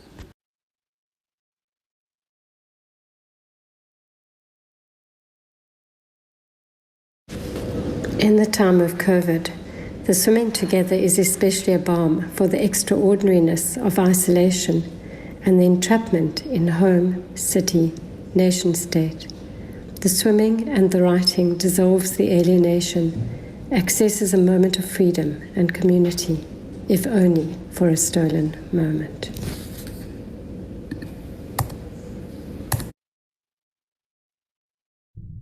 I've been feeling quite dispirited of late, as I feel that there's nothing special to look forward to. The future is so uncertain, we don't know how things will pan out. The first time I got a fright in this way about the precarity of life is during the water shortage in Cape Town. Suddenly the things I took so much for granted were no longer possible. The disconcerting thing about life now is that things are so unpredictable. We are so used to planning our lives and looking forward to this and that, but it doesn't seem possible at the moment. With this pandemic, there's been more focus on the human body and on the various organs that can be infected. It seems that there are more and more. First it was said to be pneumonia in the lungs. Then the kidneys were affected and one is supposed to need dialysis. Then it emerged that the brain also gets affected. And then it was the COVID toes, which may be purple and look like one has chilblains.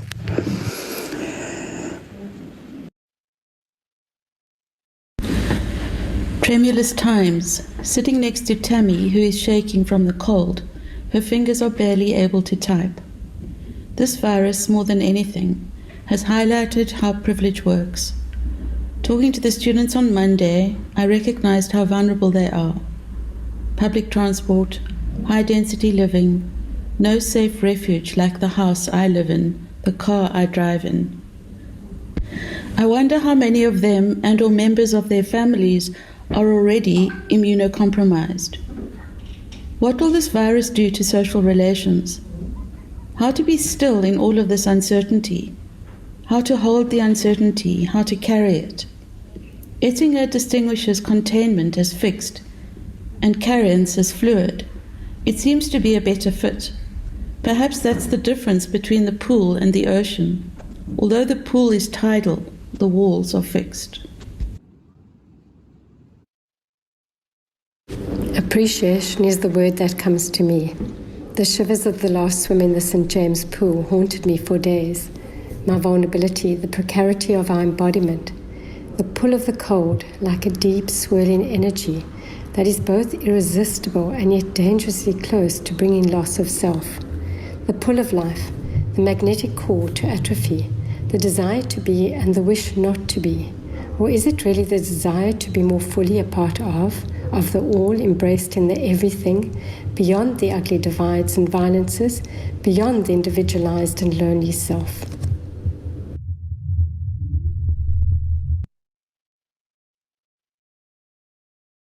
The sea was murky and it was cold in and out. I still enjoyed the silkiness of the water and the calm. Breath is strange with swimming. I become more conscious of how I breathe and how I'm afraid of losing my breath and what that means, basically to die. Tammy talks about swimming as an addiction. Is it possible to be addicted to things which are good for you? What I love about swimming in the salt water is the feeling of buoyancy, which is most apparent when I get out. Gravity and my body weight make me suddenly stumble, lose my balance, and walk as if I don't know how to. Between yesterday and today, there is merging of my sensibilities, a kind of slippage of time and space and brilliant imagery. The rich and diverse array of colours in Maiden's Pool, a bouquet of exquisite visual gifts from the ocean, psychedelically diffracting through the light, a total trip still washing through me, glittering in moments behind my eyelids. Slow swimming. It can only be slow as one needs to watch, to see, to feel. And the splash is only at the point of our joining a new element, arriving and leaving, a moment of disruption, a moment of troubling the smooth surfaces, of opening up new imaginaries, very old sensations, but shifting the current into something new. Not something we haven't known before in our individual or collective sensibility, but a return and a working moment.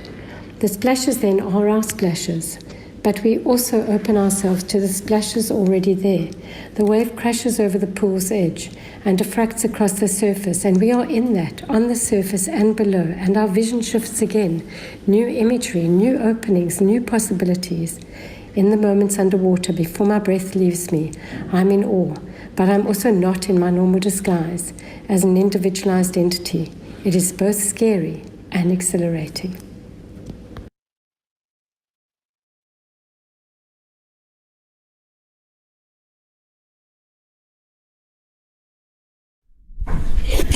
I'm drawn more and more to the word making. It's such a down-to-earth word. It doesn't seem to have the baggage of creating. I think in part it's because it emphasizes the relational. It is inclusive of makers and materials. It's not about the individual creator. I was talking to Viv about the difference between pool swimming and sea swimming, how in the sea the water swims you, it tosses and tumbles us about, whereas in the swimming pool it feels forced. It's all about the body making waves rather than the waves making us. Again, that making word.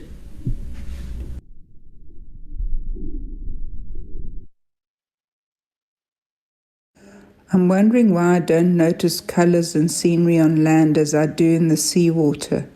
Maybe it's because the other senses, like sound, are stilled in the water, and the focus is specifically on what is underneath one.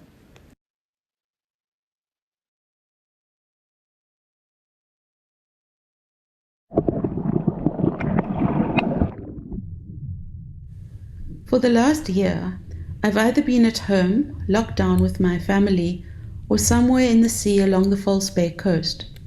It's quite discombobulating between being anchored at home and adrift in the sea. When my body is in the water, the space between my body and the water melts away, and the water becomes the space between and the matrix, as in binder or glue, of connection. Or is the water the body of which my body becomes a part? My mind has moved on to our COVID way of life. The sea is safe. It is COVID-free. It has become a refuge, another world that is virus-free. Another thought that has just popped into my head is the difference between the constructed human forms that I see from the coffee shop, Lancet laboratories where people have their COVID tests in a rectilinear building, horizontal, vertical, parallel, words or concepts that have no meaning in the water. There's a different geometry, an organic geometry, topological maths, wild maths.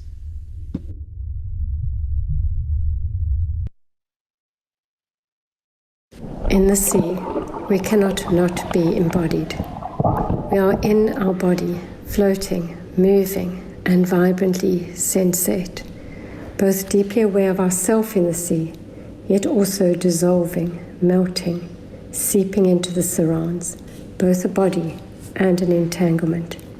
Different temporality and space. Our usual clock time suspended, we are surprised when so many minutes have passed, and we surface, questioning the regulated lives we take as normal.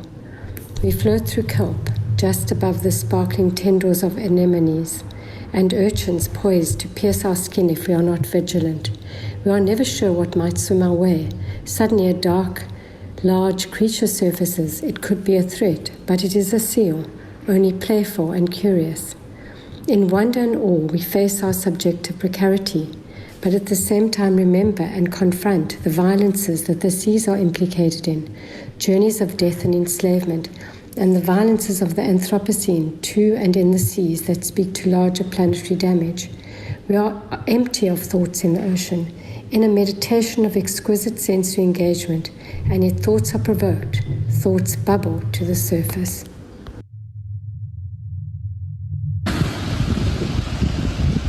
A highlight for me was finding myself surrounded by thousands of small silver fish, moving in sync with one another, one and all glittering, swaying, shifting, shimmering along.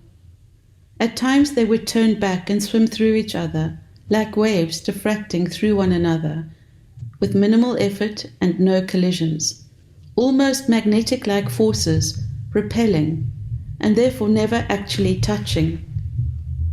I'm hearing Barad again. We never actually touch. There's always that space that is always in between. I wonder what it would be like to write at the beach. I often wish we could linger there longer. We are either in the water or writing on our computer on a table somewhere else. What would it be like to linger in the littoral zone, move between the sea and the beach, our bodies both in and out of the water? I am grey today after the octopus I was observing for so long. Grey makes one more imperceptible on the page, an octopus move. Although grey is misleading, as the 4 octopuses we saw were all such different colours and shapes, becoming with anything they moved towards or what flowed in their paths. At one time, the octopus was green and indistinguishable from the kelp which wrapped around its body. Then the colour of the sand with the tentacles reaching, 1 and then 2 towards sandy-coloured fish. Fish-octopus interaction, coming and going, reaching and darting away. As humans, we always try and make sense or interpret. What is happening here? How will we ever be sure whether the octopus was hunting the fish, playing with the fish, or engaging in some sort of mutual communication? I got a really good view of how the tentacles work separately, stretching and curling, and also saw one octopus moving its head as if it was eating something. I wonder what they make of these big hulkish humans circling them like sharks, whether it is just a mild irritation, or when the humans come too close, whether they are seen as a threat. Here I'm trying to interpret or anthropomorphize the feelings of the octopus just after castigating that type of behavior. But we humans are full of contradictions, swaying this way and that, justifying our moves along the way.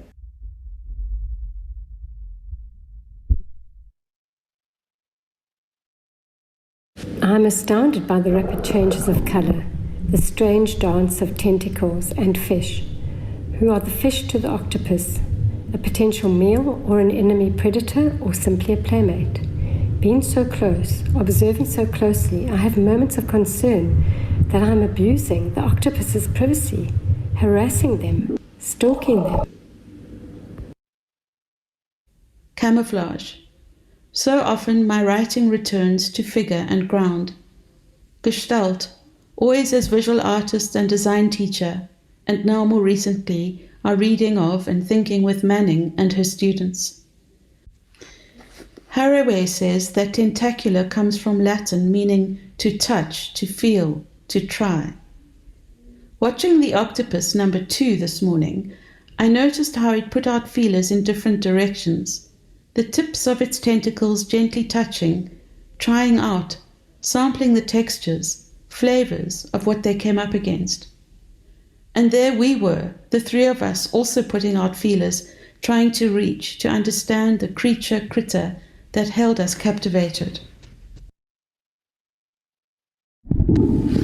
Water as a creator of bonds and relationships. My world is extending, expanding, and morphing further and further through sea swimming. Swimming is extending human relationships. It is also extending my relationship with water, sand, rocks, anemones, sea stars. I'm learning how to avoid the prickles and negotiate my way through and around creatures in the water. I'm also getting a sense of how different the same watery space can be, depending on the tide, the wind, the rain, the sun, the season.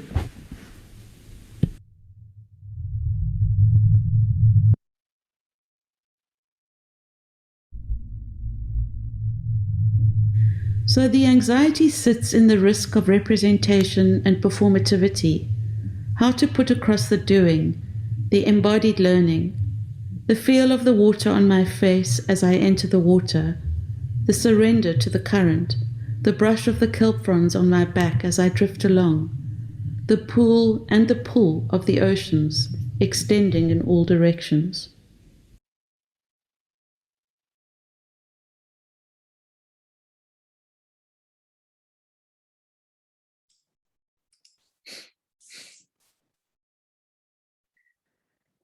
Thank you, Nikki and Viv and Tammy. It looks like you're joining together on one screen there.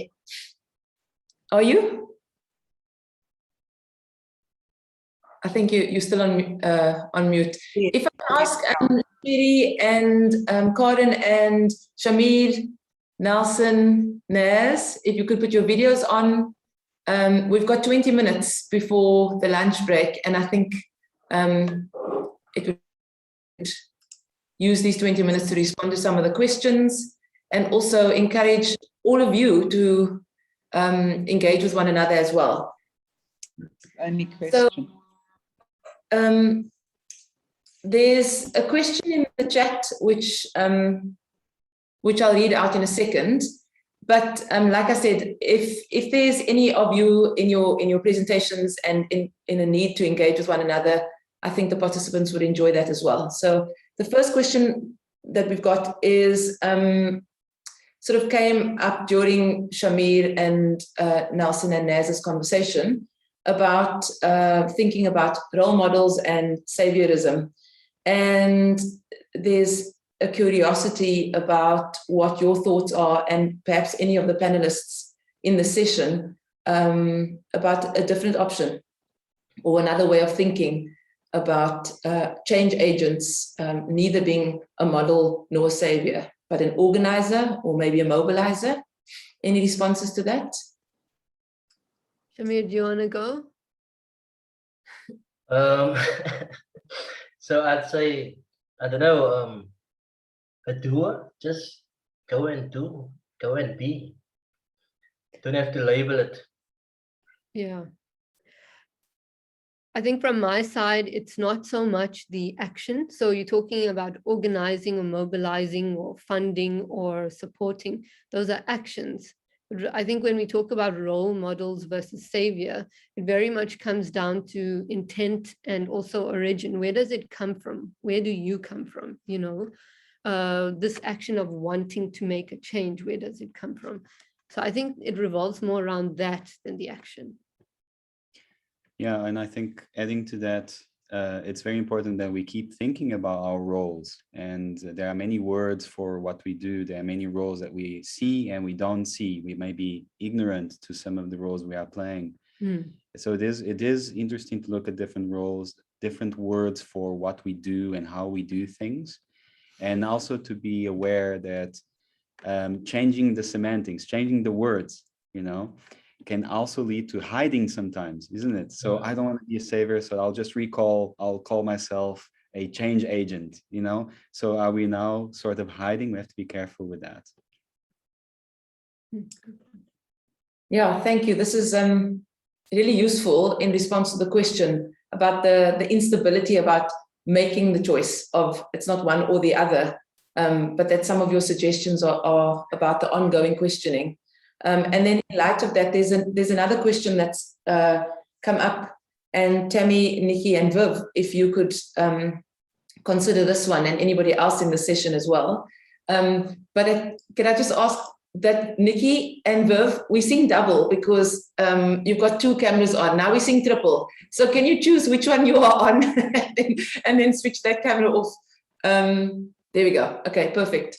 So the question that's come up is, can you say a little bit more about the justice to come, which you spoke about in your presentation, but I think it's something that's been murmuring in the session as well. Okay, I can start. Just to give you some background to the notion of justice to come, for those who don't know, it is a a concept that comes from Jacques Derrida, and it's from his book called Spectres of Marx, which is about hauntology. And it has been taken up by people like Karen Berard. And what justice to come means is that you can never, ever achieve justice. It is an ongoing ethical practice which never finishes. So for me, you know, that's how I make sense of the justice to come.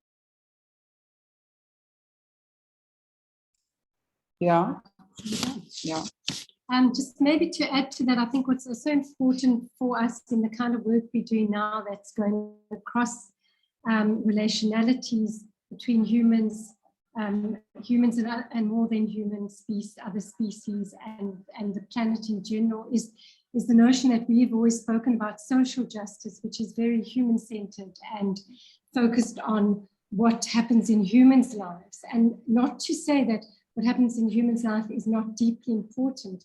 And I know that's some of the concerns that come up along decolonial engagements with new materialism and post-humanism, but that we also need to be looking at how it's so deeply important to be looking across our relations with other species and what humans have done to the planet in terms of histories and presence and futures.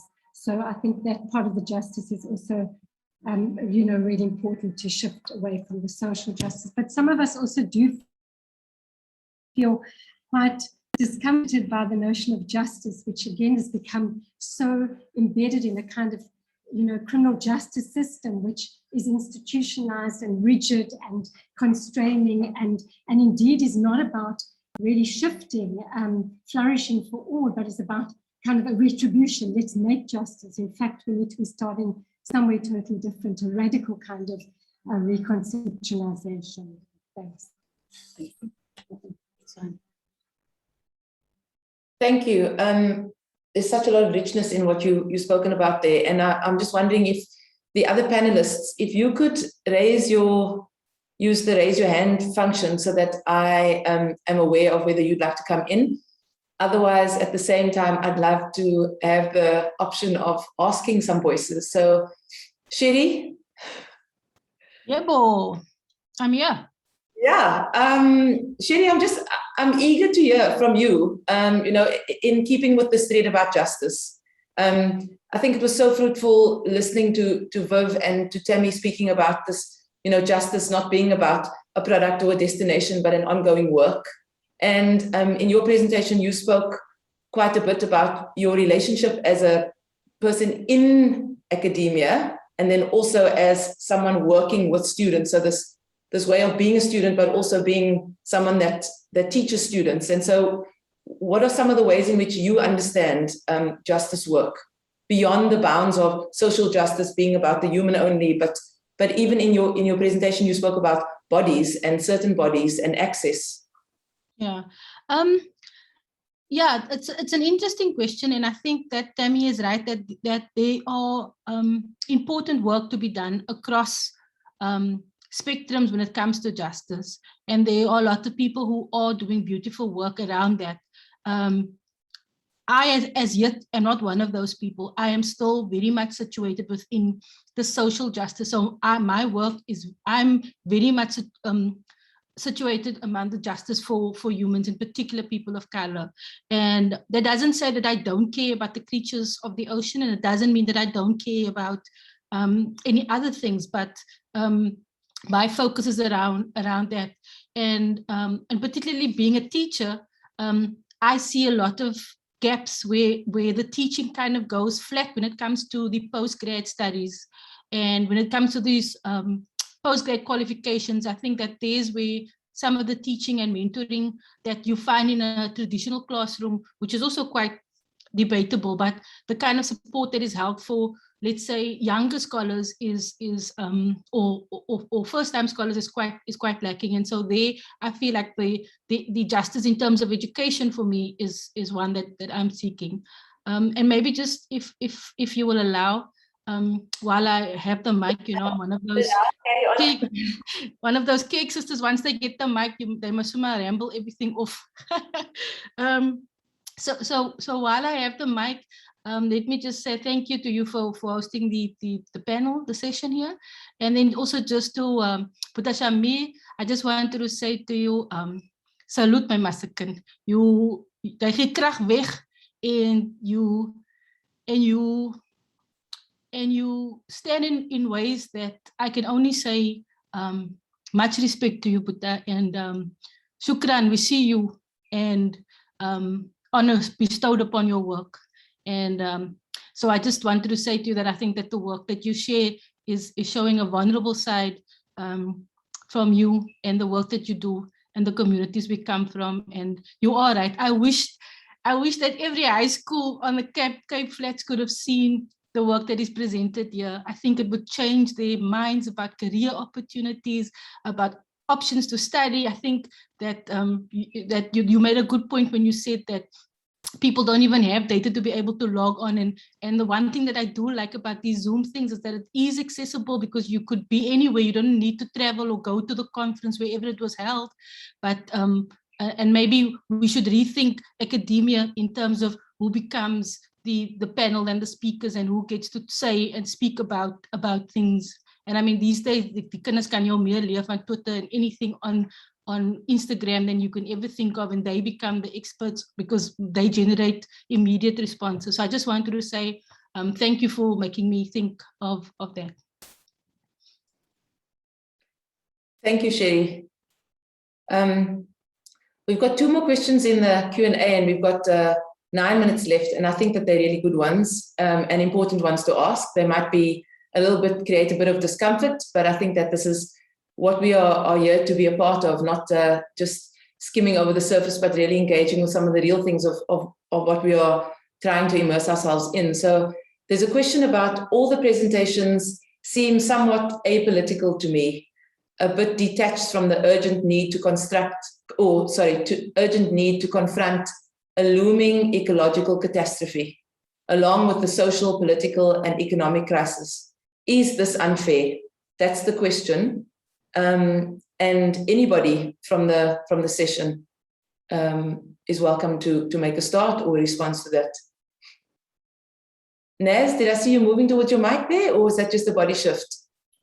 It was just a body shift, but of course I do have things to say. But I mean, if anyone else, I don't want to dominate the conversation. Go ahead, we'd love to hear from you. This is an interesting one for me as an ecologist by training, coming into this world and into adulthood essentially as an ecologist, you know, and very recently having my eyes open to many different things that I've been hearing about as a child, you know, be it my parents campaigning for political parties and, you know, me being with, and things that I dismissed. You know, we often had the conversation of, you know, if you had to give to funds, you know, like I'd rather give to the SPCA, and my parents were like, you can't ignore people, you know, when you're talking about nature and the environment. And that was an argument often in our home, and only recently am I starting to understand, you know. And yes, some of it can seem very apolitical, and I think, you know, Sherry raised a good point about justice, where she said, you know, yes, justice means many things, but for her it's social justice, and that's her focus. Not that she isn't interested in the others, but, you know, and I think similar for us, you know, where that's the focus, that's our training, what we've come into, how we've come into the space. But I think something that's common amongst everyone here is that we're all working towards ways of working together so that we can address political issues. How do I, as an ecologist, someone that, you know, grew up with a very airy-fairy notion of saving the earth, how does my work become political? These are questions we're constantly asking ourselves and working towards.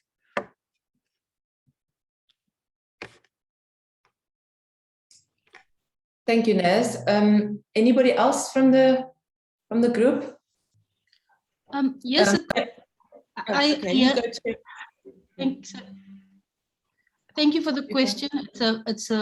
it's a difficult one and a hard one, and I think you're right, one that we have to think about. I think everything's political. I think that you cannot talk about, let me just check myself. I think you cannot talk about conservation without acknowledging the political environment that it's in.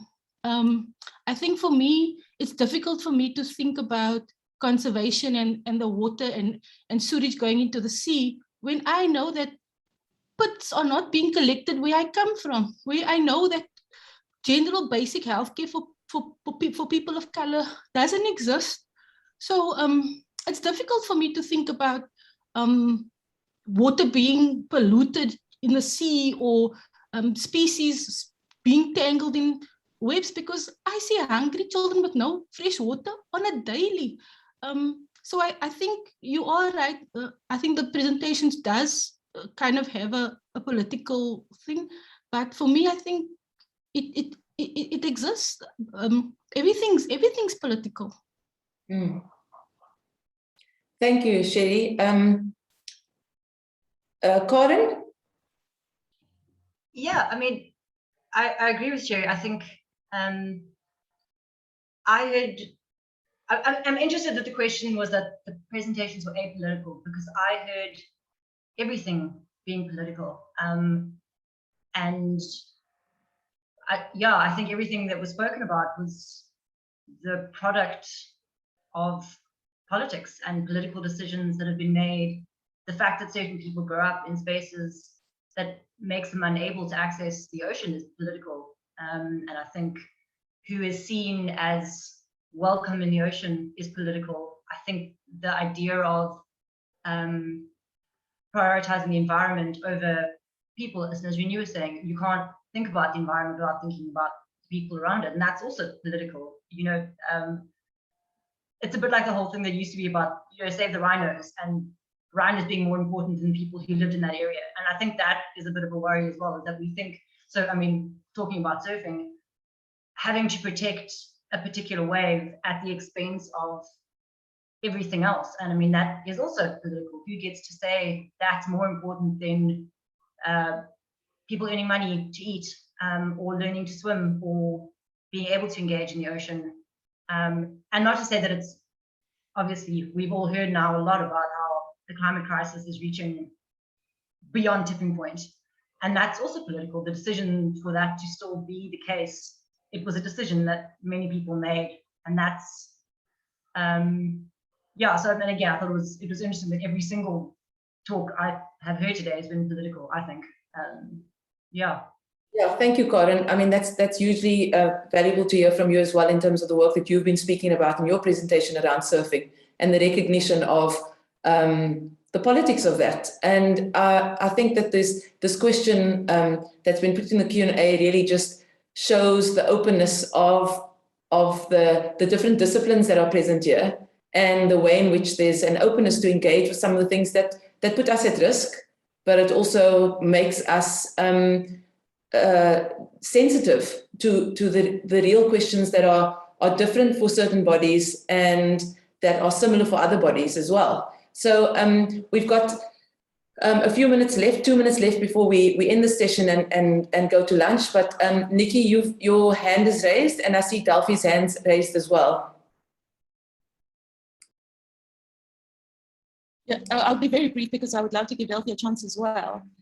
For me, just thinking about the question and being an educator involved in higher education, particularly with Sherry involved in design education, this kind of the way of exploring pedagogies differently first is hugely important, especially in terms of students as becoming designers and the responsibility they're going to be carrying in literally, you know, the world is in their hands in terms of what kinds of designs they put into the world and what kind of responses they have. So I agree, it's a very good question. And I actually don't think it's, the question of whether it's unfair or not doesn't really hold. I think these are all particular political interventions or presentations responding to very particular circumstances. Yeah, I'd just like to add quickly that our project is about doing higher education differently. So we do see higher education as a very politicized field. And what we're trying to do is to think of, different ways of engaging in intellectual spaces and doing different sorts of methodologies. But it would be interesting to hear what Delphi has. Sorry, I sent Delphi a message in the chat apologizing for the fact that I'm not going to respond to his raised hand because we've reached 1 o'clock and I know that he's up next in the following session. So if I can just close by saying it has been a privilege to be the chair space like this, where participants are comfortable enough to ask questions that are ones that matter, and that in this session we've seen different bodies engaging in spaces. We've seen surfers, we've seen lecturers, scientists, we've seen filmmakers, and that's only one snippet of what I've touched on, and just acknowledging that with so many different disciplines present, academia, watery spaces, living spaces, it means that there is a rich conversation that is not about ending it and wrapping the bow around it before we run off to lunch, but staying with the recognition of it being an ongoing conversation. So to all of those who have joined us for the day, we will see you after lunch at 2 o'clock. For those of you who are jumping in and out, we hope that there'll be more jumping in than jumping out in the next half of today, and we'll see you all at 2 o'clock. Thank you.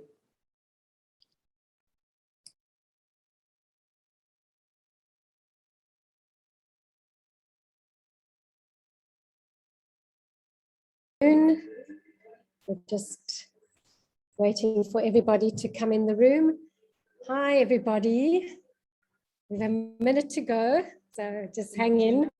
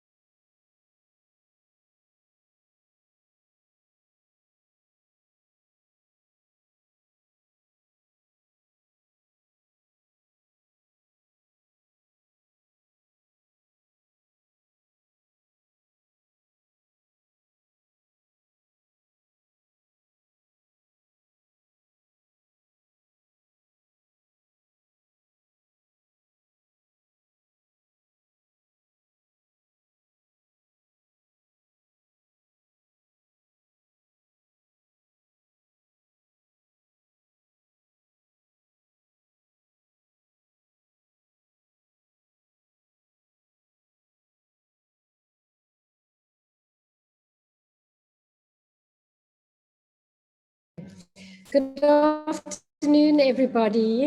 It's 2:01. I see people are still coming into the room. Welcome back, everybody, after lunch. We had quite a heated dialogue in the last session, so some of us are still recovering. But Prof. Ben Cousins, who's a dear colleague of ours at UWC, asked quite a provocative question, and I think, and in the chats he asked, are you suggesting we need to dismantle capitalism in order to survive? So I'm sort of hoping in part that this session will dialogue with it. I know certainly from what I know of some of the work on the session that the question will be engaged with at some level or not. And yes, so very warm welcome to our panelists. We have Christy Stone, Joanne Piers, Delphi Carstens, and Merv Roberts. And we're going to do the same thing, which is to not say very much about who you are, but to simply put the bio note in the chat. And please do flag anything you would like to about yourself. And First off, we have Christy Stone with Towards an Oceanic Aesthetic. The floor is yours, Christy. Thank you.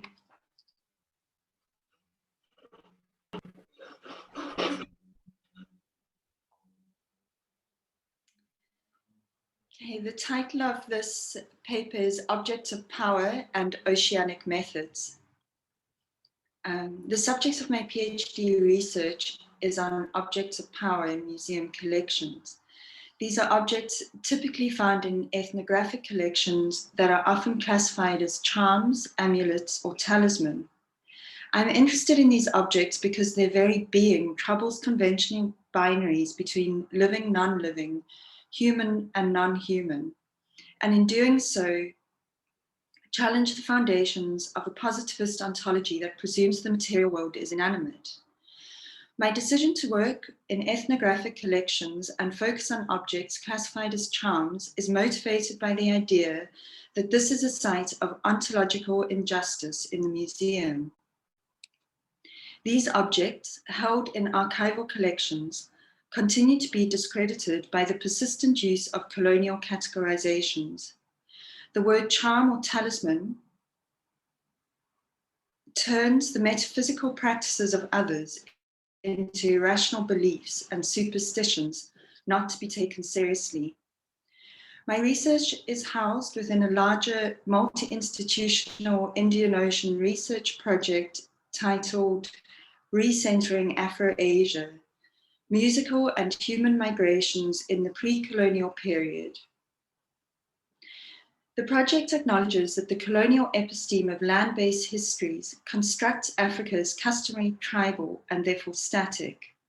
Recognizing that Africa was part of a vast and ancient system of trade networks long before the arrival of Europeans, frees African scholarship from a north-south binary and opens up a dialogue with the East. Hoffmeyer describes Indian Ocean studies as a method for theorizing the global South. It offers a way of thinking transnationally, beyond the colonial confines of nation states and fixed identities. Engaging the idea of sea as memory in relation to both Indian and Atlantic oceans, Badaroon explains that the oceans are a connecting tissue to memories of a life before and outside of slavery. The Indian Ocean holds the memory of slavery, and yet for a slave, that same ocean offers the promise of return. In this vision, the Atlantic and Indian Oceans are the oceans of the Middle Passage, but also of cosmology, memory, and desire, tracked in the movement, language, and culture of enslaved and dominated people. Kurujia describes the Indian Ocean as a connective memory space composed of different voices, different sites and times. When the Indian Ocean is considered to be a palimpsest of fragmented histories, broken off and detached memories can travel across space and time. Working with these expanded concepts of oceanic histories in the context of museums and archives has opened up several new ways of engaging with these types of collections. An oceanic aesthetic is thus put forward as a methodological tool, one that introduces the idea of nomadicy of movement and exchange, and in so doing destabilizes land-based notions of identity and indigeneity. An oceanic method, then, is fluid and multidimensional, without an overarching and imposed method. Each object of study requires its own suitable research approach. The suitability of method emerges through the researcher engagement and entanglement, and are largely driven by the objects themselves. As Vanini explains, objects are not mere prompts for thinking. They form part of the hybrid assemblage of diffused personhood and relational agency. As a result, objects need to be given the same conceptual and empirical weight granted to their human companions. Okay, change slide.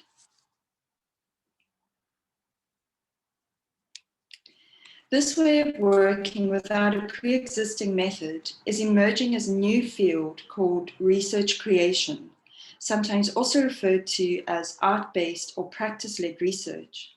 By refusing the traditional disciplinary boundaries and obsession with control, prediction, and master narratives, art-based research is restless and willfully creative. It strives for a poetic release of energy in response to the world. In her chapter entitled Against Method, Erin Manning discusses how the processes of art making activate and constitute new forms of knowledge in their own right. Research creation produces new forms of knowledge, many of which are not intelligible within current understandings of what counts as knowledge. For Manning, these new forms of knowledge, therefore, not only require new forms of evaluation, they also, perhaps more importantly, need new ways of valuing the work we do. Okay, change.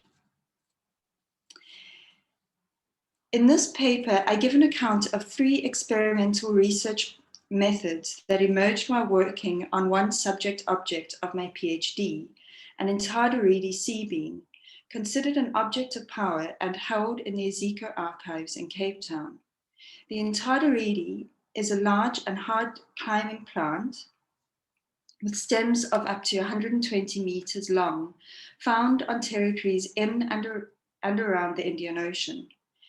The beans from these pods can float at sea for several years before washing up on shore to take root and grow into a vine. I have called the experimental methods slowing down, a rush of stories, and tuning in. Change.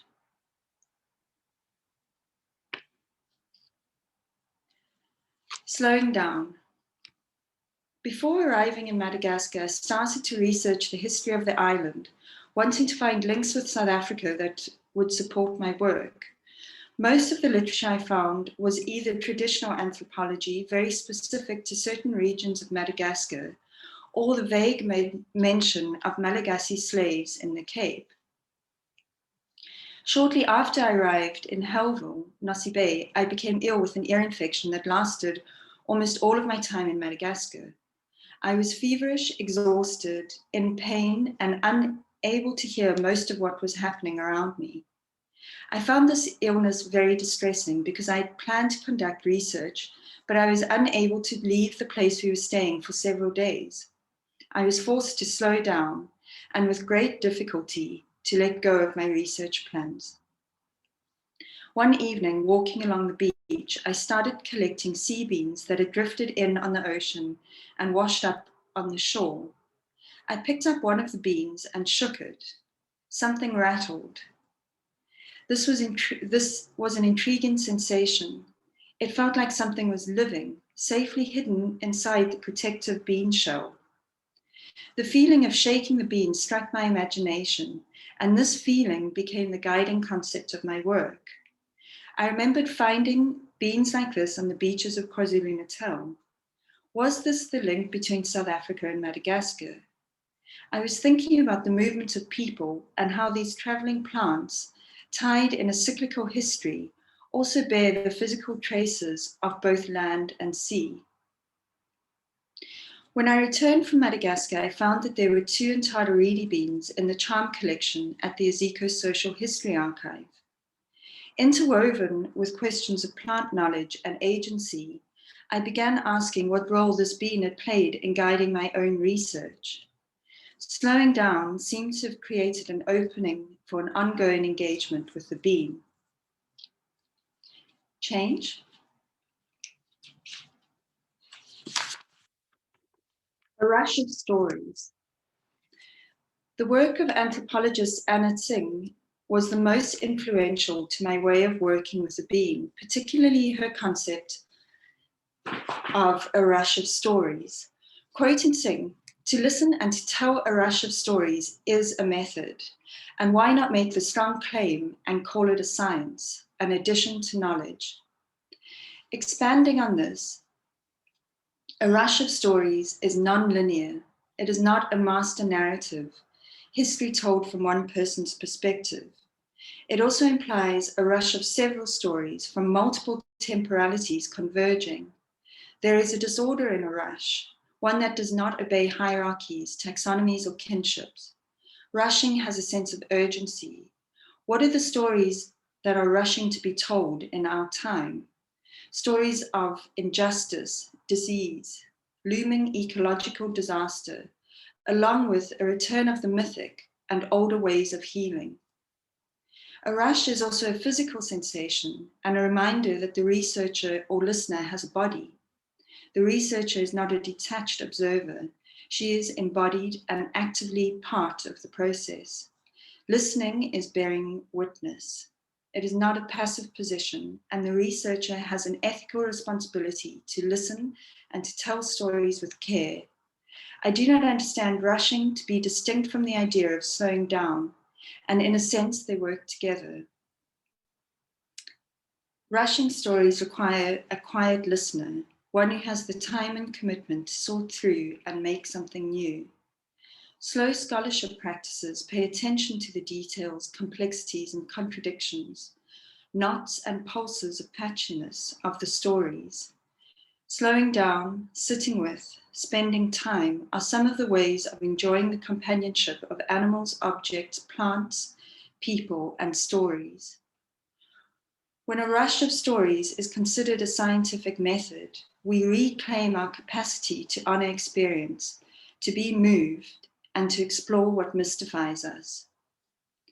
As an example of this method, my work with the Intadaridi Indian Ocean sea bean had elicited 9 story rushes at the time of writing.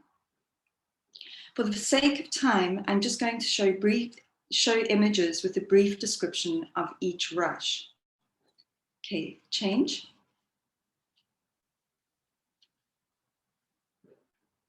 The first is a sea bean, and that is the recounting of my encounter with the bean in Madagascar. Change.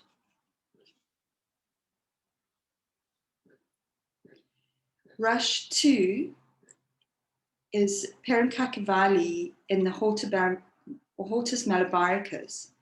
The Hortus malabaricus is a 12-volume compendium of plants of Kerala, published in Amsterdam in 1678 and 1693. The books were the private project of the VOC governor of Malabar, Anton van Reede, who is the namesake of the Intadaridi bean.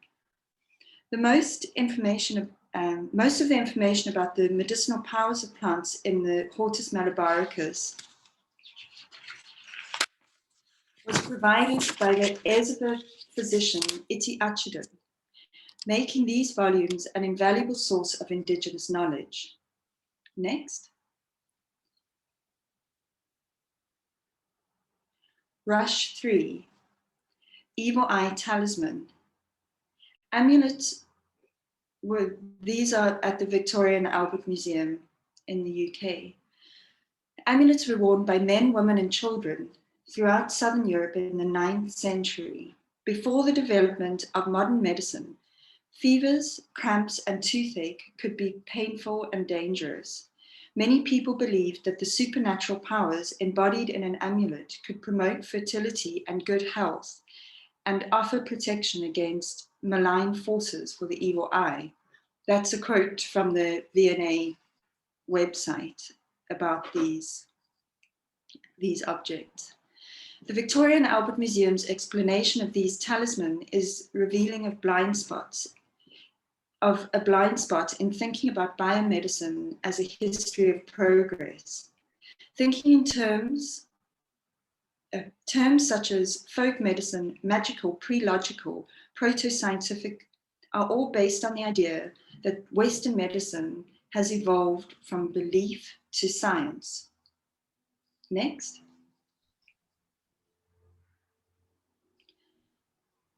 Pharmacology.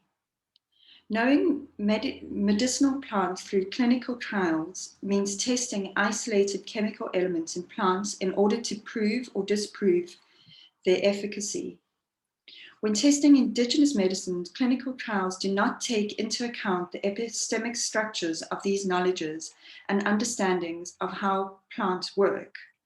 For example, in South Africa, a plant's botanical classification does not automatically determine its power to heal.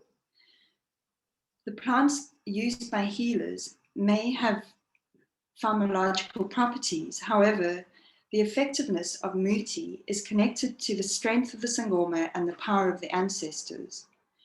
According to Robert Thornton, when sangomas gather herbs, the conditions of harvesting, for example, time of day, area, stage of growth, may be as important as plant species. Next. Ntindile. In KwaZulu-Natal, these beans are called Ntindile and are used by sangomas to induce lucid dreaming for communication with ancestors. Sangomas derive their power from ancestors, and dreams serve as a means for the diviner to establish direct links with the ancestors. When I asked a sangoma at the Victoria Road Muti Market in Durban if he knows of Ntindile, he explained that the beans that have been floating on the sea are more powerful than those harvested directly from vines. The sea water charges the beans.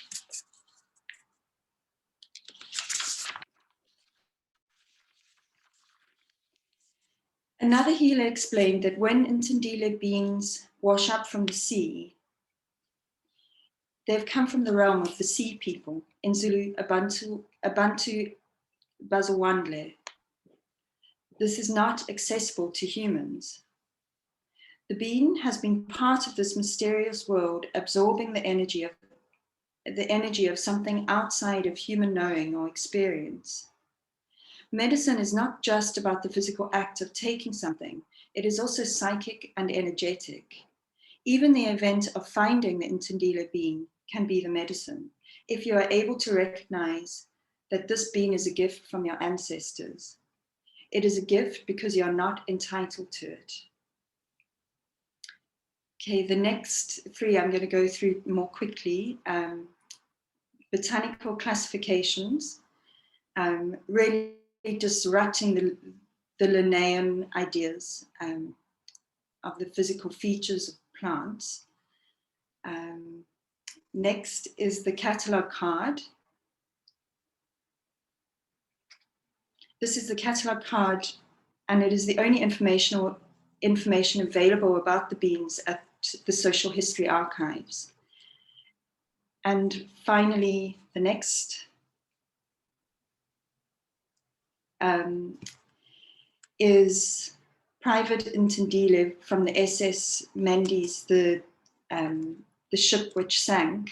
I don't have time to go into the details of it, but again, it was a story rush that connects the bean to the ocean and a very particular history. Oh, sorry, and actually there's one more, which is the African dream bean. And this is an image taken from an online shop, essentially, where Ntadaridi is sold for lucid dreaming. So each rush begins with a name and a different way of knowing the being within different discourses. I attempt to organize these stories into a non-binary telling of history, and therefore extend knowing through discourse to a knowing in relation. In other words, I move from typical discursive analysis and towards the material turn. The being is nomadic and not bound to one name, place, or mode of existence. Okay, next.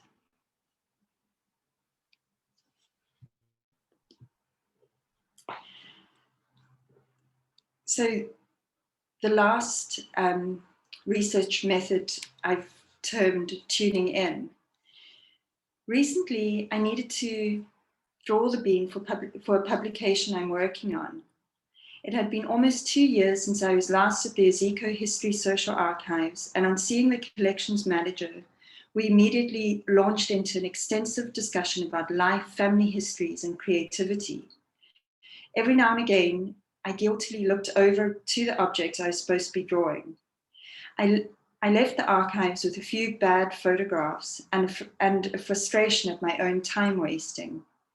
Later that day, the collections manager sent a YouTube video about creativity and art making by Tenzin Wangyal Rinpoche, a spiritual leader from the Tibetan Bon Buddhist tradition. In this talk, Rinpoche suggests that rather than looking for answers on the outside, to search for the answer inside of yourself in quiet meditation that draws attention to the body. Simply looking inside is a non-discursive, intuitive way of knowing. That night, after visiting the archives and photographing the bean, I had a potent dream that guided my process the next day in the studio. The mobile I made now hangs tangled and neglected in my studio. Since photographed and written about, the object no longer seems powerful.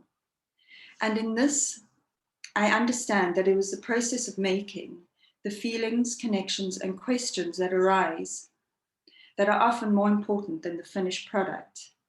One of the main shifts in thinking that came about through this process of making was to turn my focus from whether I'd made good or even valid art and to start thinking in terms of gifts.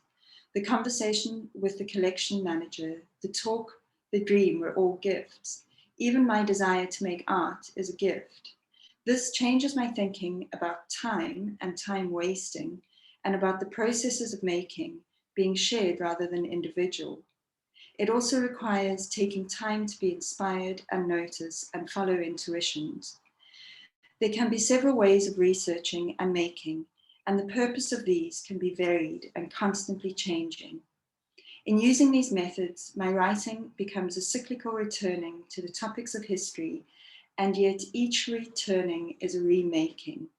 Additionally, the being is by no means a mere object of study. It is a lively co-collaborator.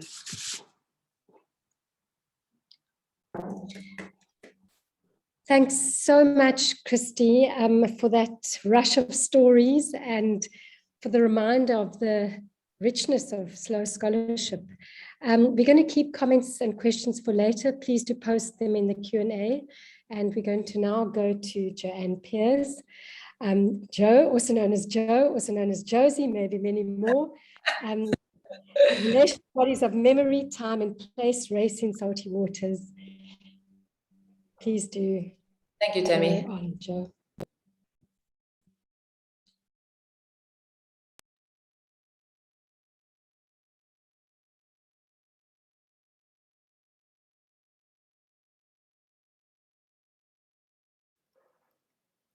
In this presentation, I bring with me companion species and the traces of the multiple temporalities that seep into my body through the watery memories of childhood. Sorry, I just want to check, was it showing for you? Because it wasn't showing that it was on my side. Tammy? Yeah, it's showing for us perfectly. Okay, I'll do that again then, thanks.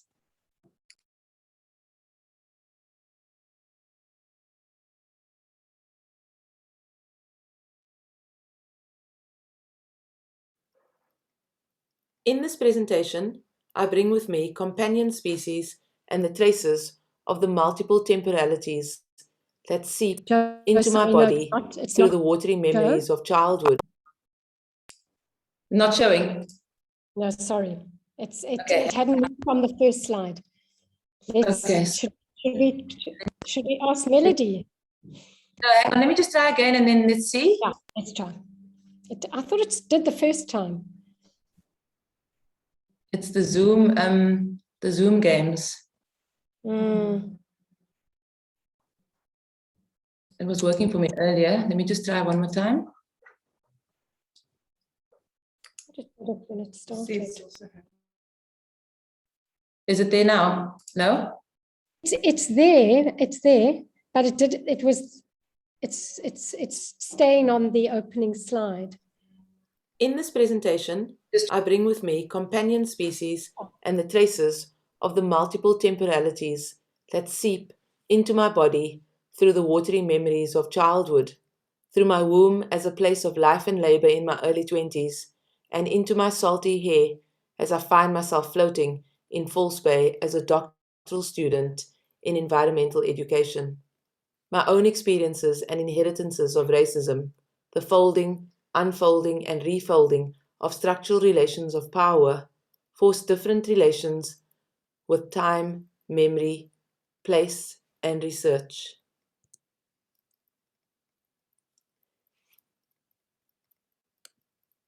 Through my memories with water and ocean spaces as a porous, brown body, I've become more attuned to the concept of diffraction, as I think with water and its entanglement with bodies in relation to difference, loss, access, place, time, and memory.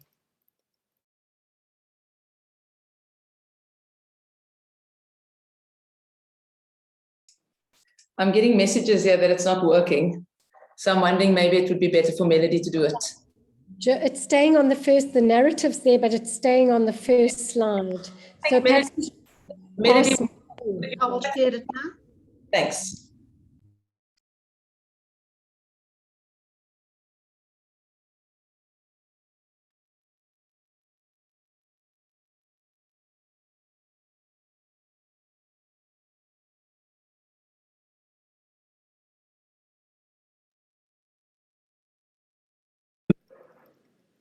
In this presentation, I bring with me companion species and the traces of the multiple temporalities that seep into my body through the watery memories of childhood, through my womb as a place of life and labor in my early 20s, and into my salty hair as I find myself floating in False Bay as a doctoral student in environmental education. My own experiences and inheritances of racism, the folding, unfolding, and refolding of structural relations of power, force different relations with time, memory, place, and research.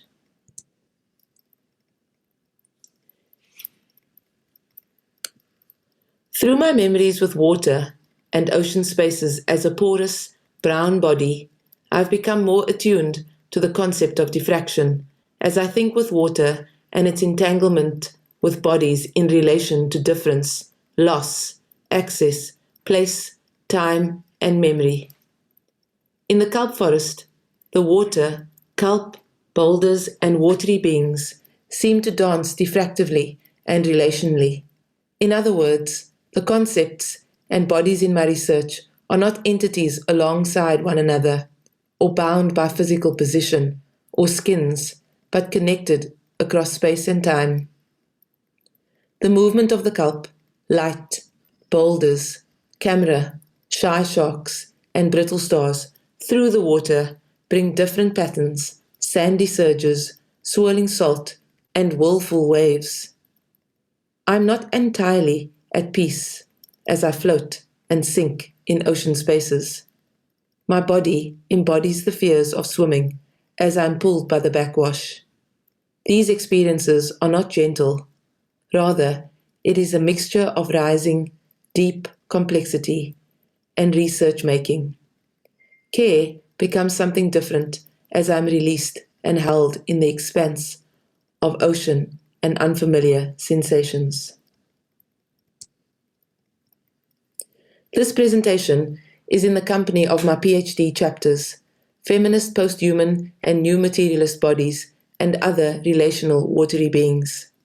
Drawing on Karen Berard, Seth Peers, Rosie Braidotti, Ben Peers, Donna Haraway, my mother, Astrida Neymanis, Forty the Great Dane, Hope the Puppy, and photographer Verity Fitzgerald, I find conceptual and relational companionship. Figurations and concepts of bodies, through my research, bring additional engagement with Stacey Alamo, Tim Ingold, Sylvia Winter, Annette Singh, and a host of others in their contribution to the complexity of making in research. The concepts in this presentation are iterative and made through the relations of bodies, writing, chapters, time, memory, and space. Jacques Derrida suggests ontology, which comes from the word ontology. The concept of hauntology comes into being through the indeterminate relationship between now and then, absent and present, alive and dead. Hauntology for Derrida is an ongoing conversation with the ghosts of the past. The aim of this conversation is to invent a different future rather than fixing the past.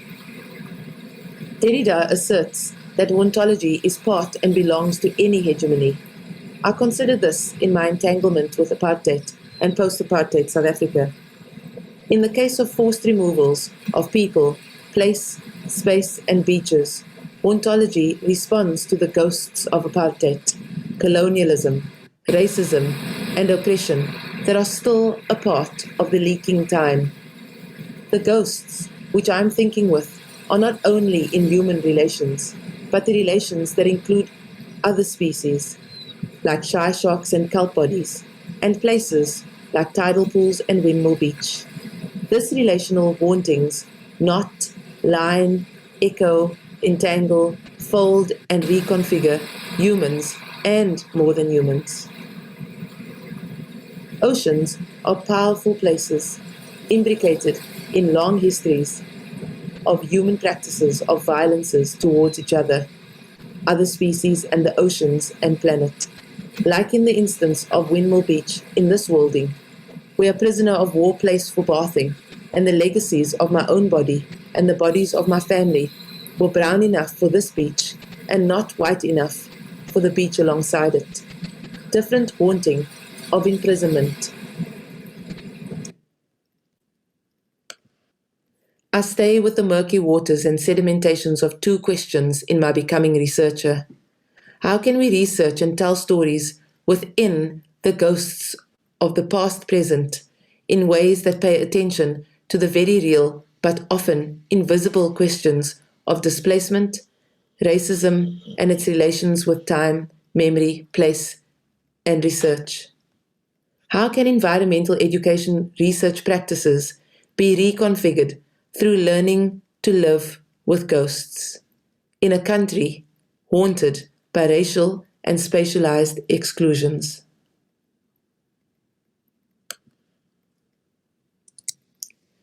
As I swim with ghosts, and through my PhD, a figuration emerges as a collaborative body to think with and trouble the waters of what it means to do research, an ongoing remembering, slowing down, listening becomes more urgent in my pursuit of Berard's notion of a justice to come. According to Haraway, figurations are tricksters in that they blur the lines and boundaries of definitive ways of knowing and thinking with concepts. The practice of troubling concepts like land, sea, and bodies is central to this figuration. The figuration of sea place in my research is used to do justice to the responsibility of becoming researcher. As a figuration, it draws attention to its unboundedness and emphasizes the porous nature of time, place, memory, and research. Sea place continuously dislocates itself from being bounded by sea or place. It cannot be defined in geographical terms or through the movement of the sea. Instead, it is a figuration that moves through the relations of sea and place, which includes the material presence of bodies, time, and memory. As a figuration, sea place shifts the stable nature of research and pollutes the singular ways of thinking about the world. Sea place argues that the past is not simply given, and the act of remembering is not a subjective activity of the human mind. Memory is not a linear record of a fixed past that can be ever fully or simply erased, written over, or recovered, as if past moments were like beads on a string. but we remember childhoods as an embodied reconfiguring of past and future that is larger than any individual. Its appearance in brown in my research writing is an articulation of its entanglement with my skin.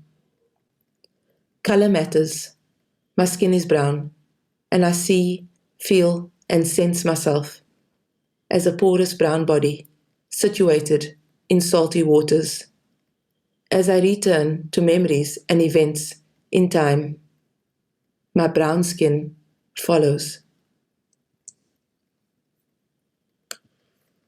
Sea Place dilutes the human-centric knowledge of understanding the world and offers newer forms of thinking about ways of knowing. It is a figuration that moves beyond the humanist organizing of matter and bodies into systems that other forms of knowledge float through research and time. It resists sequentiality, a practice of seeing things in linear order, which limits the worlding of time, place, memory, and research. For the last section of my presentation, I will share some examples of Sea Place in my PhD. In these examples, at times, I intentionally mute the influences of human voice and welcome the invitation for sustained remembering through listening to ghosts of race in salty waters.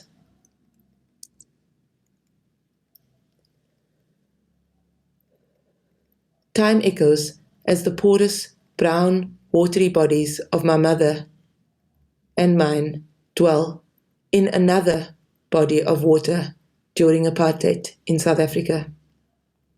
A lagoon, which is just over 2 hours' drive from our home in a coloured area on the Cape Flats.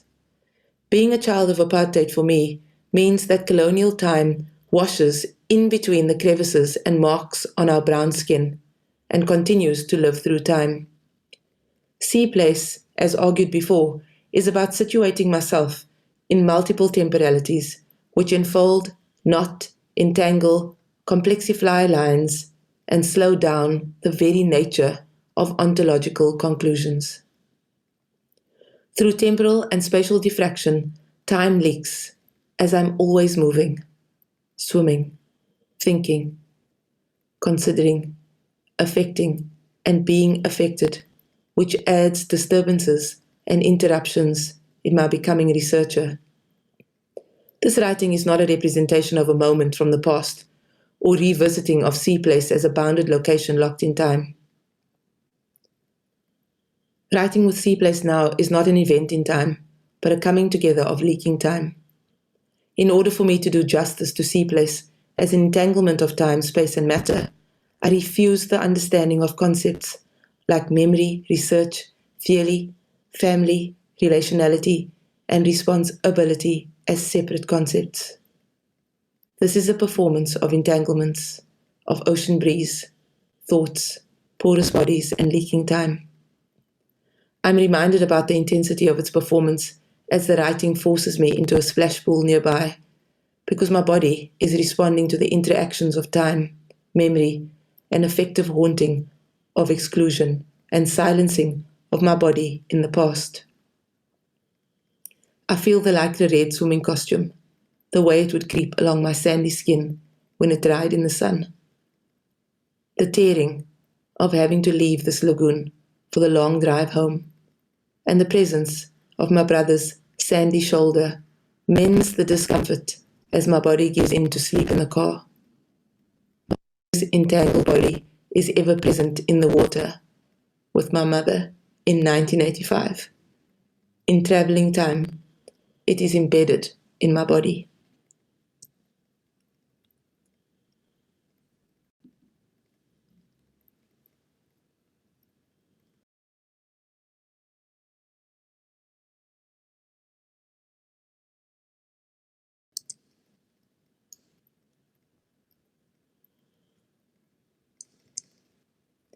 I think with my grandparents in my early curiosities about relations with place, time, education, and research as I wander in the haunted space of Windmill Beach.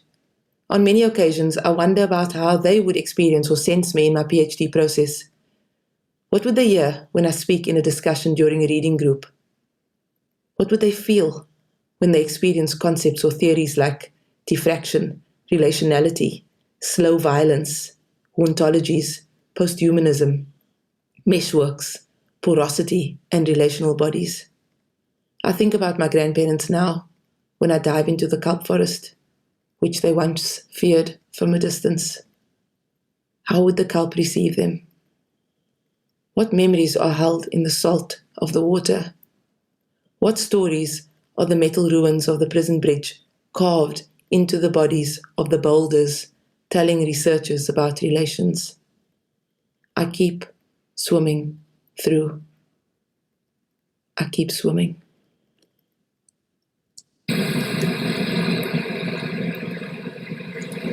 "1900, Windmill Beach, bodies of prisoners of war. 1985, 5-year-old Browning body on the boulders of Windmill Beach. 2021, multiple bodies relating through time, listening to the ghosts and hauntings of race in salty water."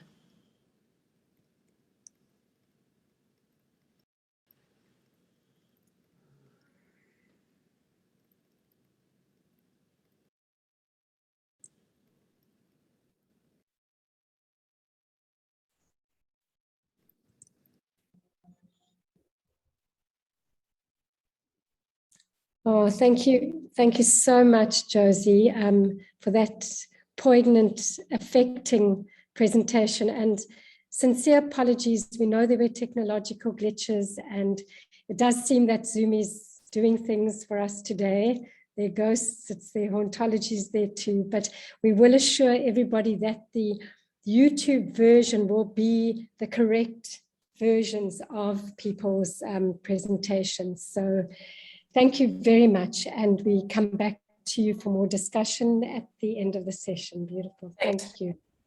I'm now going to hand over to Delphi and Mer to bring us octopoid aesthetics. It feels like too long since we sat chatting in this area, right near the octopus's den. And we look forward to your presentation, Delphi and Mer.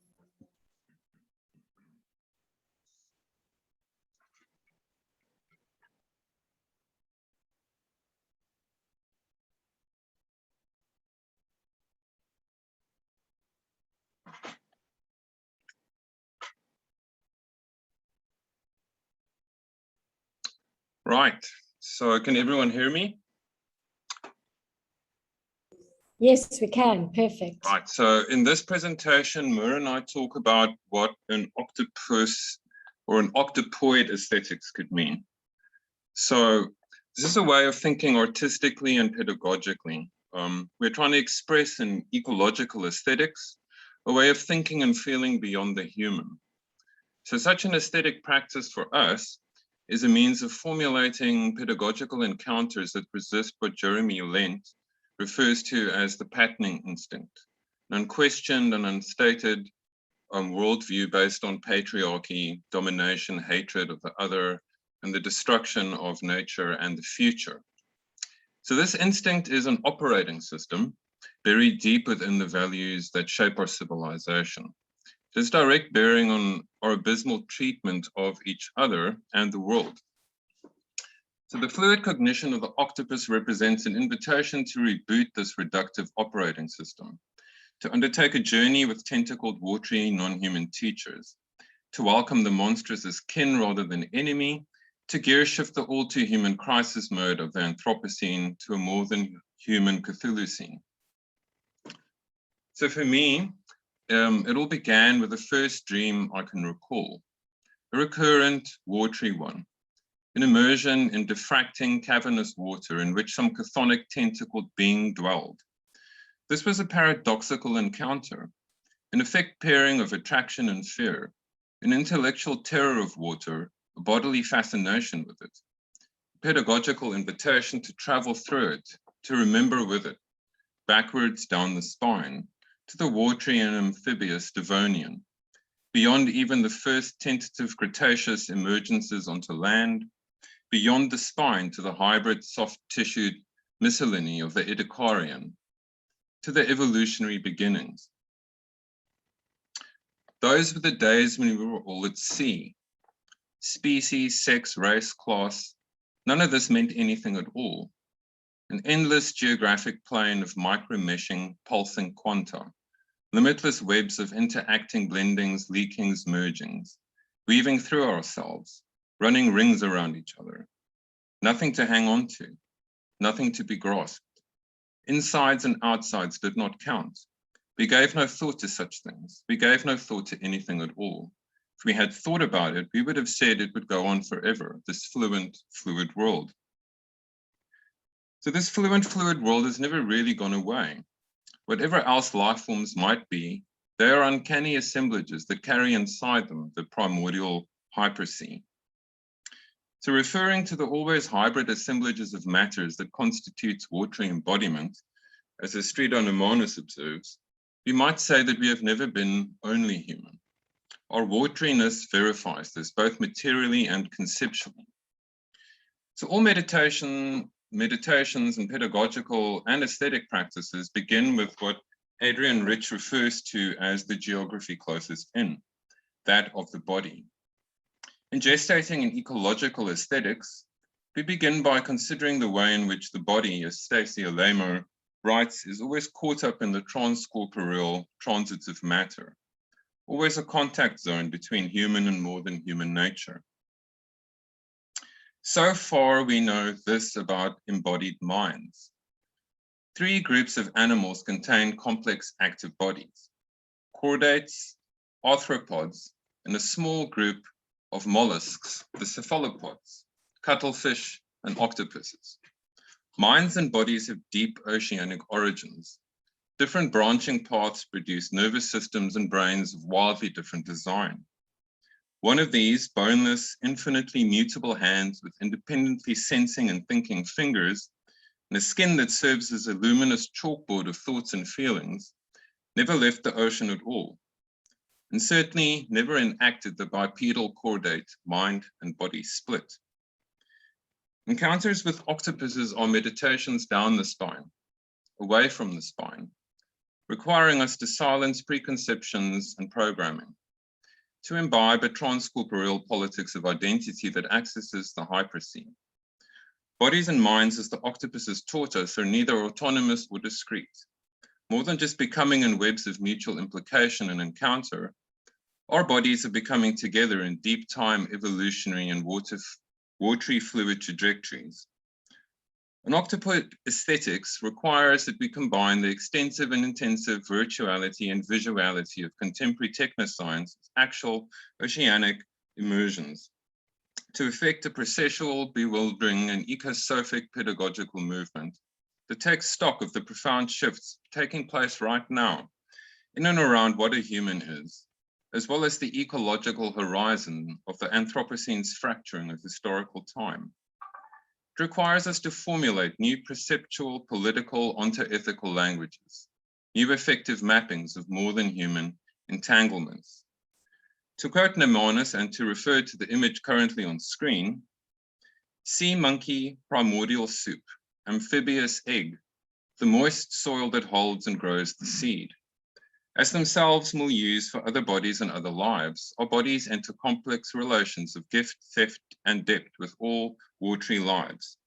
We are literally implicated in other animal, vegetable, and planetary bodies that materially course through us. So the first project I worked on with Murren Orphan Drift was based around a post-colonial legend of shipwrecked white colonists with rubbery and translucent bodies living in the Transkei's estuary mouths. Simultaneously, it was an attempt to recreate and reinstate pre-colonial rituals to deep time watery ancestors, a kind of post-human reanimation of practices from a time before, and a reaching out to a Catholicism to come. An invocation of shape-shifting animal-human hybridity performed by myself on Cape Town's harbour wall that embodied powers of mutability and watery communion.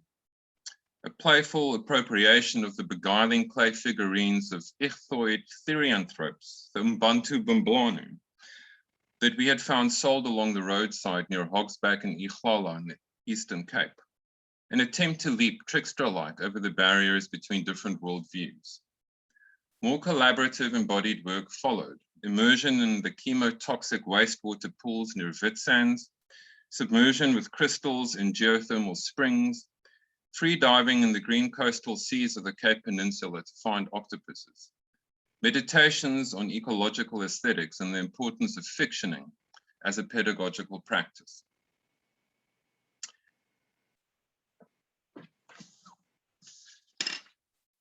So, encounters with, Deleuze and Guattari argue that aesthesis expresses events imminent to experience itself and not merely a simulation of experience. Octopus aesthetics or octopus cognition is primarily aesthetic and event-related. Their skins advertise their intentions. Their territories are intellectual, physical, emotional. Their being is passionate and mercurial. While their crowns or their heads trumpet their emotions, their reaches or 8 separate calculating arms with individually manipulated chemosensitive thinking suction cups perform independent feats of intricate calculation and logic. Their guise or their skin is a canvas for all of this, but also a separately thinking, feeling modular brain that processes and expresses the shifting and dappled hieicities of their environments. Rigid certainty is anathema to such a being. Dogmatism is truly alien to them. Octopus aesthetics enables us to process event sites as breaks from our own habituated spatio-temporal registers, accessing points of rupture where it is possible that something new might coalesce. Such an accessing of the event, as Simon O'Sullivan writes, might involve what Henry Bergson refers to as attention, a suspension of normal motor activity that allows other planes of reality to become perceivable. So could multiplex octopus cognition serve as a template for addressing the paucity of human imagination? The work of Muren, the Orphan Drift Collective, uses octopus aesthetics to gestate alternative paths for both machine and human learning. In their work, octopus or octopoid aesthetics harnesses machine vision to the megapixel multi-tentacular screen of the octopus body to enact a sublime and uncanny aesthetic transversal movement or gate opening. It's over to Mo.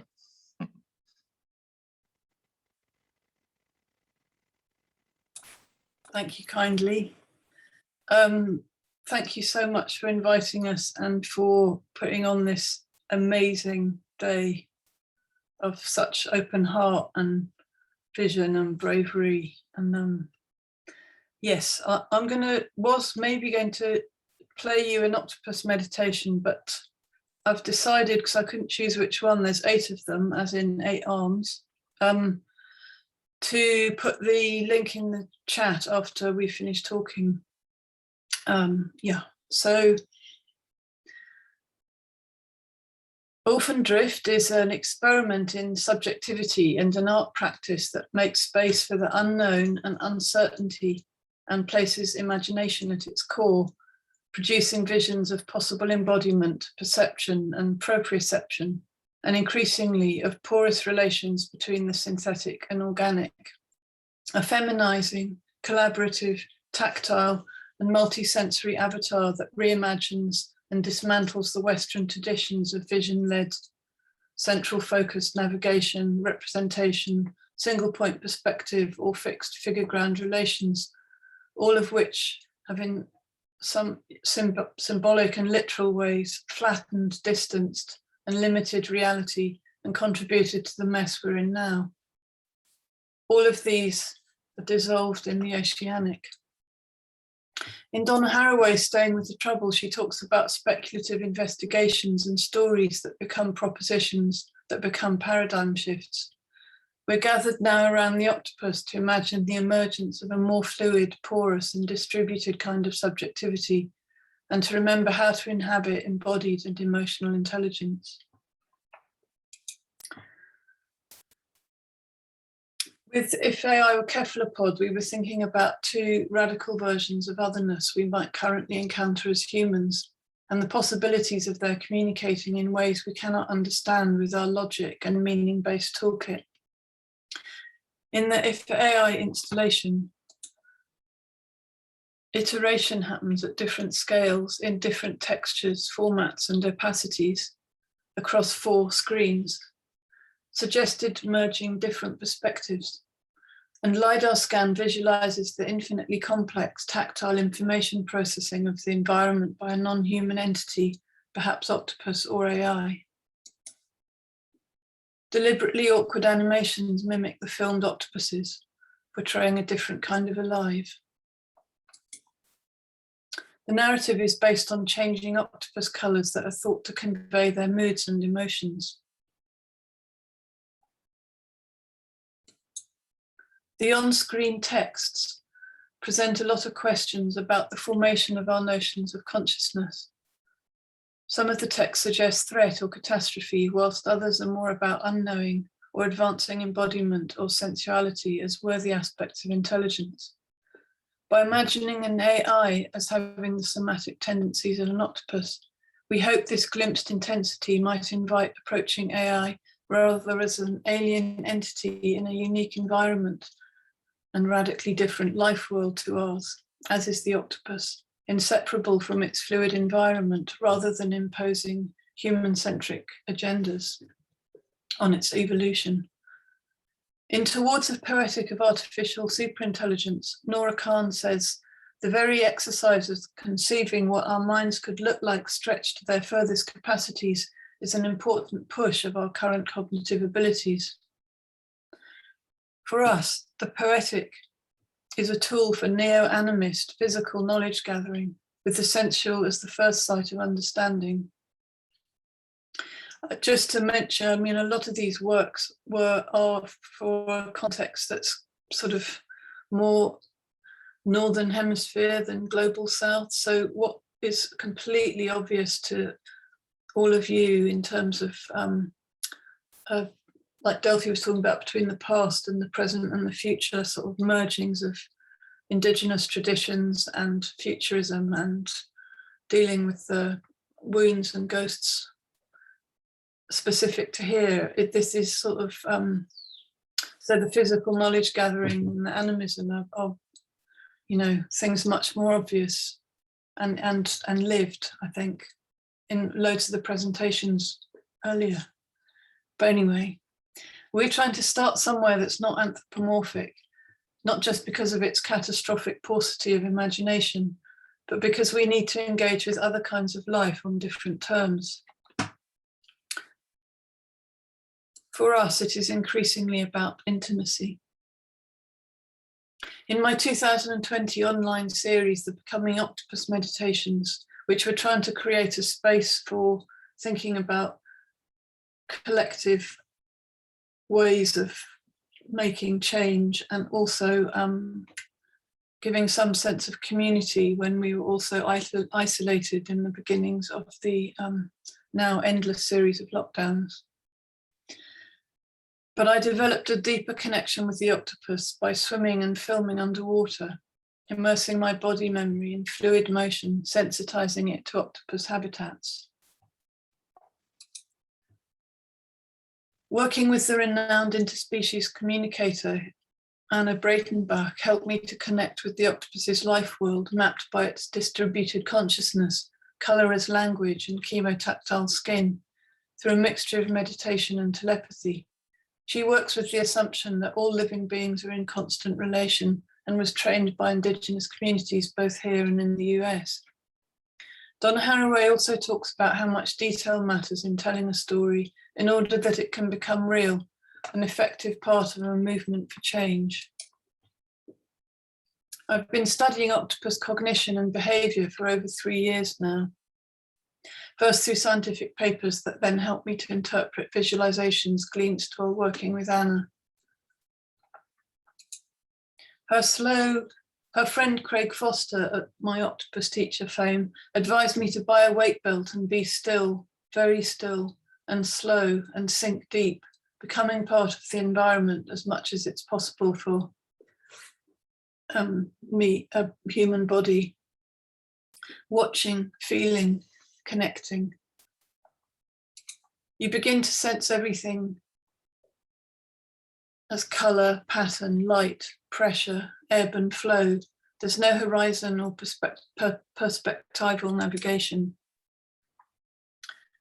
There's 360-degree sensitivity, an infinite touch. These glimpses of octopus POV help me to ask the right kinds of question in telepathic thought form, having first acknowledged I'm a visitor in their world and checking if anyone in a den out there was up for a chat.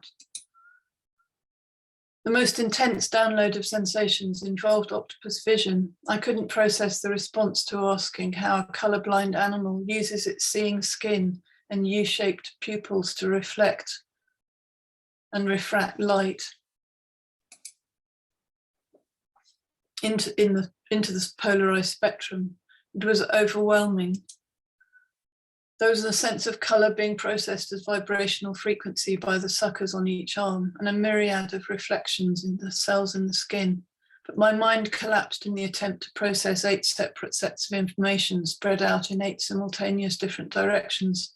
Over half of the octopus's neurons being in the arms, its consciousness is at once individual and collective. Each meditation uses customary mesmerizing audiovisual rhythms to immerse the meditator in aspects of this consciousness. The spatial awareness, protein biology, seeing skin, chemotactile intelligence, camouflage, felt as becoming other kinds of life as the octopus sinks deeply into the frequency of the thing it moves over. Its curiosity, evolutionary singularity and resistance, experience of pain, its awareness of the current ecological crisis, what an octopoid revolution might involve, and finally, fusing with an AI which builds a headset bridge into a virtual ocean with 8 portals for the octopus's 8 arms. The voices fold seamlessly between octopus, human, and occasional AI perspectives. You float in viscous, silky liquid, dappled by light, raised, stretched, and polarized into a kaleidoscope of synthetic color. Turning slowly, mesmerized by being in a horizonless world, held in a slower gravitational field.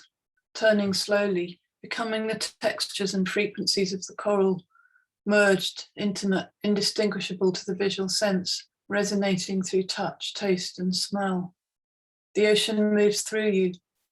She's there, although you won't see her, being as the rock, and your depleted imagination keeps her unseen, barely possible. What needs shifting is the relation of human perception to its difference. It's an excerpt from one of the meditations.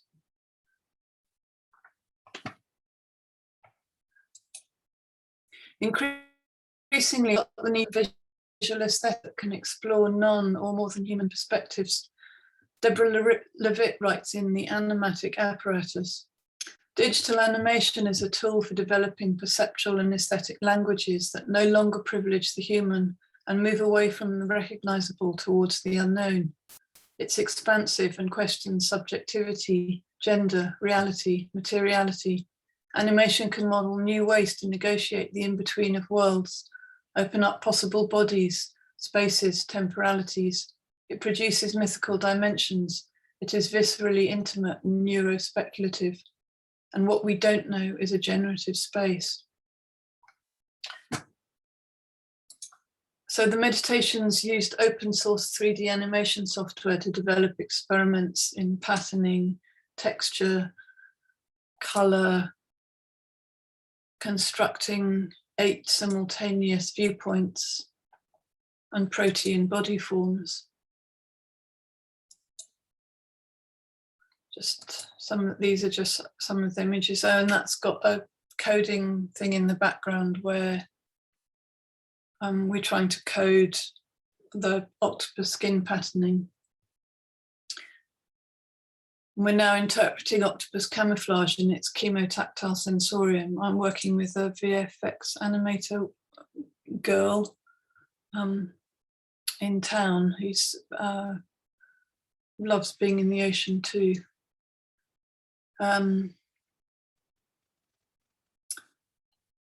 Yeah, we're building complex terrains that become skins. Filming with local BBC underwater cameraman James Luden using his macro probe lens. I'm behind myself, sorry. Yeah, that's James's probe lens. Has helped to model what must mostly be as an octopus, a close-up and tactile experience of the underwater world. We're thinking about how to make art for or of interest to an octopus, if this is possible, a distributed intelligence that does not prioritize vision-led perception, but interprets the world through 360-degree touch. Shifting light and dark, color change, water pressure, and chemotactile information. We're wondering if it's possible to develop non-human or octopoid aesthetics. We're slowly learning to visualize differently as we generate streams of pattern, color, and shape based on a mimetic learning approach. This is some of our research into octopus skin patterning and emotional-based color changes as we try to simulate their responses. We're generating synthetic skin patterns. And these last slides are from Mimic Skin Reef, which draws on the meditation's exploration of the ways in which an octopus becomes its environment, animates a textural fluid skin merging with and emerging from the surfaces it touches.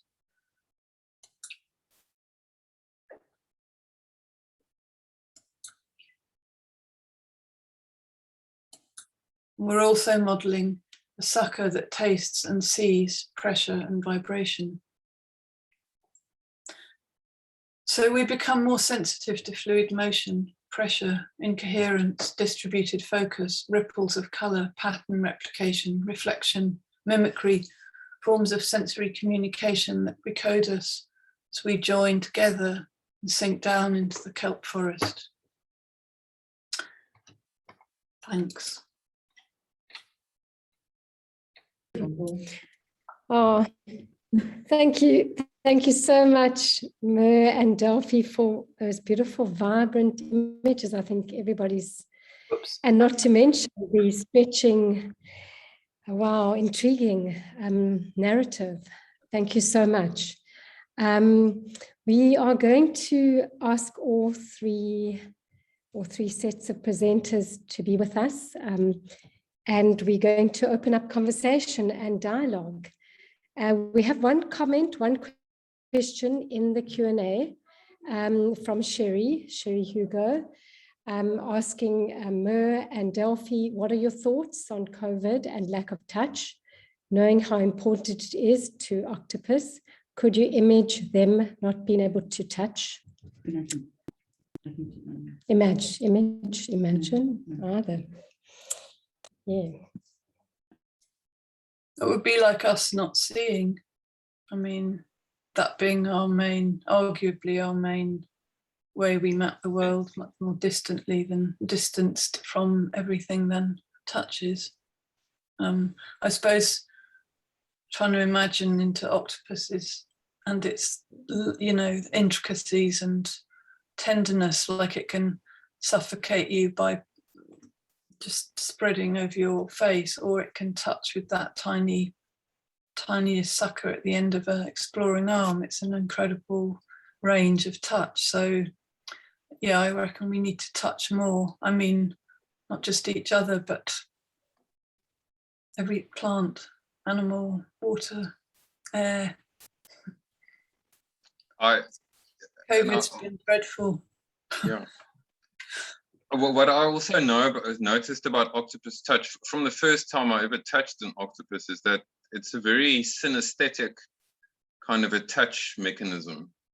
You know, when they touch you, there are other things that are happening as well, and I don't think they process touch quite in the same way that we do.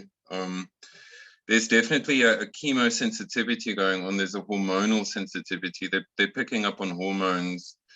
And I think they sort of read emotions through touch. in a way. I mean, I've rescued a lot of octopuses on Wilderness Beach because, you know, the fishermen pull them out of the rock pools there. And often I have a fisherman with a knife behind me when I stick my hand into the rock pool, and the octopus immediately crawls up my arm. It knows exactly what's going on. It can tell something's happening, and it, you know, and then I sort of take it to the ocean. It's quite intimate, and I guess what we would call erotic, I suppose, when an octopus touches you, especially when it goes all the way up your arm.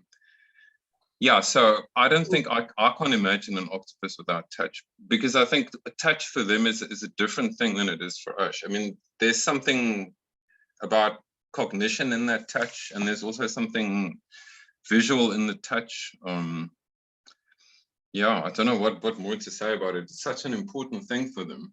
But yet I think they'd be better at manipulating virtual space than we would, in a way, because so much of their world is in a way a kind of a virtual manipulation of space. I think they're good at manipulating imaginative space. Well, I think there's very little we know because we haven't yet learned to think with other minds.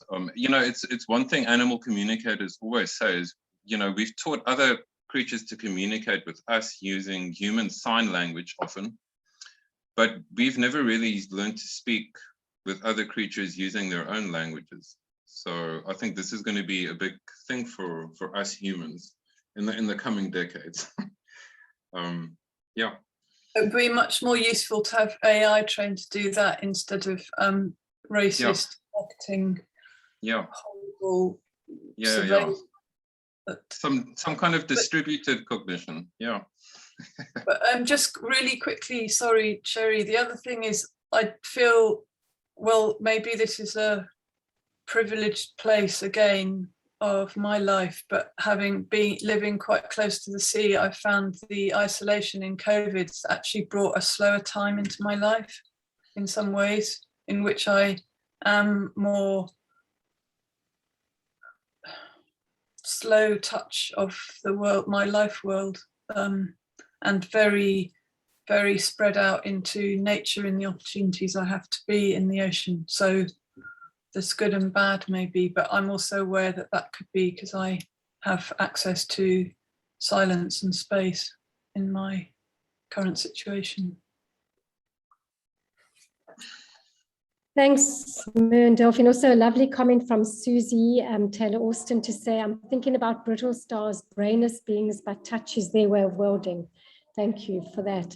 I wonder, I don't see any questions in the Q&A, so I'm wondering if I may extend a question that was posed in the last panel to, in fact, one of the sets of presenters, but we didn't get a chance to answer, from Janine Langer, asking how do you see the intersection between post-humanist perspectives and indigenous practices, methodologies? And I think that your papers, all three, might speak in some way to that question. So since it wasn't responded to, I'm not sure if Janine's still with us, but I think it's a really important question to be asking. Would anybody from the panel like to answer? I see Josie has her hand up. Yeah, I think I saw that question, and it was a pity that we couldn't use time then to engage with it. And I wonder, Tammy, if you can maybe just put it in the chat again, because I think it's an important one for us to consider even in the rest of the time that we spend together this afternoon. I think that some of the things that I'm struggling with as a South African coming into understanding post-humanities and thinking about what other worlds teach us about relations. So taking our thoughts into the ocean, or other spaces, like even in Christie's presentation and others of today, is that there's this presence or concerns that keep coming up and bubbling up for me about when we go into places where humans aren't in positions of power or control, like my body into water, which is a space that I feel fear, and I know that that's deeply connected with historical disadvantages and historical traumas that people of color have felt in this country, that it's important for me that we as researchers and even as practitioners consider what that's doing and what questions those help us or force us to ask, rather than it being about discovering other worlds and other knowledges. So even in my work in education and thinking with children's, the ways in which education forces understandings of an octopus, for example, around it being explained or described and represented through language or through science, that it's about, for me, would be, when we think about these intersections of post-humanist perspectives and indigenous practices, that it's not about one replacing the other, but that we pay attention to the power dynamics and the political. So for those who are constantly still living with erasure, so erasure through not being listened to, not even being considered as fully human yet because of race, because of colonial practices. It's not that when we think of the post-humanities that we now are making new worlds or discovering new ways of thinking without paying attention to the fact that there were ways of knowing the world that have been silenced for generations and generations and generations. So many of these thoughts that we've been working with today about stories as method, about lingering, about thinking about relations with place and time is not necessarily new, but it's generative because it draws on indigenous ways of collaborating with the environments that we are part of. And so for me, in South Africa, specifically in Cape Town, the idea of hauntings and paying attention to the spaces like Windmill Beach, it's not about making new connections to that place. It's about paying attention to the connections that already exist and that have been erased for too long. Thank you so much, Josie. We have another 2 sets of questions for you, and we have one for the whole panel. In fact, there are quite a few, and I'm hoping we can try and combine them so we can get through them.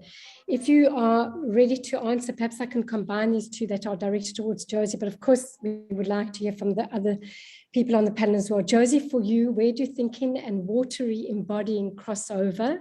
That's from Susie. And then at Joe, what would you say is the strategy you're applying to do your PhD other than swimming? And perhaps these 2 questions can be answered together. It's from Sherry. Thank you, Sherry. Oh, wow. Yeah, those are big questions. I'd love to, do we have a day? For lack of time, I think the first one about thinking. And so tell me, what was Susie's question was about thinking and watery embodying. How do they cross over for you? Where do thinking and watery embodying cross over? Susie, for me, it would be about really disrupting and troubling what thinking actually is. So, you know, drawing on some of the comments that were in Delphi and Mer's talk, when we look at touch or when we look at any concepts that we have come to understand, that we realize that those concepts are relational. So thinking is a relational concept that has been influenced for so long with certain constructions. So to think means that we're using our brains. To know means that you have a way of articulating or an idea that you have. So I think I'm working with these overlaps of complexifying. So for me, swimming is a way of me paying attention to stories and ways of knowing being very complex, that it cannot be reduced to one way of experience, that it is embodied in the sense that I already have come into my individuality because I have been in relation to and still am in relation to displacement and racism and privilege and access and lack of access, that there are these ongoing ways that I need to pay attention as a researcher to the things that have made marks on my body, the things that I am making marks on in the ways that I draw on academic research practices, the way that I'm forced to work in a structure that is an institutional way of doing things. So, you know, academia or universities that make us operate or act in particular ways. So thinking about what Tammy and Nikki and Viv spoke about earlier. And yeah, I think it's about understanding that vulnerability requires an ongoing sensitivity to yourself and an ongoing sensitivity to those who you are in community with. Thanks, Joe. Josie, thank you. I've got a question from somebody who's really important to me, Barry Lewis, who sorted me out in a moment of precarity in the sea. Barry writes a beautiful question. One of the words, phenomenons that come out from the presentations was intimacy. This speaks to the nature of boundaries, power, boundless and boundlessness, and relations. Have we any hope of achieving this? Or is intimacy subject to the injustice of the city, of who you are and where you live in it? I'm going to give that to all of the panelists to answer. I know Nikki's got her hand up soon as well. And we have a question from Eric that I'm hoping we'll still get to as well. I wonder, seeing as Christy, you haven't had a chance to respond, would you like to take Barry's question first?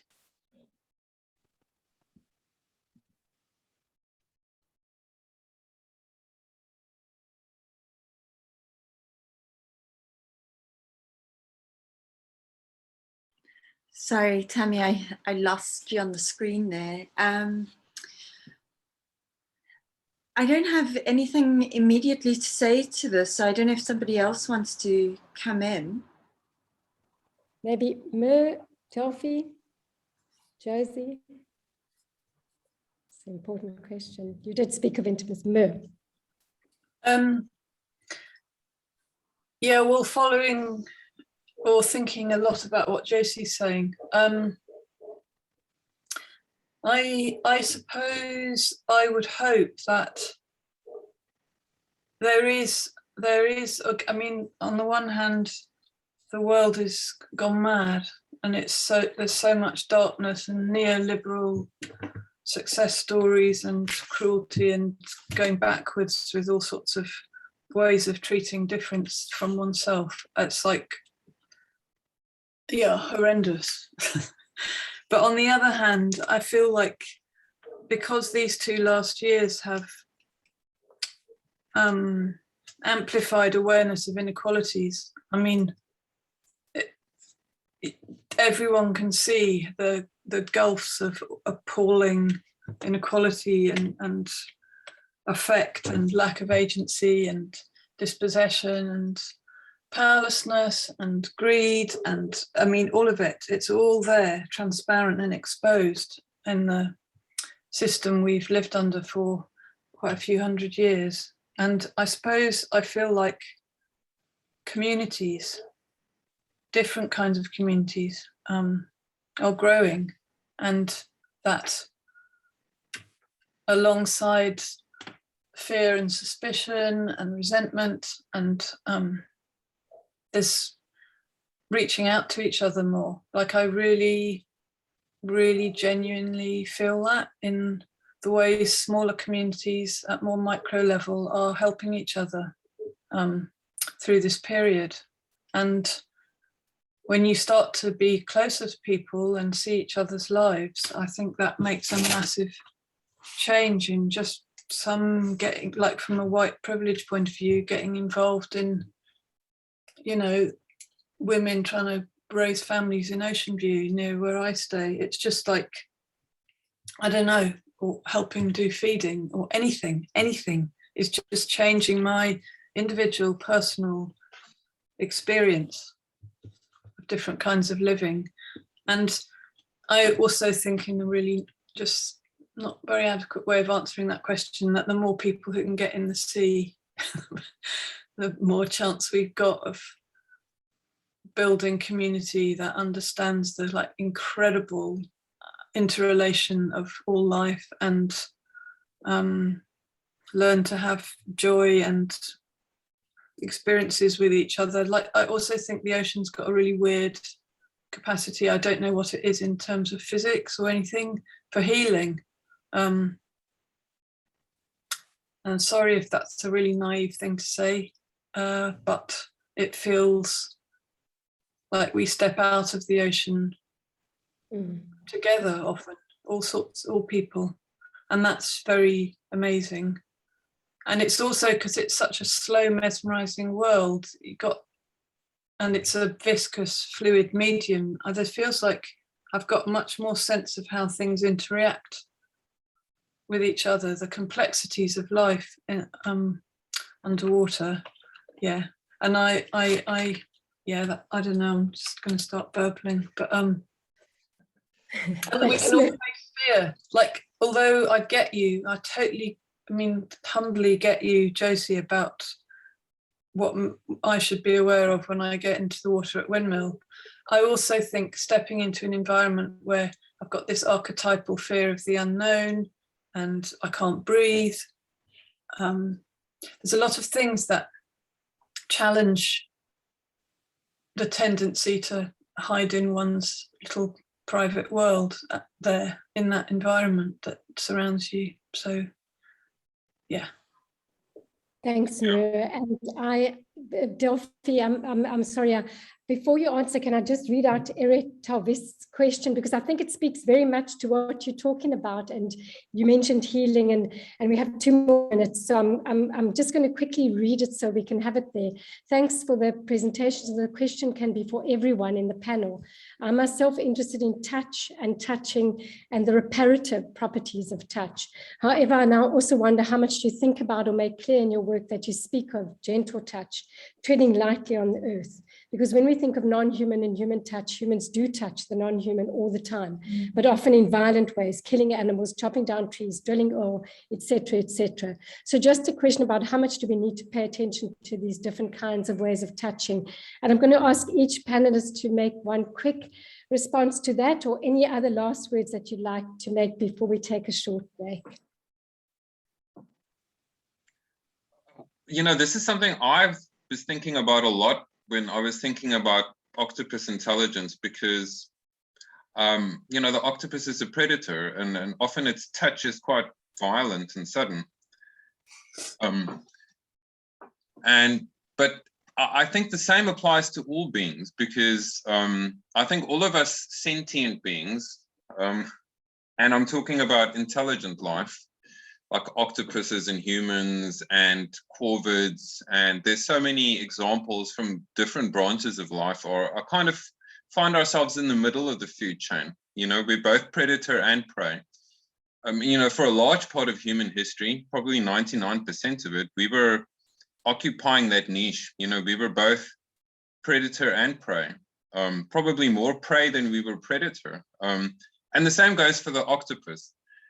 And, you know, these I think are the big questions, because often when the sea touches you, it's also not in a gentle way. And cognition is so much about these extremes of touch, the gentle touch, the violent touch, the sudden touch, the bad touch, you know, all these different kinds of touches. And I think we need to make touch more part of our cognitive language than we have in the past, because I think, you know, one thing that's happened, particularly in the Western way of thinking, is that we've distanced ourselves from the body. Like, you know, the mind and the body are separate from one another. Touch is separate from cognition. And I think we need to start thinking about it more synesthetically. And that's where the octopus, for me, is a big teacher, is how to think with different senses and how to mingle them all together, because they are interconnected. And I think this touches on the intimacy question too, because, you know, the whole lockdown thing has enforced more intimacy, but at the same time, I think it's also enforced more awareness of the kind of violence that we kind of find ourselves embedded in. So, yeah, that's my 2 cents worth. Thank you, Delphi. Christy, any last words or response to that? I suppose the most immediate thing for me is touch in the museum, and in general, I'm not allowed to touch the objects I work with, but that same object can be touched in another, especially when it's something like a bean that isn't a kind of human-made object. It's really interesting that there's this contrast that once it's a museum artifact, it can't be touched. I'll leave it there. Thank you, Christy. Josie, Mer, any last words? I am just overlapping with Delphi in this idea of predator and prey, that touch is not something that just sits out there and sort of exists, but that it comes about through bodies. And when we think of bodies, well, when I think of bodies, I'm not only referring to the human. And so the final comment I would make is to really sort of emphasize the importance of our awareness of our beings and really questioning things around power and politics, about touch itself, and how we need to open the spaces to not only think of it as a situated thing that happens between an individual and another individual, but that there's so much else that's going on that we really need to pay attention to, and starting with our own situatedness and thinking about the ways in which we have drawn on specific kinds of knowledges that influences the way that we are in the world, or the rights that we have in the world. Wow, thank you so much. I think I'm going to call it to a close. We have to have a short break before we come back for a very short summing up. Megan Judge will be with us, and then don't go away because we've got a Street in Hermanus from 4 o'clock coming in from Canada. It's been an absolutely delightful and really stretching session. Thank you so much to everyone. There is a little question in the box from Janet Solomon about intelligent life. Perhaps we can take that as a thread through into the next session. Thank you again. You've done wonderful presentations, and have a good break. We'll see everybody back at 4 o'clock.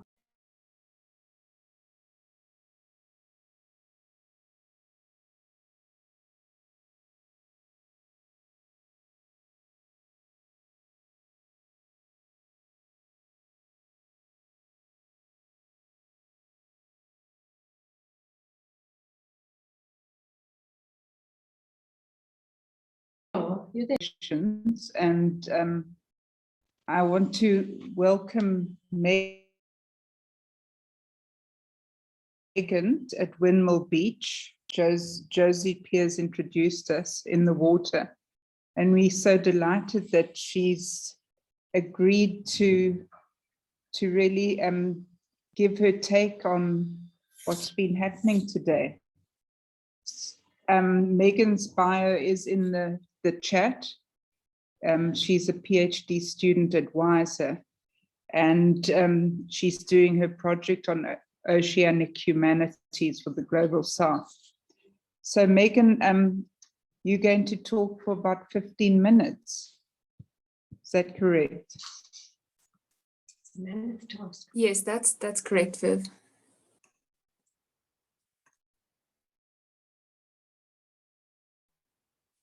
Let me get going then. Thank you so much, everybody. It's really great to be here. Thanks for inviting me in. I'll just start by saying that I'm a woman living in South Africa of varying migrant, refugee, and settler descents that, as Tamara indicates, continues to benefit from the violences inherent in colonialism and apartheid. And I've not really been asked to give a sort of blanketed way forward, but sort of more to summarize to the different parts that bubble up in the panels. So I'll try and be as brief as possible, which will obviously not do justice to the work shared here today, but I hope to play with the currents and the varying crossovers that the different presentations and ideas are swept up in, so as to kind of highlight those a bit. My part is called Bubbling Up, And I thought that bubbles were a very interesting concept to talk with, as they are their own carriers, as in a carrier bag, but in a watery sense. They carry up into air as well as below underwater. What is carried in the bubbles is specific to that bubble, as it marks its own transparent surface that separates. These surfaces begin to thin and are on the path towards bursting. Bubbles reach into terrain that is both fun in some cases, but also can accompany chaos and violence, as in the uncomfortable plungings or drowning. They're always in relation to air and thus related to terror, playing at the surface between water and air. So just to begin with, I'll start with session 1, where Koleka Putuma's water set the tone for the deep thrashing injustices that this conference sets itself within, which trouble human-ocean relations in South Africa. Here, the binaries of me and you are very firmly asserted, binaries that even the ocean cannot dissolve, in a world where justice is certainly still to come. Separations sit in tensions in hydro bodies. In the poem, the ocean is in fact made complicit in the unshakable, indigestible violences that both haunt and are still present in the lives of Black and brown people, which are washed away daily, but never dissolved.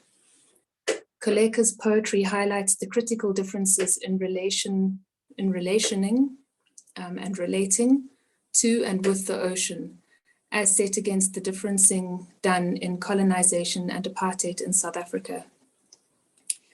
In session 2, Dylan McGarry, Adrian van Eerden-Watten, and Anya Omadine we are taken through varying practices that encompass embodied caring as intersectional edges.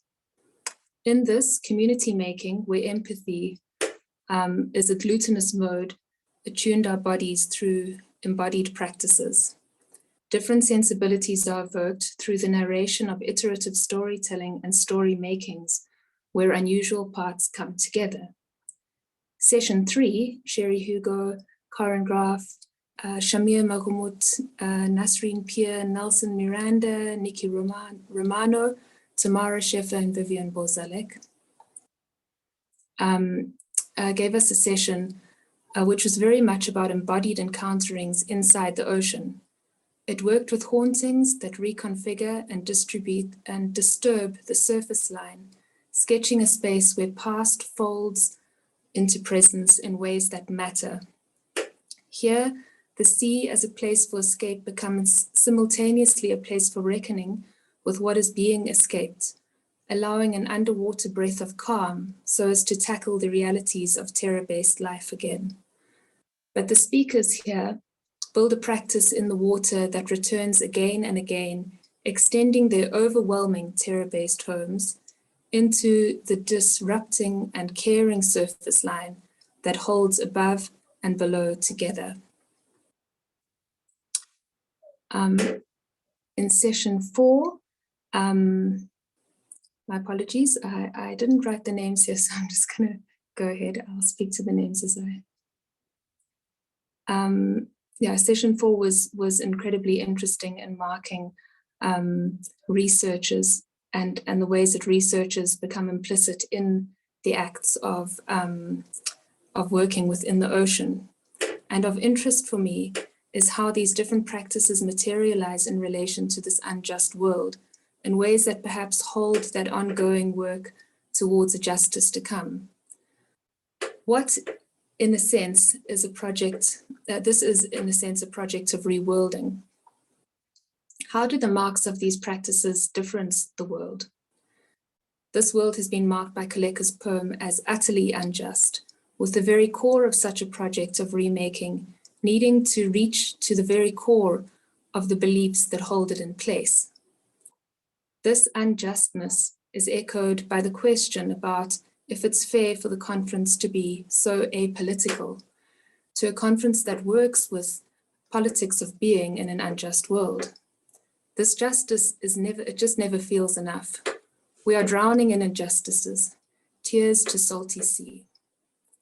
This rage bubbles up again in Sherry's work, where she dunks all that is her rage into the ocean in chaotic ways, accompanied by the thick bubbles that spin around her body in the photographs, self-dunked again and again, cooling while learning how to breathe, but always with and through her restless hauntologies, sensing out spots of enjoyment in all this, which joins Dylan's notion of finding acupuncture points of reconciliation in a messy chorus of voices.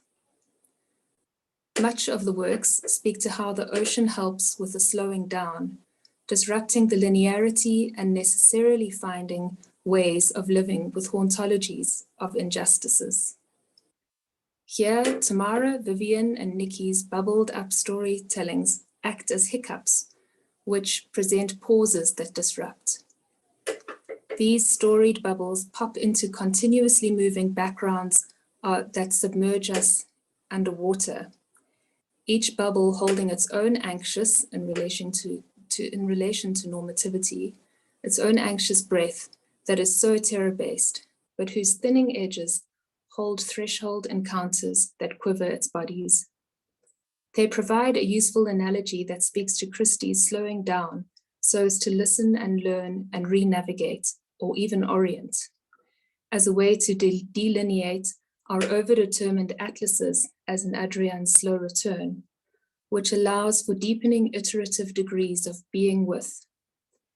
This materializes in a zone that has a particular tone, opening our senses toward colors and emotions of multi-species decay that we might, joining Christie's, attune more to, a palette of entangled sensitivity, a palette of entanglement as in Jo's brown skin, which speaks to her porousness as she swims with ghosts. Delphine and Mer's poetic patterning takes us to importantly overwhelming terrain, which is not different from Cherry and Christie's aesthetics of unbecoming and becoming, in oftentimes overwhelming moments that are configured slowly. This answers in part some of the provocative prompts set out by Karen about how to make the unusual usual, joining Koleka's demand for better, more just narration about specific watery bodies. Folded pasts of colonial apartheid and capitalist traumas scatter all the work, wherein violences and trauma exist in the present, materializing as extended terror care that sinks into the quieter or noisier sea in ways that rise, like Shamir, as if to lift off the sea floor and fly with sea creatures towards something that is more than what this world is now.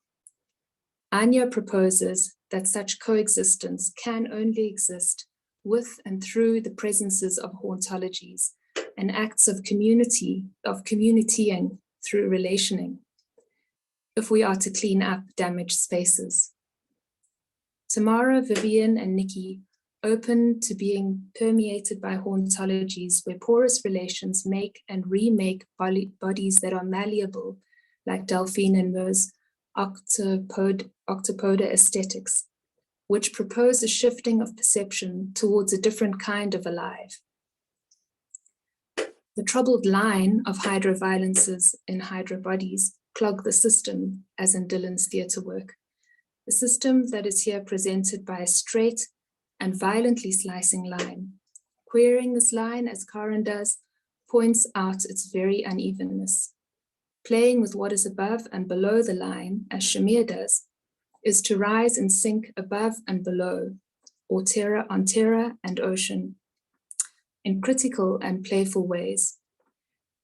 This is a play with the overdetermined patterns and patternings and grooves which run much of the ongoing unjust lifeline that most of the population have on offer.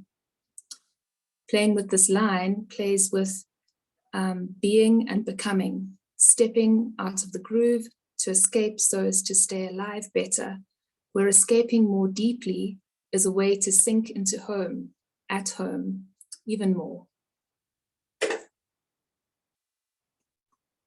Thank you.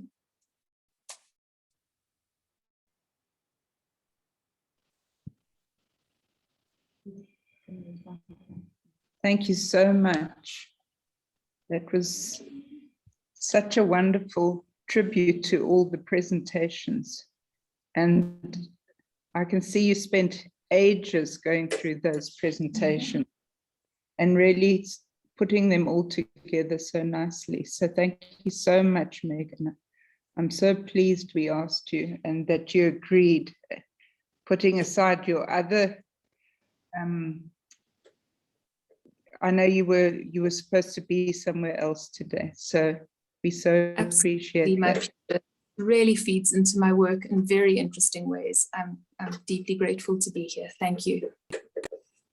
We hope if we have another session that you're going to join us as a presenter too. Yes, I will do. Thank you. We are waiting for Astrida. Is she here yet?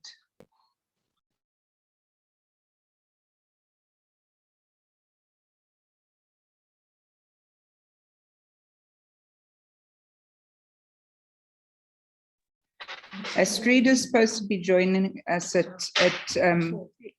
in 5 minutes.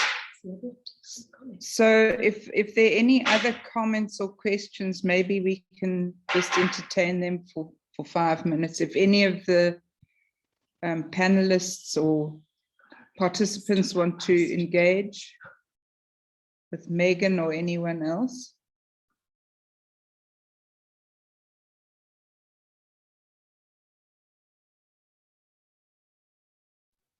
She's just looking.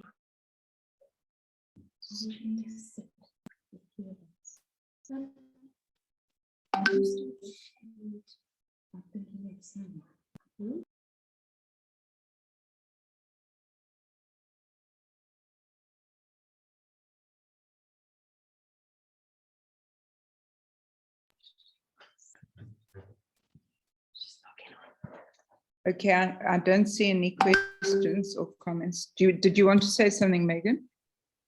You can move forward if you wanted to. I just wanted to point out that it was incredibly hard to pull everything together because I could just go on and on and on. There were so many interesting overlaps. Yeah. And it would be really, really interesting to diffract everything through each other and see what excesses kind of emerge as something to take away or to begin. One of the interesting things that I didn't really get to hear was how many instances there were of people speaking about how themselves as researcher was sort of had to re-become alongside practices with the ocean or thinking with the ocean, especially in emerging and embodied ways inside the ocean. But not only that, also with Christie's work, for example. And I feel like that's a kind of interesting conversation in itself. So there's just so much there, you know. So just hopefully it's going to be an ongoing conversation. Yeah. I think Astrida has joined us. Has she joined us yet? She hasn't. She said she's logging in. She's logging in. So we're just waiting for her. I'm going to be handing over to Nikki actually, because she's going to be chairing the session with Astrida for us. So should we use your sound or can I put my sound on? You can put your sound on. I just want to also say, have we put the questions in the chat? Yeah. They'll be in there in a minute. Astrid has also sent us some questions to consider.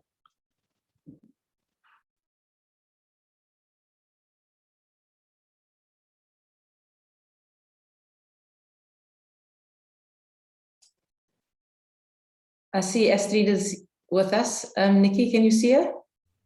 Yeah, you can unmute. Okay, can you all see me? Yeah, there. Can we see Astrida? I don't see her. Aha, okay. So I feel very excited to welcome Astrida Namenis to this, our final session of our very wondrous watery day.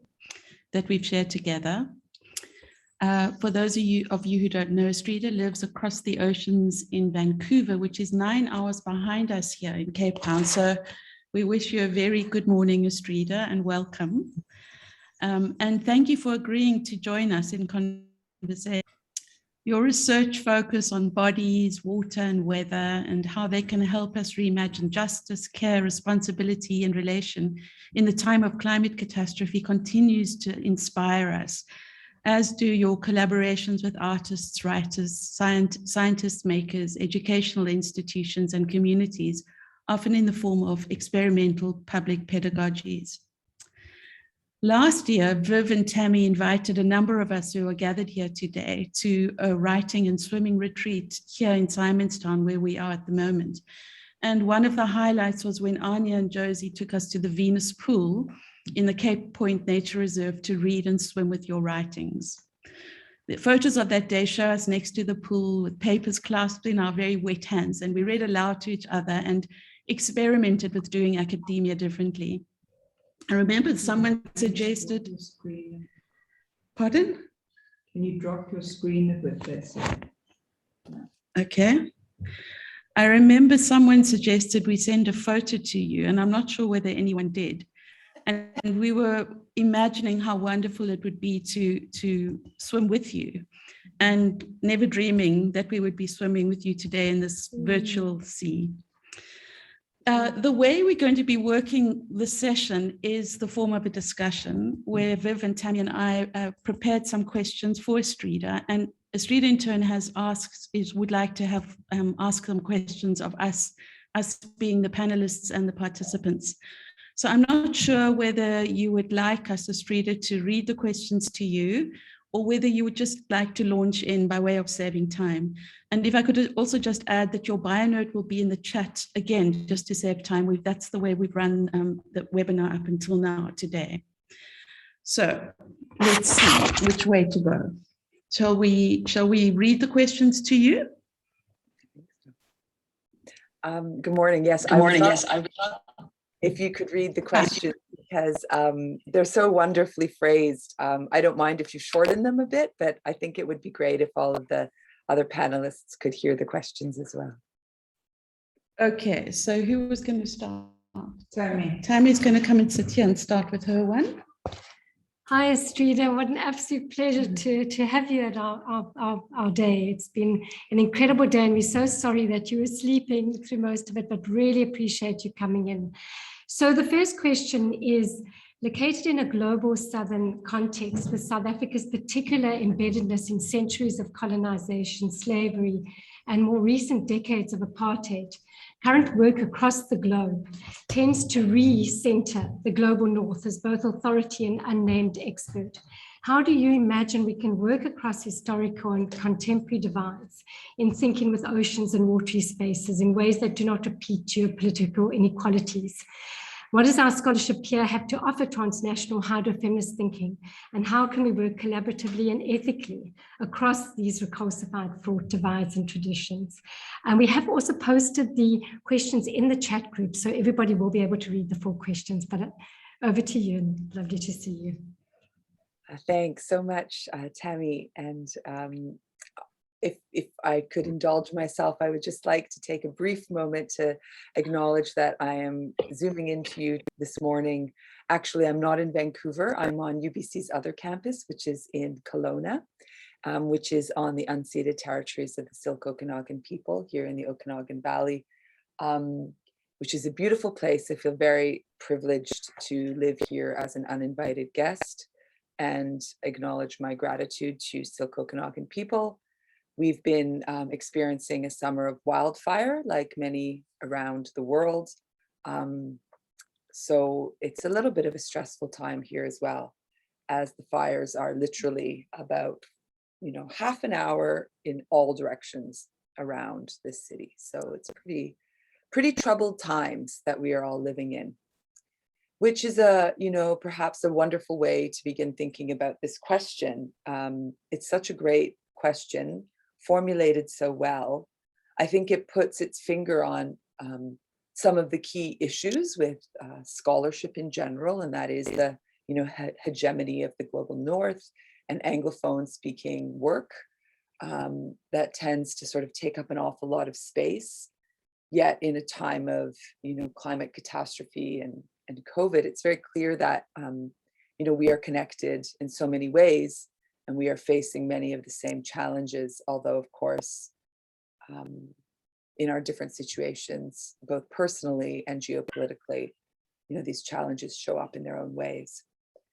So when I was thinking about this question, I think there's a whole set of responses that could be about, institutional reform, how we, as many of you, by the way, I have to say that although I was sleeping, I did read through and watch all of your presentations over the last day or two. So the ones that were sent to me in advance anyway. So I wish I could have been there, but I think I have a wonderful understanding of the things you were talking about. So, like many of you mentioned in your work, this need to do academia differently, also is not just about what we're doing in our personal work, but also in how, how publishing happens, how, hiring happens, how, who jobs are marketed to, how those socioeconomic striations work within academia. These are all really important questions, but I'm not the best place to answer them. I think more on a, maybe a more personal level, on a personal relationship level with each other. I think, again, it comes back to the way some of these hydrofeminist methods and concepts and ways of thinking encourage us both to do things differently. So that includes how we build relationships, how we must always think about the flows of power, not only, in the work that we do and in the things we write about, but in our own internal relationships as well. But also that, building these kinds of solidarities in the context of geopolitical inequalities, it's also about proceeding through the particular, building relationships and different kinds of knowledges, as we know, all requires trust and time. Slow scholarship, the swimming methodologies you've written about. In every case, these are about, paying attention to the particular details, noticing what's there, relying on, muscles that haven't been worked or skills that haven't been honed in a traditional academic context. But at the end of the day, the proof is in the doing. I think what I have learned, particularly in the last few years, is that, talking about the doing, we need to build these kinds of relationships. We need to do, it doesn't really matter, like the proof is in the actual doing. Are we going to invest the time, the material, the energy to try, to fail, and to probably also hopefully learn how to build these new kinds of geopolitical relationships that don't repeat those inequalities, those hierarchies again? I think saying that we won't do it, frankly, means nothing. We all are very well aware of neoliberal university speak about diversity, equity, inclusion, all of those things. How do we actually then operationalize that is, I think, up to each of us to take the time and find the ways through these kinds of experiments to do it. It's a very big question, but I hope that will just kind of get us started. And maybe as we move through the questions, we'll get some more responses on the table. Okay, great. Hi, Estrida. It's Viv here. We've spoken on email. I wanted to ask you something about your free writing. I've loved watching your presentations, and your latest one on care for the stranded. And we're very interested in free writing. So you seem to draw on your own experiences and situatedness in poetic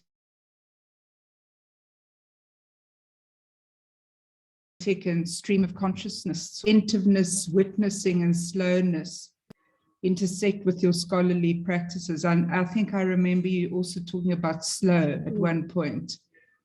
And how are your practices inspired by or through swimming or engaging with the ocean in embodied ways?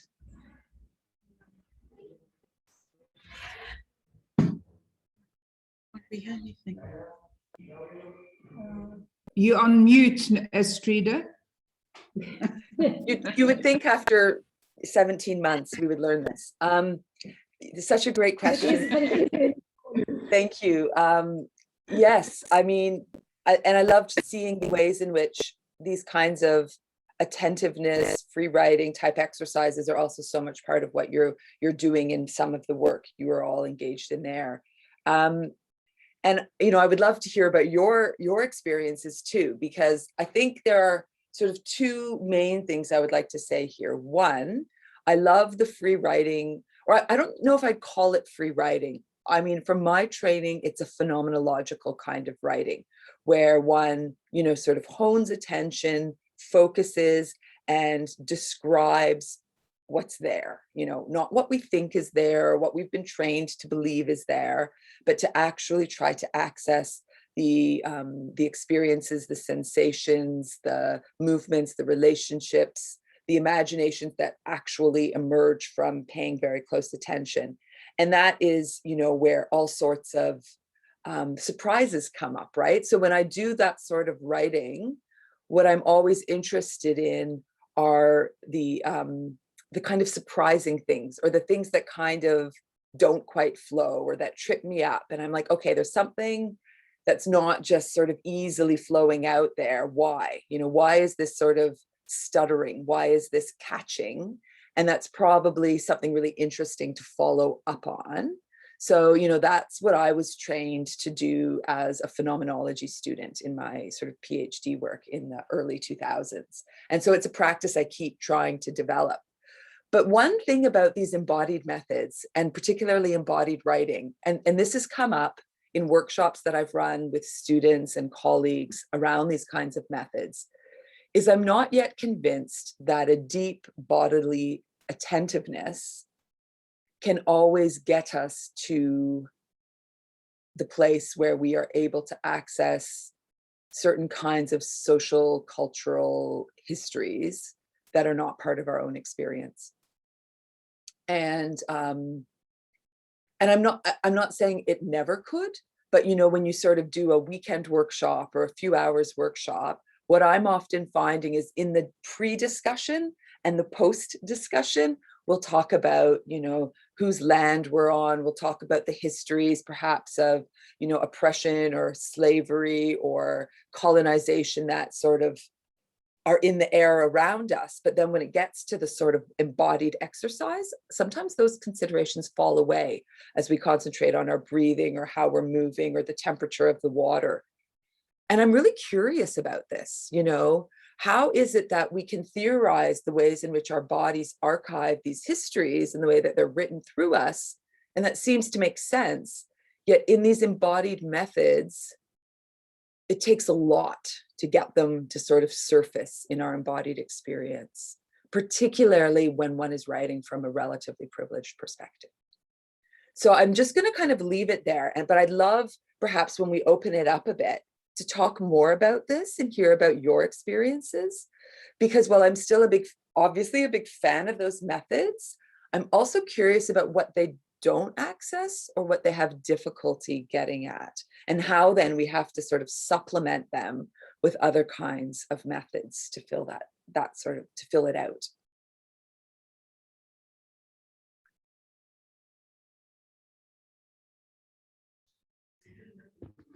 Okay, let me find question number 3. Estrida, can you share your thoughts on the importance, perhaps even urgency, of working across disciplinary divides in contemporary times?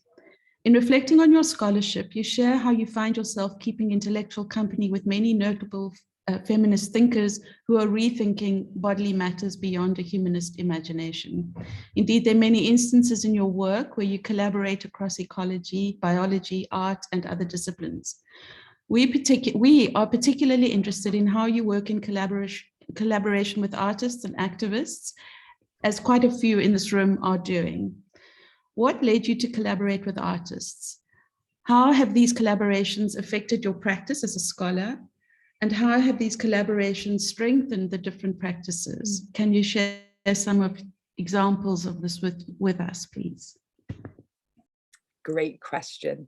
So there's obviously so many ways these collaborations can occur. So I'll just maybe talk about a couple that I am involved in recently. And the one that I'm doing right now in the Care for the Stranded project is with a visual artist, a performance artist, filmmaker, Patty Chang, and with a marine biologist and veterinary pathologist, Alexia Namenis, who's also my sister, scientist, writer, visual artist. And we had the luxury in this relationship of having a long time because of COVID and our inability to sort of move on with things quickly, to really think about how to do the collaboration.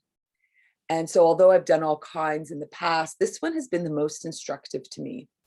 And a few lessons I've taken away from it is how important that time was at the beginning to really understand where each of us was coming from, to sort of really begin from a place that we actually don't know how to speak each other's language necessarily.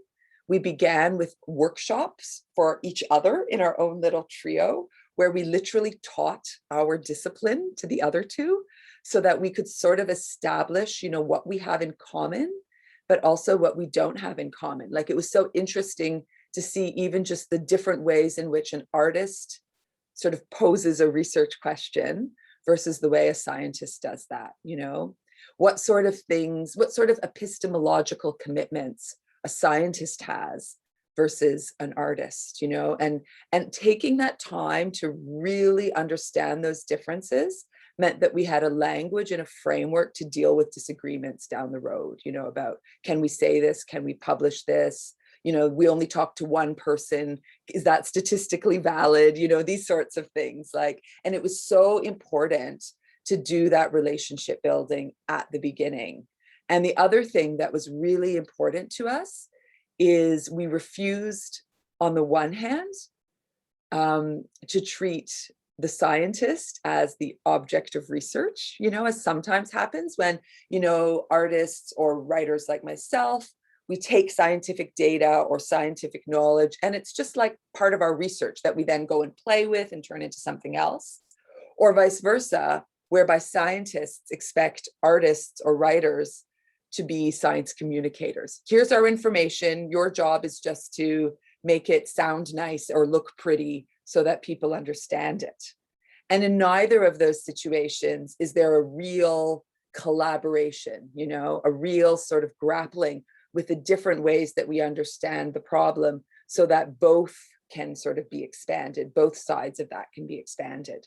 So we really worked a lot on that. And it was so interesting to come to a place, for example, where through our artistic perspective, the scientist came to understand what they do and what their role is very differently, was able to sort of open up to the more spiritual, like, for lack of a better word, sort of spiritual dimensions of what they do, science as a practice of care, a lot of those dimensions that they're sort of asked to keep out of, sort of objective work. They were able to sort of lean into those and explore them differently.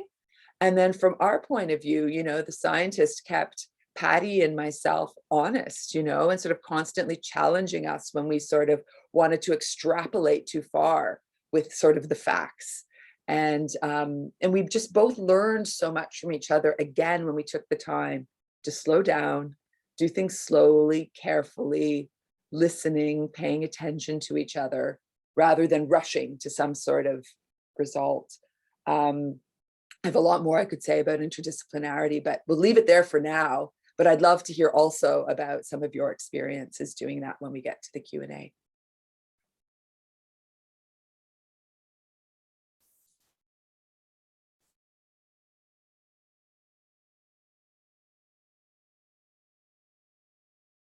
Thanks, Estrida.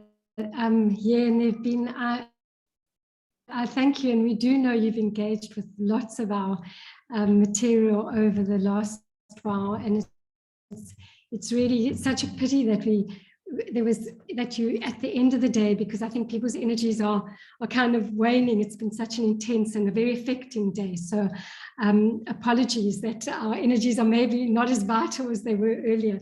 But we in South Africa, obviously decolonization issues have always been very important, but over the last few years, particularly since student activism, Rhodes Must Fall, Fees Must Fall, the Fallist movement, there's been a very powerful decolonial turn. So I was wondering how you feel hydrofeminism, and through reading your work, I do know, but if you could share with us a bit more about how hydrofeminist thinking speaks to decolonization as a local and global project.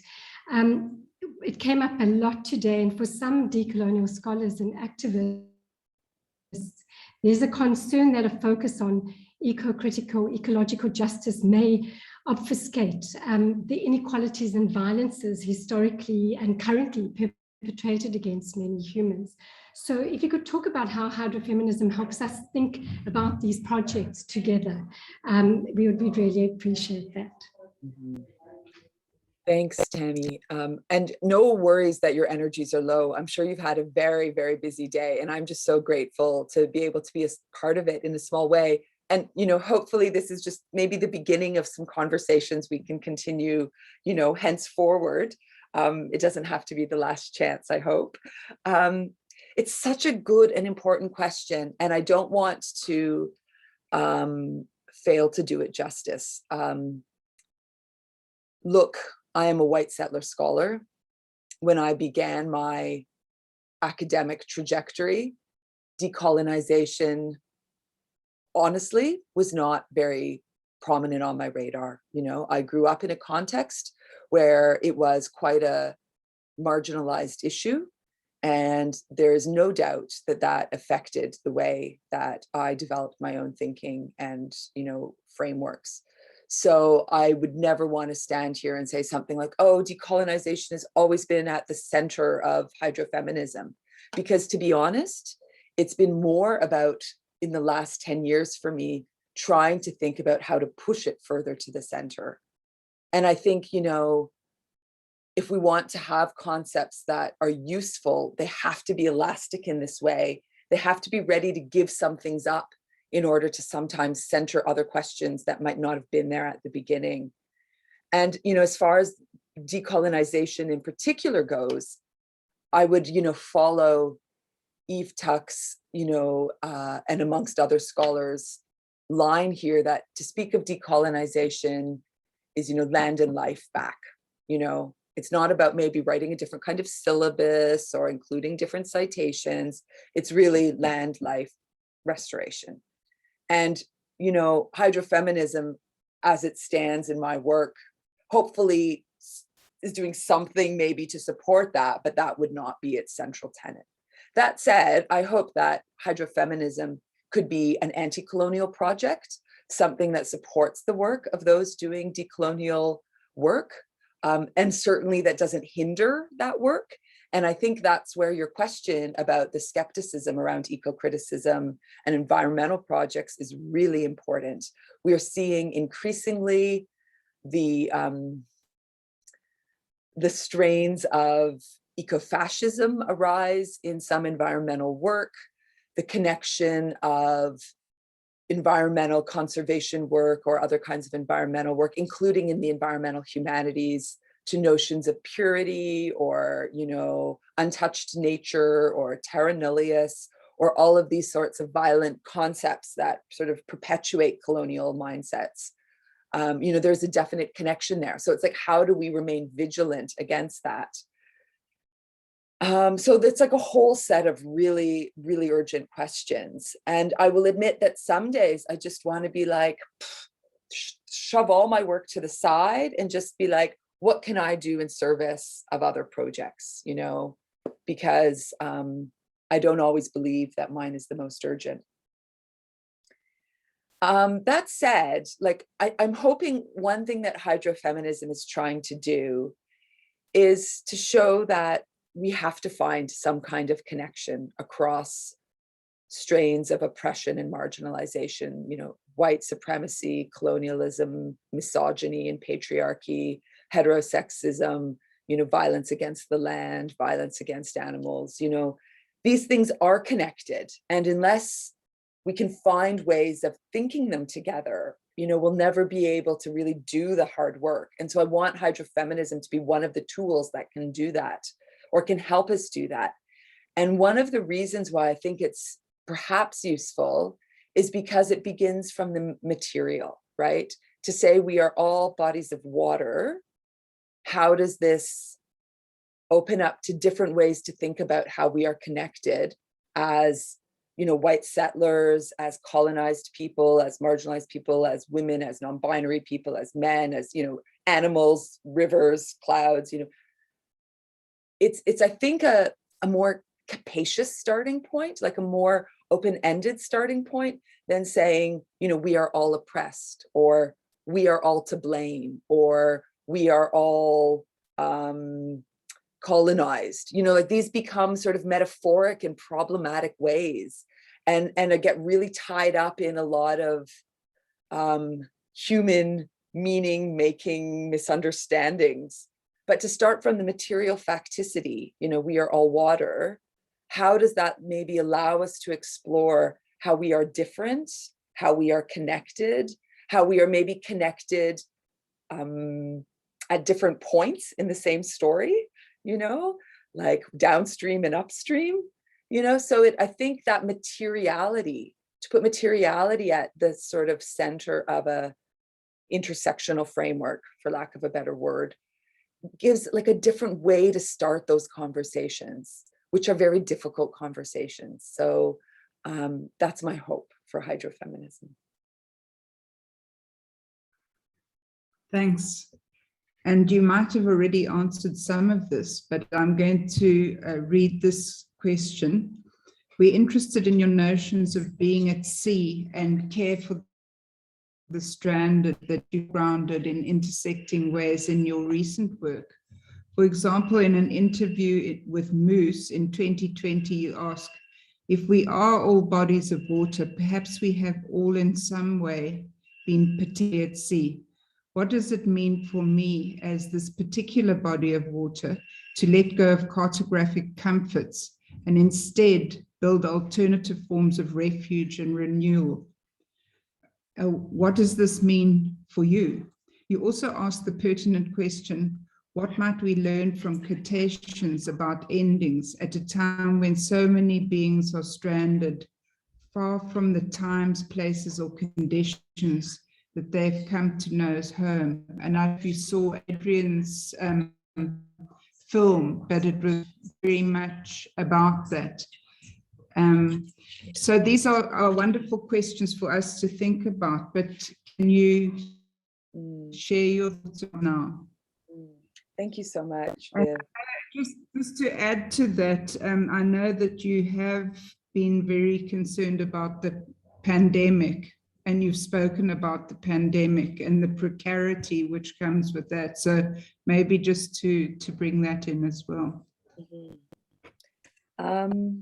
So this idea of untethering is something I started to think with, I think probably inspired by the work of poet Alexis Pauline Gumbs and her work M Archive and Dub, and more recently her book Undrowned.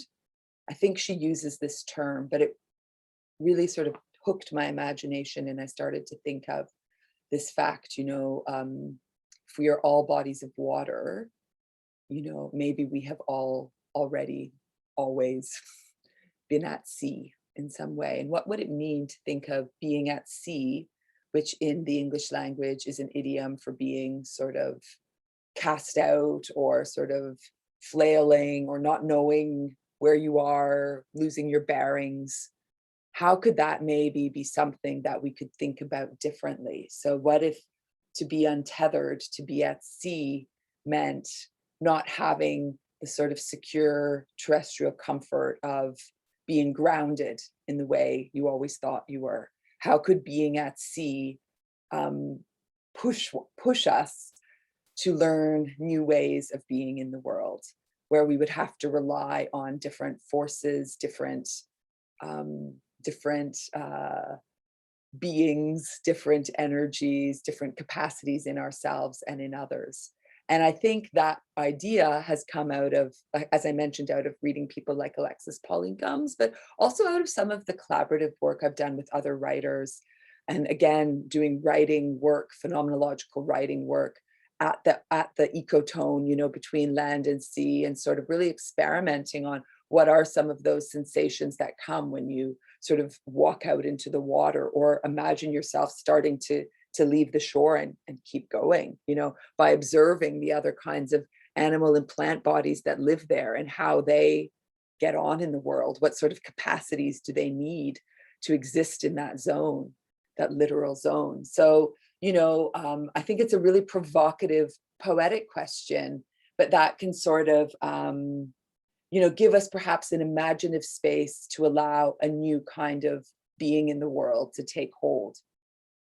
But in an entirely unromantic way, I think this idea of being at sea has also come up as I've been working on various projects through COVID, and seeing, becoming aware, feeling the ways in which so many of us, human and non-human bodies, are untethered, stranded at sea in so many ways, you know, with forced migration through climate change or other kinds of issues, thinking a lot about how many people have been dying very far from their homes and their kin, whether in a hospital because they couldn't, you know, have any visitors, because of border closures that do not allow them to return or others to visit. And this idea that, you know, we are, you know, the ground is not holding, you know, the ground is not, for many, it's never been holding. And for more and more, it's increasingly not holding. And so in this time of precarity that seems to me to draw so many connections between the pandemic, between climate catastrophe, colonialism, global capitalism, you know, how do we learn to be when the ground is not holding? How do we do it well? How can we, nobody wants this, I don't want to romanticize it, but might it be an opportunity, again, to learn different kinds of capacities for being together in the world, for caring for each other differently as well? So not a very practical answer, but I think something a lot of us are, I mean, I know from reading and watching much of the work that we're all thinking with in different ways. Thanks for that question. Thank you. It really speaks to Megan Judge's summation, in a way, the summary of what we've been talking about today. But now I'm wondering whether we should let you, well, firstly, to open it up to the participants and the panelists, if there are any questions you might have. And then we've got the 3 questions that you have, Astrid. Do you still have them with you? Do you want to read them? Or, I mean, I can put them in the chat, but I'm very strange about reading them out to you. Sure. If you could put them in the chat, that would be great. Or I don't have them. I have them on a different computer, so it will be difficult for me to put them into the chat. But I'll just summarize them. And I think maybe what I'll do is I'll summarize all 3 of them. And I would love to hear from the panelists and also from anyone else in the audience. I noticed, for example, Sharon had a question about science, humanities, interdisciplinarity, and I'm not sure if there were other ones there too. So I'm happy to get to those, but let me just summarize these questions first. So the first one is something I already kind of mentioned in my response, is, you know, thinking about my own position as a white, cis, settler, child of Eastern European immigrants. You know, I think my own sort of situation is unique, as so, you know, as everyone's is, but it also has many patterns. My theories emerge from my own history, my own embodied location.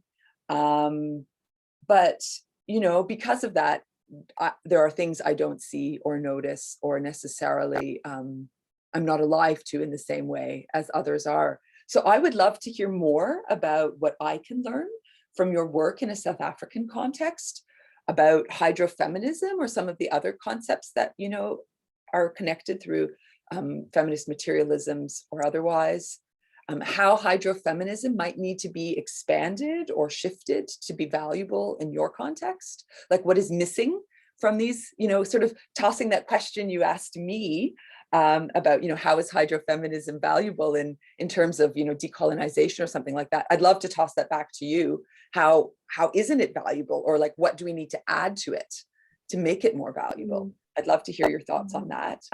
Secondly, as a feminist scholar, I'm very interested in a feminist perspective that is necessarily tied to questions of coloniality, capitalism, climate catastrophe, COVID, but I do also notice that feminism, at least in my worlds that I sort of circulate in, often is dropping away, and it's sort of taking very much a backstage in thinking about both climate and sometimes colonialism as well. And I'm just wondering if anybody, there has any thoughts about how a feminist perspective remains necessary when we're trying to think about justice to come, as your symposium phrases it, and how the South African context might, offer some lessons there or not. And then my final question is about, well, I guess it's a very open one. I was thinking about, I have a colleague at Cape Town, Nikki Way Solomon, who I was in conversation with recently, and she said, like in a place like South Africa where she lives, she said, it's just a luxury to think of something as a single issue, like everything, all of the axes of, privilege and marginalization are always intersecting. And so I'm wondering, again, I guess it's similar to question one, but how hydrofeminism might be a useful tool for addressing it, or what other strategies or frameworks others, you there have been using that can help address this sort of always multiply pronged question that you're dealing with: race, gender, economic status, science versus traditional knowledge, like all of these things constantly coming together.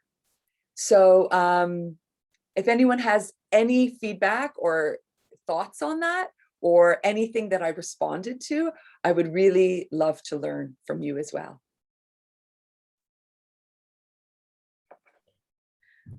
Great. So let's have a look and see. Panelists, any hands shooting up? Are you going to come? Do you want to come here? Dylan. Okay, Dylan, do you want to open put on your video? Yeah. You caught me in bed. I climbed back into bed. But I just wanted to thank you so much, Astrida, for these amazing reflections. And I maybe wanted to just speak to your last question from Nikiwe around, what we've been framing often in our work in transgressive learning is thinking around, environmental education in the Global South and in South Africa especially. And Josie really spoke to that a lot in her presentation too. But this kind of struggle around nexus issues that, you can't look at one thing without looking at everything. And one way in which, one of my colleagues is dealing with it very well, and we're working through it, trying to think through how does this translate in an approach that is kind of trying to always track a moving target. I mean, we're always responding to something that's constantly shifting. And we've been looking at this kind of tradition in African feminism. If you've been to South Africa, you'll know very well, is this idea of call and response. So, you sing a phrase and then there's a phrase responding back, and it can sometimes be improvised. Sometimes there's an element of that very well known and everyone knows that melody and sings along, and then sometimes there's improvisations with that. And in Jaro Kulundu, she's kind of just finished her PhD on kind of critical African feminist pedagogies around Must Falls movement. And she's really been thinking about how we need to kind of develop this process of call and response that's a kind of ongoing and iterative and constant. So I think what we're finding really useful is this idea of what kind of tools, and for us, storytelling is just playing a big role of like telling each other stories and checking in constantly, back and forth, and any kind of instrument we can use to do that can be really, really useful. So we've been exploring it. I mean, Njara used it with music, and we've been working with theater, and then there's this really kind of exciting movement I can see bubbling to the surface, when speaking to people like Njara and with Anya. Is what I'm very curious about is the conversation now between hydrofeminism and critical African feminism. And it's kind of begun, and in this community especially, I can really see, and I feel like there's like a bunch of new methods and praxis and like practical wisdoms emerging just in that conversation that's happened over the last 6 months to a year. So yeah, I'll leave it at that. But thank you so much. I was just going to say that sounds amazing. Wow, thank you. Okay, so Sherry's going to join us at this computer. Hi, can you hear me? Thank you so much for joining us and waking up early and responding and being part of the conference. It's really nice to put a face to the work and the reading. I just wanted to say a lot of respect I have for the comment that you made with regard to the question asked about how hydrofeminist sits within a decal space, because I think often people are so quick to kind of jump on the wagon and just be inclusive about it and say, oh, well, of course we are very concerned about it, and it's encompassing. And the fact that you responded quite bravely and honestly about where you started off and how it may or may not be included at that point, I thought that gave me a lot of respect for the work, because it wasn't pretentious in that sense. And forgive me for using a word that may be the wrong word, but I just wanted to say that. And then just to say what are the ways that I think hydrofeminist is included in the way that we are embodying it and using it, is that we are definitely, well, in the circles that I'm working, is that we are definitely drawing from our indigenous spaces, our indigenous knowledges, and the women from which those indigenous knowledges come from. And I think that is an important housing within hydrofeminism. So I just wanted to say a comment that I respected the way that you responded to it when the question was asked. Thank you.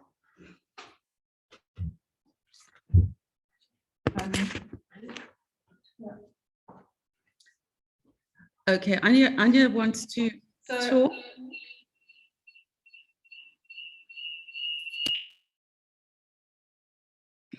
Okay, thanks, Astrida.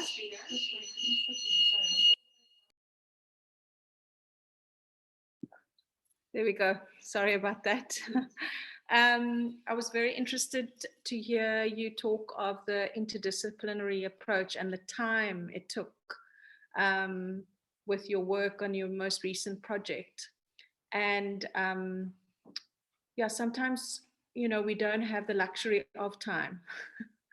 And that's why I think a lot of the interdisciplinary work that we do actually fails. Dylan's done a lot of work with empatheater and that storytelling and engaging and trying to dig deep and find the stories and find the indigenous knowledge. It takes time.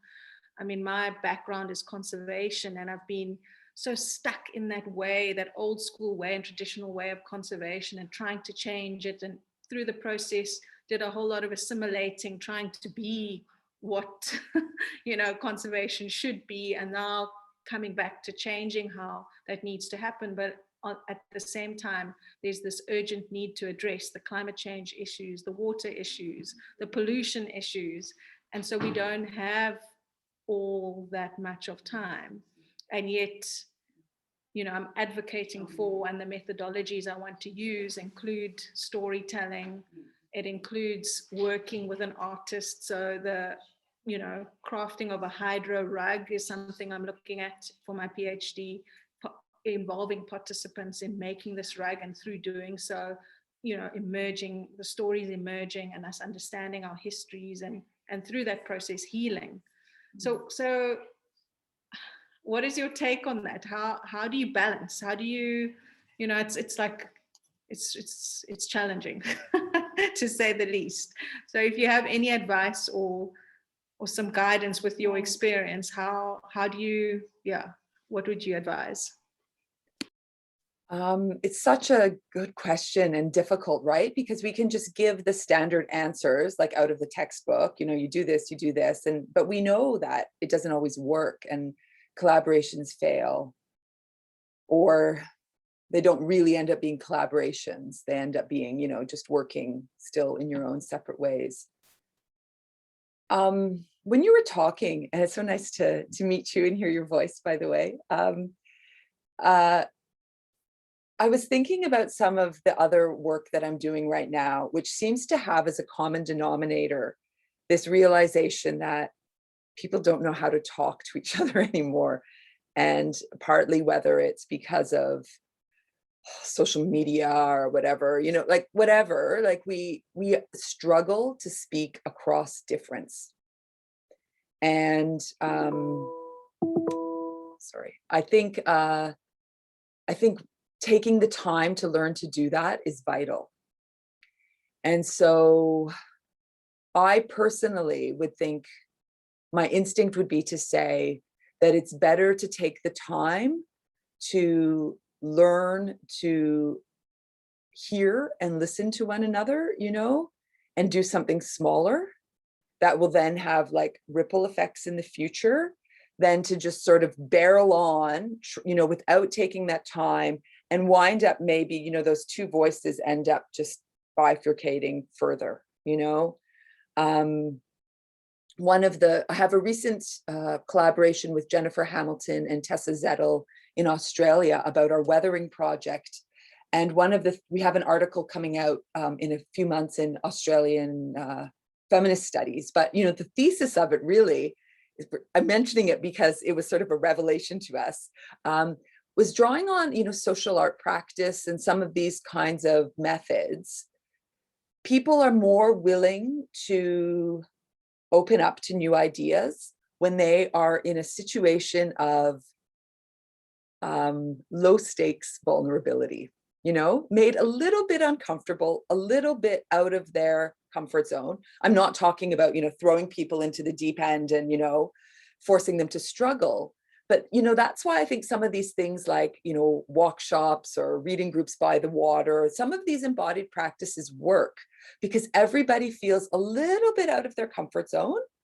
And that sort of opens you up to being a little bit more willing to listen or maybe change your mind about something. So part of our work in the Weathering Collective is finding ways to talk to, or to allow people to talk across difference by sort of facilitating spaces where you're a little bit out of your comfort zone, but you're still relatively held and supported to sort of have these difficult conversations. When we look around us in our contemporary societies, there are so few of these spaces right now, at least in the, you know, in somewhere like Canada or Australia, where I've lived recently. You know, there are very few spaces where you incidentally run into people and have the opportunity to hear from and acknowledge the perspective of someone who is different than you. And that's so sad and tragic. But I think, you know, finding this is maybe perhaps one response to that. And so that's somehow how some of my collaborations now begin, is like sort of finding that space for us to step out of our comfort zones a little. As soon as somebody is in charge and the other people are just sort of feeding in the data, the collaboration doesn't really work. So that's, I guess, one practical thing I've learned. And the other thing that I've also just learned is, you know, generally, like human nature, it's hard to make generalizations, but I think I've learned that people want to be seen and acknowledged, you know, and respected. And if we can, again, find the places to acknowledge, hear, and, you know, appreciate others' perspectives without always just jumping in with our own, that's again been a bit of a a sign for me why some things succeed and others don't. And so that very basic stuff that we're doing in these embodied methods, listening, paying attention, not only to the water or the clams or the lichen, but to one another, you know, is something we sometimes skip over. But thanks for your question. Thank you. Shanae, I hope is still here, but she was wanting to hear quite specifically. I feel like you have addressed this, but just to read out her question, I'd love to hear more about science, humanities, interdisciplinarity in terms of practical methods or readings. If there's anything more you could add. Yes, thanks, Sharon, and hello. I just wanted to tell Sharon that I recently met her colleague and friend, Sakiro Adebayo, who just started in my department here in UBC. So we have a nice connection. Hi, Estrida. I'm also delighted to see you here, and hi to Ade from all of us in Johannesburg. Yes, so nice. Yeah, it's a big question. What can I say briefly before you have to go? I mean, can I just add that I've added a little bit more in the question as I'm trying to hang on between events. Just that, you know, this is such a live issue, and I really love the way you phrased it between, you know, the scientists wanting to pulling us back from extrapolating too far, while, you know, kind of also it's important to push back a little against the objectivity. And Leslie Green has written beautifully on this, as you know. But at the same time, these do require interdisciplinarity in a way that I think when we often speak about it, we're thinking social science and humanities, not like marine biology. And one of the great things about today was involving, for instance, Argonaut Science, who's I'm a big fan of their work. So, you know, I'm working on a seabed collaboration, which involves thinkers from all different disciplines, socio-environmental synthesis, something about Antarctica and Africa, and all of these projects require a certain amount of research for the humanities scholars or learning, because there's no other way to access those environments.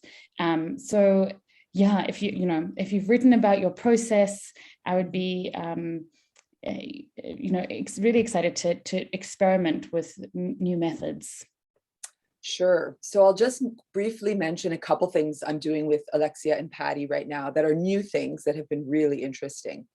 So one of the things that Patty and I, like an artist and a writer, did, which Zoom and COVID enabled, because I don't think we would have done it otherwise, was we observed in camera, like with the Zoom on, you know, 4-hour-long necropsies that Alexia was conducting on marine mammals in her lab, you know, and during that time, I engaged in phenomenological sort of writing, observation, like explicit long note-taking over that sort of 4-hour-long observation of a scientist doing what they do. And what came really interesting out of that is when I read back my notes and reflections, and I created some sort of poetic texts out of the necropsy transcripts in a way, is Alexia was saying, wow, I mean, I know that, but I never looked at my own work in that way. I never saw what I do as a scientist to be this or to be doing that. And she expressed so many times what a gift it was to her to have somebody pay such close attention to her methods and her care of the animal, you know, and she learned so much about her own work through that sort of close observation and then that feeding back, right? So that was a super interesting method to not just be taking the data that she's generating, but actually giving back to the scientist in a way by allowing them to see their work through new eyes. And it really sort of opened up their own sense of what they were doing. And that sort of leads to the second point I wanted to make, which then sort of Patty came up with, is sort of after we'd been doing this work for months, Patty said, well, maybe what artists do, or what artists can do, is give support to scientists, you know, which is a sort of strange way of thinking about it. But it was you know, also, and I'm thinking of Leslie Green's work here specifically, you know, in a time when, you know, science is so politicized, so, you know, sort of pulled in so many ways, post-truth world, you know, vaccine skepticism, climate change skepticism, all of this, like, how do scientists and science need support? And how can the work and the processes and methods of artists or creatives provide support to science and scientists in the current situation? And that sort of turning the question that way opened up a whole set of new ways that we wanted to work together. So maybe I'll just leave it there, but I'd love to, you know, continue this conversation somewhere else. I see Tracy Megan would like to ask a question.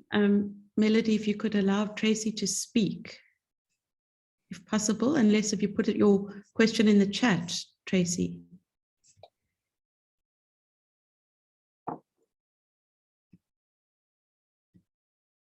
Okay, I know nothing from Tracy right now. So how about Josie? Thanks. I'll lower this hand that's distracting me in the corner. Hi, Astrid. I just looked at your question, which I so appreciate the recognition of who you are and how that forms a part of the work that you're doing. Because I think in the South African context, some of us as researchers still struggle with collaborations where the recognition is not there. And in the recognition not being present, it has implications and it influences power dynamics or levels of comfort and discomfort. So you spoke about your curiosity about what you could learn from the South African context about hydrofeminisms and theoretical frameworks and the values. And I just had a comment to that about your contribution about speaking across differences. I feel so comfortable and familiar with transdisciplinary projects because of my own relationships with the community that I was born into, where relations and communal work are messy, but they are necessary and they happen as part of who we are. So yeah, I think you touched on quite a bit of that when you responded to Anya about collaborations and the slowness of that. But I think that what would be really valuable for us as a community of researchers, whether we are Global South or Global North or collaborating across spaces, is to think about the recognitions that need to be given to how collaboration has already taken up space and what we can learn from the ones that have been damaging that can then inform practices that protect bodies and protect researchers. So I wonder if I'm just looking at time, so I don't think that there's actually time for you to respond to that. But yeah, I'm curious to know about those who have been working in academia for longer than some of us as PhD students have. What are the learnings or the sharings that can happen that we can develop from collaborations that have existed, that have been quite colonial, so that the practices that we are embarking on can respond to that or bear that in mind? Such an important question, and you're probably right. I don't have time to get into it, but I mean, I'm not sure if you know of their work, but I'll type it into the chat. The work of Clear Lab and Max Liboiron in Newfoundland. Max runs the Clear Lab, which is a feminist anti-colonial science lab, marine science lab, ocean plastics mostly. But one thing that Max has done that is amazing to me has really worked very specifically working out protocols of, for example, how to work with community, what community peer review looks like, what are the criteria through which a project can even be accepted to do in the lab, what are the obligations of all the lab members, like really relying on protocol, as a way to guard against some of those colonial collaborations or extractive collaborations.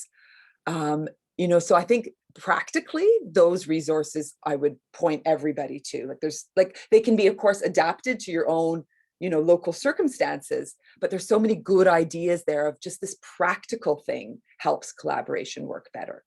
And then the other thing I would do is, you know, say is that academics need to talk more about failure and why things don't work. You know, there's so much pressure always to sort of check off, you know, our outputs and what we've done, and, you know, and we don't give enough space to talk about why things don't work and why things fall apart.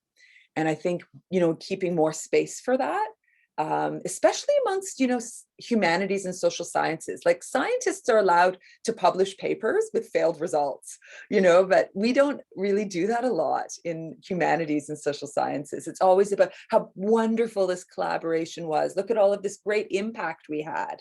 And I think we need to do more like, I don't know what the impact of my thing was. Maybe we will never know, you know?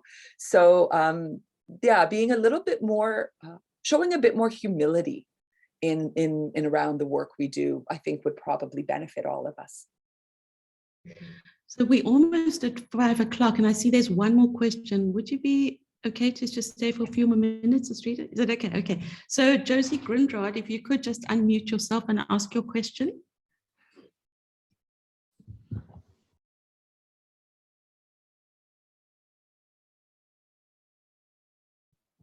Josie Grindrad, are you there? I'm there, but it was a big mistake, but I'll just say thank you, thank you, thank you. Lucky me. No problem. Okay. So I have got one last question, and that is, where do you get your glasses? They're fantastic. We've admired them. Where do you get those specs? Oh, this is the best question. Okay, so just because you've asked, I have to like demonstrate how beautiful they are. This is, I designed these with my friend who is a bespoke spectacle designer in Sydney. His name is Chris Savage, and you can follow him on Instagram. But they are a one of a kind that Chris and I designed together. So I'm thrilled that you love them. Well, thank you for telling us about Chris. So actually, I guess this is it. It's the time for us to go for our swim and our sunset swim, as you're going to have a beautiful day, no doubt, we hope. Thank you, all of the panelists. We've had, it's for your generosity, for your vulnerability, for curiosity, everything. It's just been fantastic. The presentations are going to be available on YouTube. We will let you know. We're also hoping that there will be some kind of publication, a special issue, something will come from this, and watch this space.